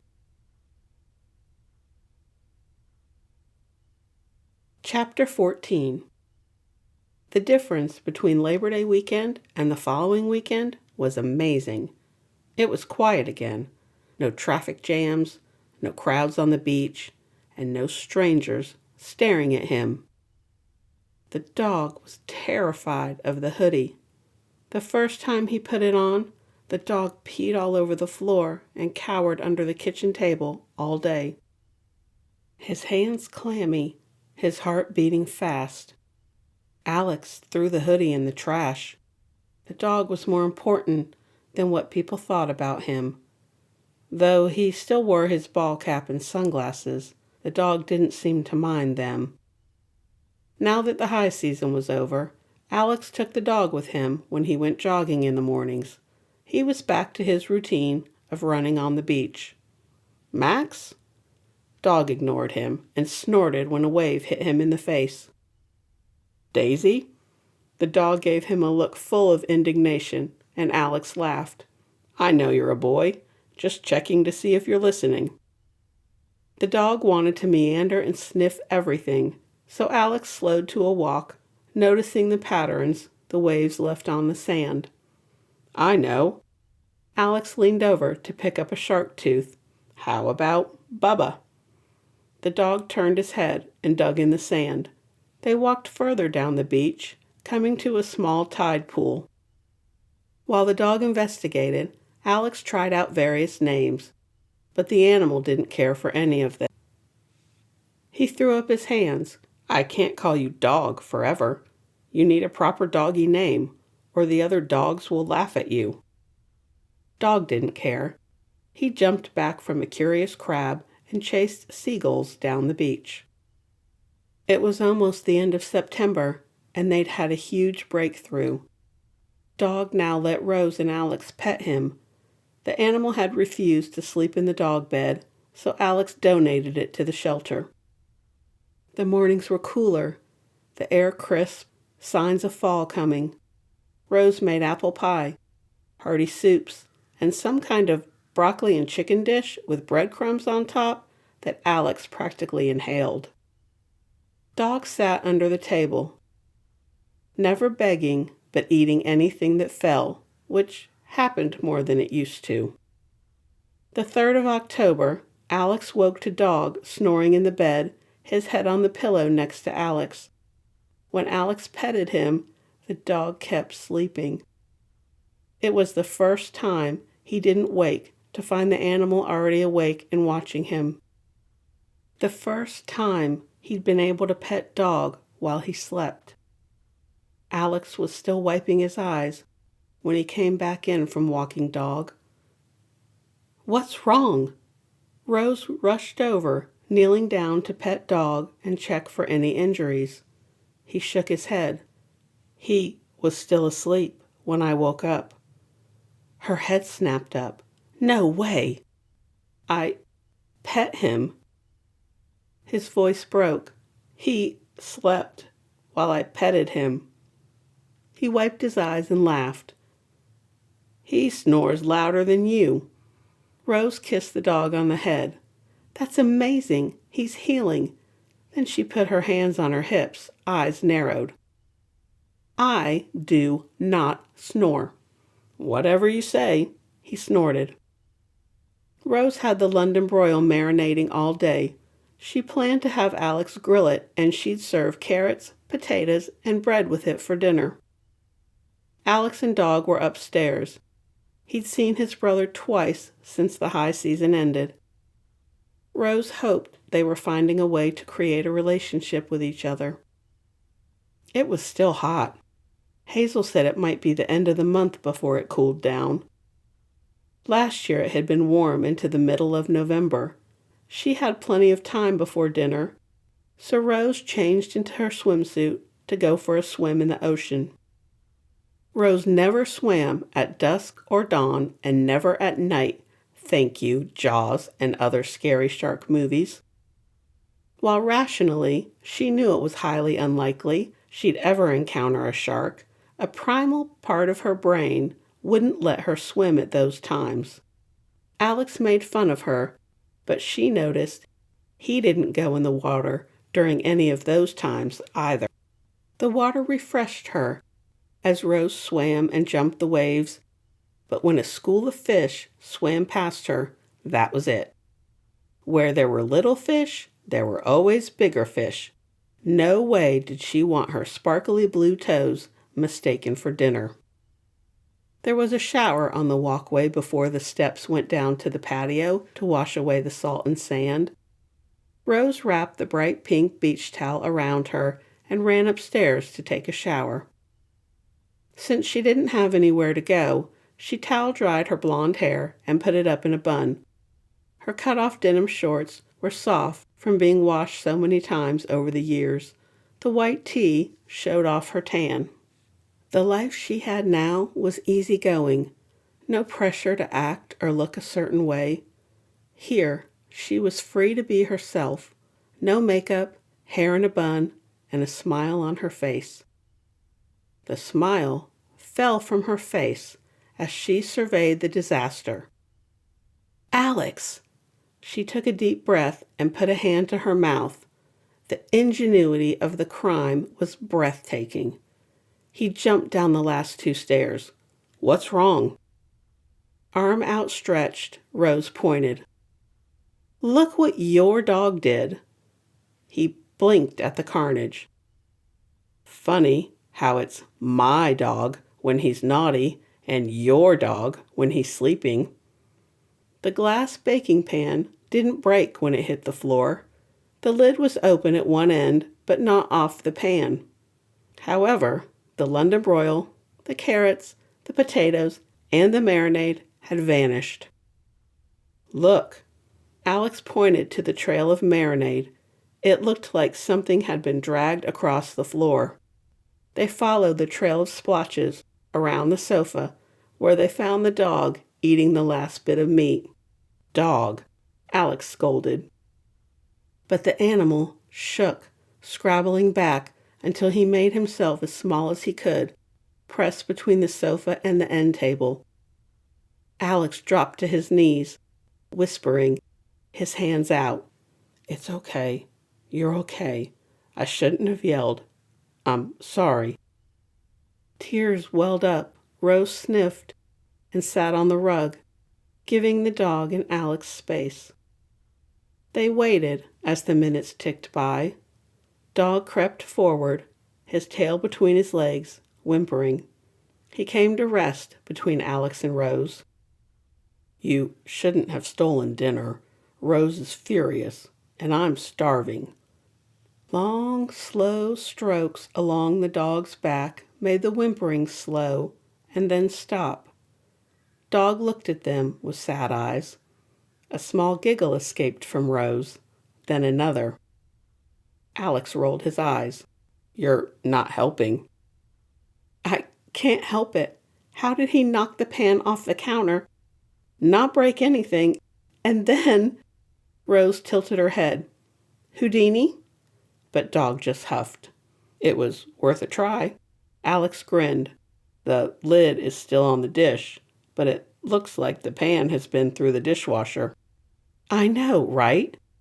Rose laughed, then Alex laughed, and then slowly, Dog's tail thumped on the carpet.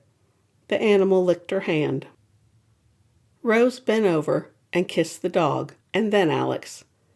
"I'm still mad, but given how creative you were in stealing dinner, I forgive you." She looked at Alex. "What are we going to do for dinner? Dog ate the leftovers from last night." Alex grinned at the beast. "I'll pick up a pizza." He got up, Dog trailing behind him. When he came out of the laundry room with the leash, Dog was wriggling all over. "Come on, let's go get a pizza and make this up to Rose." Small giggles were still escaping as the two of them left, Alex congratulating the dog on being such a clever thief. Vito's was the best pizza place around. The guy and his wife were from Italy, had settled in New York City, and then, when their kids grew up and moved, they'd retired to the beach. But Vito had gotten bored, so they opened the tiny pizzeria. During the high season, there would be a line out the door. 10 high school kids would run back and forth making deliveries, and the dozen tables would be full. There was a takeout window and 4 tables outside. They were old picnic tables, worn smooth by countless hands over the years. Alex ordered, then took his drink and a bowl of water for Dog and sat at a table, waiting on his order. The pizza place was animal-friendly. They kept clean bowls stacked on a cart next to a faucet. "That's some kind of ugly dog." Alex looked up from his book, scowling at whoever dared insult his friend. It was Chase. He grinned. "Kind of like me." "Don't say that. The scars are hardly noticeable." Chase sat down across from him. Alex had been going out more and more, the dog by his side or riding in the truck with him. Some days, he didn't even think about the accident or what his life had been like before. "I owe you an apology." Alex took a swig of his drink. "I was so angry when I found out about you, when I saw what it did to my mom." "I'm sorry too. My mom knew he didn't love her. She said he used to talk to her about your mom. I was so jealous of you and your perfect life for a long time. Chase had the same green eyes as Alex, but his hair was as black as night, and Alex's was brown. He snorted. My life was far from perfect. Alex peeled the label from the bottle. You lost your mom, and then our dad. I should have reached out, connected. I was selfish. It's in the past. Chase stretched his legs out under the table. Dog let Chase pet him, and Alex knew his brother was a good guy. Dog had excellent instincts for who was good and who was mean. Order up, Alex, the guy called from the takeout window. Do you have plans for dinner? Dog ate the meal Rose planned. He told Chase what the animal had done, and by the time he finished telling the tale, Chase doubled over laughing. Alex took a deep breath. Maybe we could talk? You could tell me about yourself, your business? I'd like that. Chase went to the big black pickup truck. I'll follow you. Alex held out the pizzas. You better take these. Wouldn't want the monster to get any ideas. When are you going to name him? Chase squinted at Dog. Spot? Dog turned his back to Chase, making him laugh. Guess not. See what I mean? He knows we're talking about him. They were talking, tentatively at first, slowly learning about each other as they walked from the driveway up the stairs to the kitchen. Rose, we're back, Alex called up the stairs. It used to drive him crazy how she'd yell in the house instead of texting him, but now he did the same thing. What a pretentious jerk he'd been.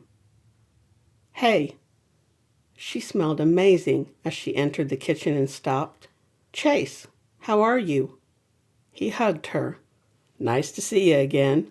Thanks for making those cushions for the boat. Boat cushions? They confused Alex. Had they spent time together? I ran into Chase at the fabric store, Rose said as she pulled out dishes. It's nice out. Shall we eat outside? Sure. Alex was distracted by the fact she knew his brother and hadn't said a word. The fabric store? Alex opened the drawer where they kept the cloth napkins. I was lost. The sales clerk tried to help me, but it was hopeless. Then I saw Rose. She'd heard me asking for boat stuff and stepped in. He grinned. She saved me from making a complete idiot of myself. Rose took the pizzas from Chase. Don't let Dog out until we're all seated. I'd hate to lose the pizza, too. She touched Alex on the arm, her gaze lingering. I made cushions and pillows for his boat, that's all. The customers loved them. They said the boat needed a woman's touch. Chase held up a 6-pack of beer. Ready? As they went outside, Rose leaned close. Do you want time alone with your brother? I can eat inside. Don't be ridiculous. We'll all eat together. Chase talked about his fishing charter business, how he'd rebuilt the boat himself, built the business from the ground up. As he talked, Alex wondered where the money had gone. It didn't sound like Chase was rolling in dough. His brother charmed Rose, making her blush and laugh, and making Alex jealous of his own brother. Rose insisted on clearing the table. When she came back out, she had made ice cream tacos. Wait, are those tacos? For ice cream? Chase looked at her, a hand over his heart. Leave my brother and marry me, tonight. She rolled her eyes. They're just ice cream on a waffle shell, nothing special. Then she kissed Alex on the cheek. And I'm rather attached to this one. Alex sat up, filled with pride. She'd picked him, declared it. Now he had to find the right time to tell her that he was in love with her. Chapter 15. Chase wasn't dating anyone. All he'd say was that things hadn't worked out with the crazy woman he'd been seeing. With the high season over, he had more time, so he and Alex went fishing, looked for turtle nests on the beach, and reconnected, catching up on years. Most nights, Chase ate with them, bringing groceries or apples from the farmer's market when he stopped by. One night, she heard them talking, heard Alex tell Chase, "My father never let marriage stand in the way of dating. Who knows how many half-siblings we might have." Alex told her the money Chase inherited went to take care of his mom when she found out she had lung cancer. He'd even sold the house on the marsh and instead rented a condo on the marina. They came in from playing fetch with Dog on the beach, all of them smelling like the ocean. Dog had a huge piece of driftwood in his mouth. Really, in the house, she knelt down to pat the dog. "Don't make a mess." Alex snorted, turning to his brother. "He'll chew it until there's nothing left but little bits of wood." He tugged on the log, making the dog shake his head. "I'll clean up the mess." Chase laughed. "I thought cats ruled the house they inhabited, but I think Dog here is in charge." His brother hugged Rose. "No cooking tomorrow. I'm bringing shrimp." "Sounds delicious." She watched Alex walk his brother out. He'd been lighter since they'd reconnected. Did he realize he hadn't mentioned his scars in over a week? Chase was good for him. The next day, Rose had gone into town to run errands and left her phone on the counter. Chase said he'd cook the shrimp not to worry. He liked butter with his seafood, but Alex liked cocktail sauce. There was none in the pantry, so he looked online for a recipe. He wanted Rose to enjoy her day off. "We can make cocktail sauce, right?" He looked at Dog, sprawled out in the middle of the floor. The tail thumped once, but the dog didn't move. "How hard can it be?" Alex had spent the day cleaning out the attic. He was hot and stinky, so he ran upstairs to take a shower. When he came back down, he wanted to swear. "You would have thought I'd learned by now." Dog licked his chops and yawned. "You're not even sorry," Alex accused. The ketchup he needed for the sauce was on the floor, empty, the plastic bottle chewed in half. Normally, Dog was well behaved, but with food, he was a master thief. Alex thought the poor animal never knew when his next meal would appear, or he'd lost the food to a bigger, stronger dog. In time, he hoped the dog would realize there was plenty of food and he'd never go hungry. "We'll keep this between us. Rose doesn't need to know," he told the dog as the animal wagged his tail. While Alex was looking at recipes, the tablet died. He went to get his phone and found it too was dead. Rose's phone had 10%, but he didn't know her passcode. Dog had chewed 3 chargers over the past few days. Instead of having Rose pick up a couple while she was out, Alex had hidden the evidence in the trash. He'd buy replacements tomorrow. She never really got mad at Dog, but Alex thought they should stick together as the only males in the house. His laptop was on the 3rd floor, but he didn't want to run up to get it and risk Dog figuring out how to open the refrigerator. The beast watched them every time they opened it and took out food. It was like he was studying how they opened the magic box where food appeared. He looked in the pantry and found a bottle of chili sauce. "We'll wing it. I think I remember the ingredients." Alex turned on the small retro radio. Rose kept it tuned to a 70s station. As an ABBA song came on, Alex sang along and Dog howled. "Hey, I'm not that bad." Dog barked. The chili sauce went into a bowl. Alex added Old Bay seasoning, then opened the refrigerator. He took out the horseradish in a jar and the bottle of Worcestershire sauce. A bit of this, a bit of that, and then he tasted the mix. It needed more horseradish. He liked his sauce with some kick. Alex got a spoon and tasted the sauce. "That's good."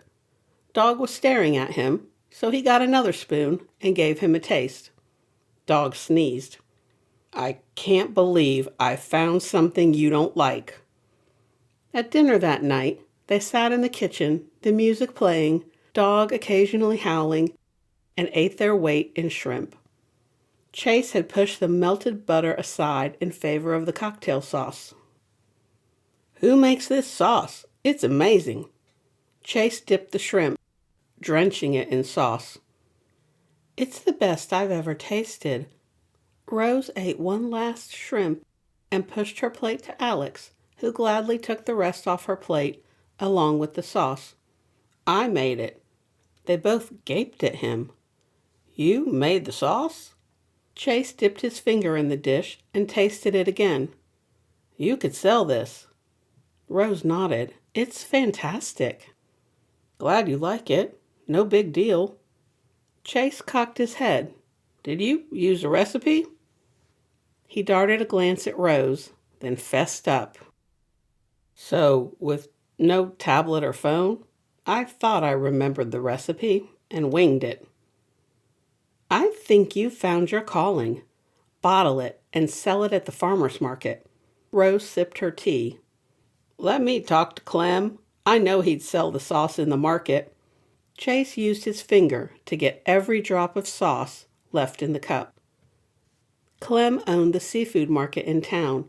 They did a brisk business with all the fresh seafood. Alex hesitated. "You're not just saying that to make me feel good. You really think the sauce is good?" "It's amazing," they said together. Chase cleared his throat. "Can you replicate this?" "I think so." "Let me take a jar to Clem." Alex got up and took the small jar from the refrigerator. "This is all that's left, but I remember how I made it." He gave it to his brother, a tiny kernel of hope igniting within. "I have news." Alex bounded up the stairs and into the space they shared on the third floor, followed by Dog, his nails clicking on the wood. Rose made a duvet for Alex's bed to protect the comforter, since the dog loved to sleep in the bed with him. She checked the zipper and held it up. "Me too. I finished your duvet. I put in a zipper instead of using buttonholes." "It came out great. Thank you." He hesitated a moment and then pulled her to him, his lips meeting hers. "I thought you didn't want to kiss me anymore. Things have been off between us." The words slipped out before she could hold them in. "I'm an idiot. I want to kiss you every day, multiple times a day." "Everything's right between us again?" "As rain." He picked her up and twirled her around as she laughed. "Good. Now tell me your big news." "First, Dog now has a name." Rose stepped back from Alex and went to the dog, who was watching them from his place on the sofa. She'd put down an old beach towel on one side of the sofa where he liked to sleep. "Bandit." The dog lifted his head, tail wagging. "I like it." Rose grinned and patted the animal. "It's a perfect name for you." He licked her hand. Alex was practically vibrating off the floor. "What's the other news?" She sat on the sofa next to Bandit, stroking his ears. They were soft and silky, even with all the old bumps and scars. "The cocktail sauce is a hit. Clem said he can't keep it in stock." He knelt in front of her, taking her hands in his. "I might have finally found something I'm good at." "I'm so glad. I hope it's a huge success." "Let's go out to dinner." He pulled her into his arms. "Really?" "To that place on the beach. We can take Bandit with us." She was proud of him. It would be almost empty, mostly locals, but it was a huge step. "Give me half an hour to get ready." The month passed quickly, with Alex gone every day, working on his cocktail sauce. Rose missed him being around the house, but she was happy he'd taken the big step of being around other people. Things had happened so fast. There was a commercial kitchen half an hour away for budding entrepreneurs where Alex worked on his sauce. She'd designed the label as he learned how to make commercial-sized batches of the sauce locals and the few visitors to town couldn't get enough of. Best of all, Alex had named the sauce Bandit Cocktail Sauce in honor of the dog Alex had rescued and had in turn saved Alex. A portion of every sale would go to the shelter. The sauce sold by the bagful. The fall visitors took it home to give to friends. Then the day came when some big food guy on vacation with his family bought a jar of the sauce at the market. The man's brother was the CEO of a huge food conglomerate, and the next thing Rose knew, Alex was dressed in a suit, prepping for a meeting. My, oh my, the man could wear a suit. He looked like he stepped off the pages of a magazine, his scars faded and barely noticeable. It seemed like months, but it was the middle of November when Alex found out the company wanted to buy his sauce. They made him a staggering offer, and after the CEO had heard the story of how Bandit sauce got its name and met the namesake, he committed a portion of the profits to go to the local shelter and shelters at a national level. There was a write-up in the paper and interviews on the local news station. Rose was there, cheering him on, Bandit at her side. The dog didn't like to be left alone, so they took him almost everywhere with them. When he was left alone, he usually slept, but sometimes he lived up to his name and they came home to chaos. Like the time they came home and found 3 strange dogs in the living room, chilling with Bandit. Chase came and identified the dogs, recognizing them as he laughed, picturing Bandit leading a parade of dogs from the marina to the house. The dog had figured out how to use his nose to press down on the level handle and open the back door, which they rarely locked. That story made the local papers too. Alex had been out fishing with Chase. They'd had good luck. His brother said he'd cook dinner if it was okay with Rose. They agreed on a time for dinner, and Alex and Bandit were walking to the truck when Allison floated out of a big black Mercedes. "Alex!" She waved at him. Bandit leaned against Alex, watching and wary. She rushed up, then stopped, looking at his face. "I saw the news clip. You sold some kind of food." She went on without waiting for him to answer. She'd always been like that. How had he stood her? She was annoying and rude. "It was a lot of money. That much I remember. At least you can afford plastic surgery now to fix your face." She looked at Bandit. "What is that animal? It's hideous." Bandit hid behind Alex, a low growl emanating from him. "Don't insult my dog," he warned her. "What do you want, Allison?" "Are you going to make me stand here where it smells like fish?" What was she up to? He sighed. With Allison, it was easier to let her say what she wanted and then send her on her way. "There's a place nearby. We can have lunch." He went to the truck. "That ratty old thing is yours?" Allison sniffed. "My driver will take me. I'll meet you there." But before he could turn to get in the truck where Bandit was waiting, she launched herself at him, yanking his face to hers. Rose bought flowers at the store to celebrate Alex's good fortune. Soon it would be too cold to ride her bike. She'd had Earl on the lookout for an inexpensive car. Alex said she could take the truck whenever she wanted, but she wanted her own vehicle to come and go as she pleased this winter. She had worn jeans with a cream-colored cotton sweater and her favorite low boots. As she pedaled past the marina, she saw Alex's truck parked in the lot. He must still be with Chase, but as she rode past, she saw the big Mercedes. It was like Pedaling through molasses, Alex's back came into view. He was locked in an embrace with a woman who was kissing him as if her life depended on it. Wait, she recognized the woman. It was the ex-girlfriend, the actress. As soon as his fortune changed, Alex had gone back to his ex. She bet he'd be going back to his old life. Poor Bandit, forgotten in the truck, head out the window, was looking at Alex. The dog saw her and let out a happy bark. But before Alex turned around, Rose sped up and turned the corner. On autopilot to the house, she thought about what she'd seen. Everyone eventually cheated. Her mom, Jude, Alex.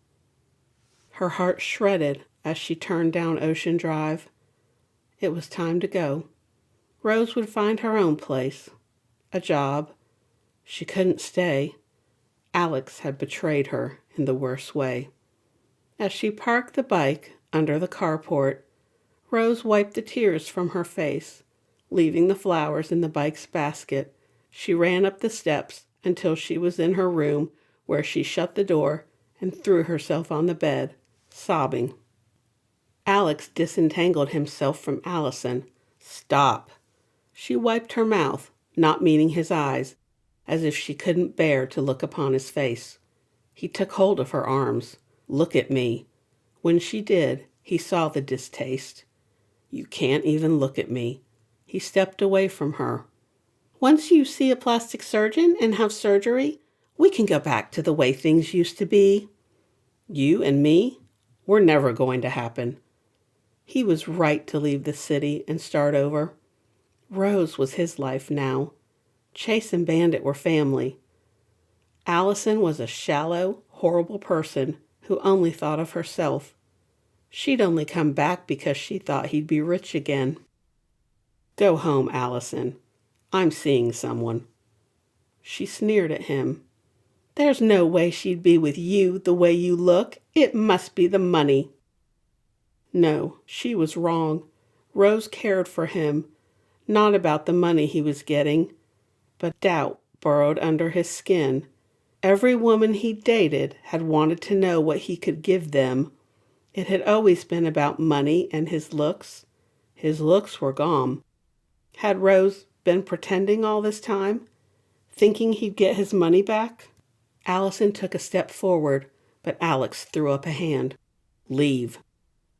She huffed. You'll regret this. I won't come back again. He opened the door to the truck. Hey, boy, let's go home. You're too ugly now anyway, she screeched as he drove away, eager to get home. Her appearance had been a sign. Today was the day. Alex would tell Rose he loved her. On the way home, he pulled into Stack's. Displayed in the window was the new book Rose wanted. It must have come out today. He was looking at a book on the history of the area when he heard them. Forget him, Carrie, the brunette said to the redhead. The other woman sniffled. I can't believe Chase would leave me for her. What kind of a name is Rose? Are you sure? Doesn't she live with the brother? They hadn't noticed he was standing on the other side of the shelving. The redhead blew her nose. They sure looked awfully cozy together. Oh, honey, I'm sorry, the brunette consoled her friend.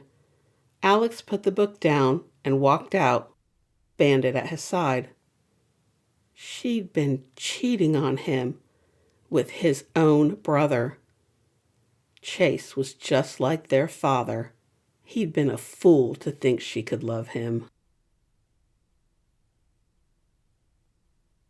Chapter 16.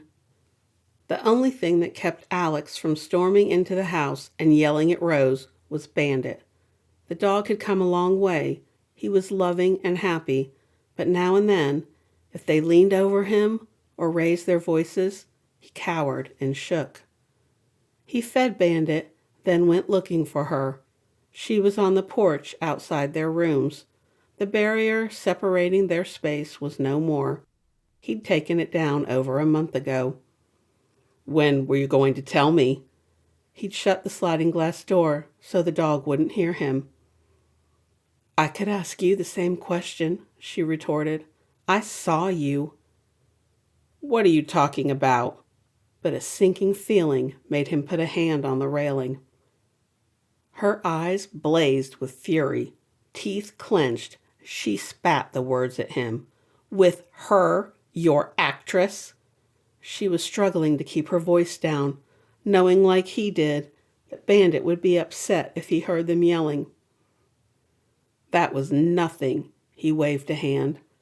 "I want to know how long it's been going on." "Nothing?" She pushed him. "Kissing your ex is nothing?" Rose took a step back from him.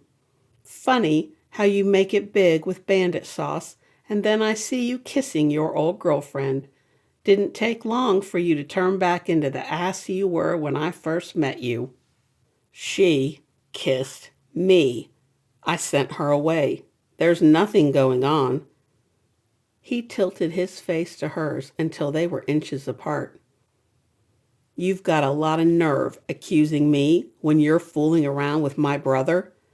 Alex panted, his hands clenched into fists at his side. "What on earth are you talking about? Did you hit your head?" Rose narrowed her eyes at him. "I heard in town how cozy you and Chase have been, how you stole him from his girlfriend." He leveled the accusation, daring her to lie to his face. Bandit scratched on the door. Alex took a deep breath, getting his emotions under control as he went to open the door. The dog went between the two of them, softly whining. "It's okay, Bandit. Your mom and I are just having a discussion." The dog went to Rose. She put her arms around the dog, whispering to him. When she stood, her eyes were red and there were tears on her cheeks. "After watching my mom cheat on my dad and hurt him over and over, I would never be so cruel to another human being." She spoke softly, the anger draining from her face as her shoulders curled inward. "But I never cheated on you. Chase is like a brother to me. We were planning a dog birthday party for Bandit with all his dog buddies since no one knows when he was born. We decided it would be fun to have it on Thanksgiving." She opened the sliding glass door to her room. "You know better than anyone not to believe gossip you hear around town." "Rose, wait." She wiped a tear from her face. "I quit." Before she shut the door, she stood back, letting Bandit in her room. The traitor. It didn't take Rose long to pack. No matter how much she wanted to throw things, she kept her anger and hurt in check so she wouldn't upset the dog. Bandit laid half in, half out of her suitcase, and as she packed, he'd pull the clothes out so she'd have to repack. When she sat on the bed, crying, he licked her face, his scarred body pressed up against her, offering her what comfort he could. She pressed her face into his coat and sobbed. By the time she rode into the parking lot of the sip-and shop, Rose was worn out and tired from balancing the bike with the suitcase and tote bags strapped to the back and the front basket. "Hazel." "Rose." Hazel pulled her into a hug. "You're frozen solid. Come sit and I'll make tea." We." She hung her head. Hazel pushed a box of tissues across the table. She wrapped a blanket around Rose and then disappeared to the kitchen. When she came back, Rose had thawed out. She was hollow inside, drained. Hazel pressed the steaming mug of tea into her hands. "What happened? Was it that floozy?" She curled up in the chair across from Rose. "Earl saw her roll into town. One of his fishing buddies called and said she was lying in wait for Alex." "Oh, Hazel," she cried. "I've made such a mess of things." "I closed the shop. Tell me what happened." "I heard Rose is staying with Hazel in her guest room." Chase stood back and looked at the house. He'd shown up with a group of guys a few days after Rose quit, paint and brushes in hand. By then, the news was all over town. Earl told me, so did Mabel, and then they proceeded to tell me how to fix things. He snorted. They can't even admit they're in love with each other. Why should I listen to them? Alex groused. He gingerly touched his nose. Broken. Again. With his black eye, Chase didn't look much better. Alex had left Bandit at home and had gone to confront Chase. They'd ended up brawling on the dock, would have fought until they couldn't raise their fists, except they lost their balance and fell into the water. Chase was as stubborn as Alex, if not more so. After they talked, Alex knew he'd overreacted. Bandit had been moping around. The dog had taken to sleeping in Rose's bed. A birthday party for Bandit? What's next? A costume for Christmas? Chase took the sign from Alex, climbed the ladder, and hung it. The freshly painted Gull Cottage sign looked good against the house. The bright blue had been the right choice. It was Rose's idea. She told me how Bandit's been bringing his friends to the house. We thought it would be fun. Chase scratched his chin. Who am I to argue? Come on, think about it. That mean-looking big baby of a dog surrounded with his doggy friends, eating cake and steak. Talk about living your best life. I'm sorry. Alex put a hand on Chase's shoulder. I'm such an idiot. I know you'd never fool around with Rose. I overreacted. Rose is like a sister to me. He pulled Alex in for a hug. I'm hoping she'll be my sister-in-law if you don't screw things up worse than you already have. He turned serious.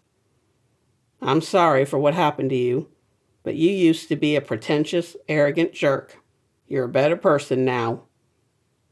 Pretentious and arrogant? Alex arched a brow. You forgot, filthy rich and entitled. Bandit came trotting down the street with an even uglier dog by his side, if that were possible. It was a mutt, too many breeds to call it any one type, its fur matted and dirty. I've seen that dog before. Chase covered his nose. I have too. He's a stray, gotten good at evading animal control. The dog sat by the door to the house. Alex opened the door to let them in. Chase whistled. You better hope Rose doesn't find out you let that dirty, smelly mutt into her clean house. She might come back and kill you. For the first time in the week since she'd left him, Alex smiled. One can hope. Chase lowered the tailgate of the truck and handed Alex a beer.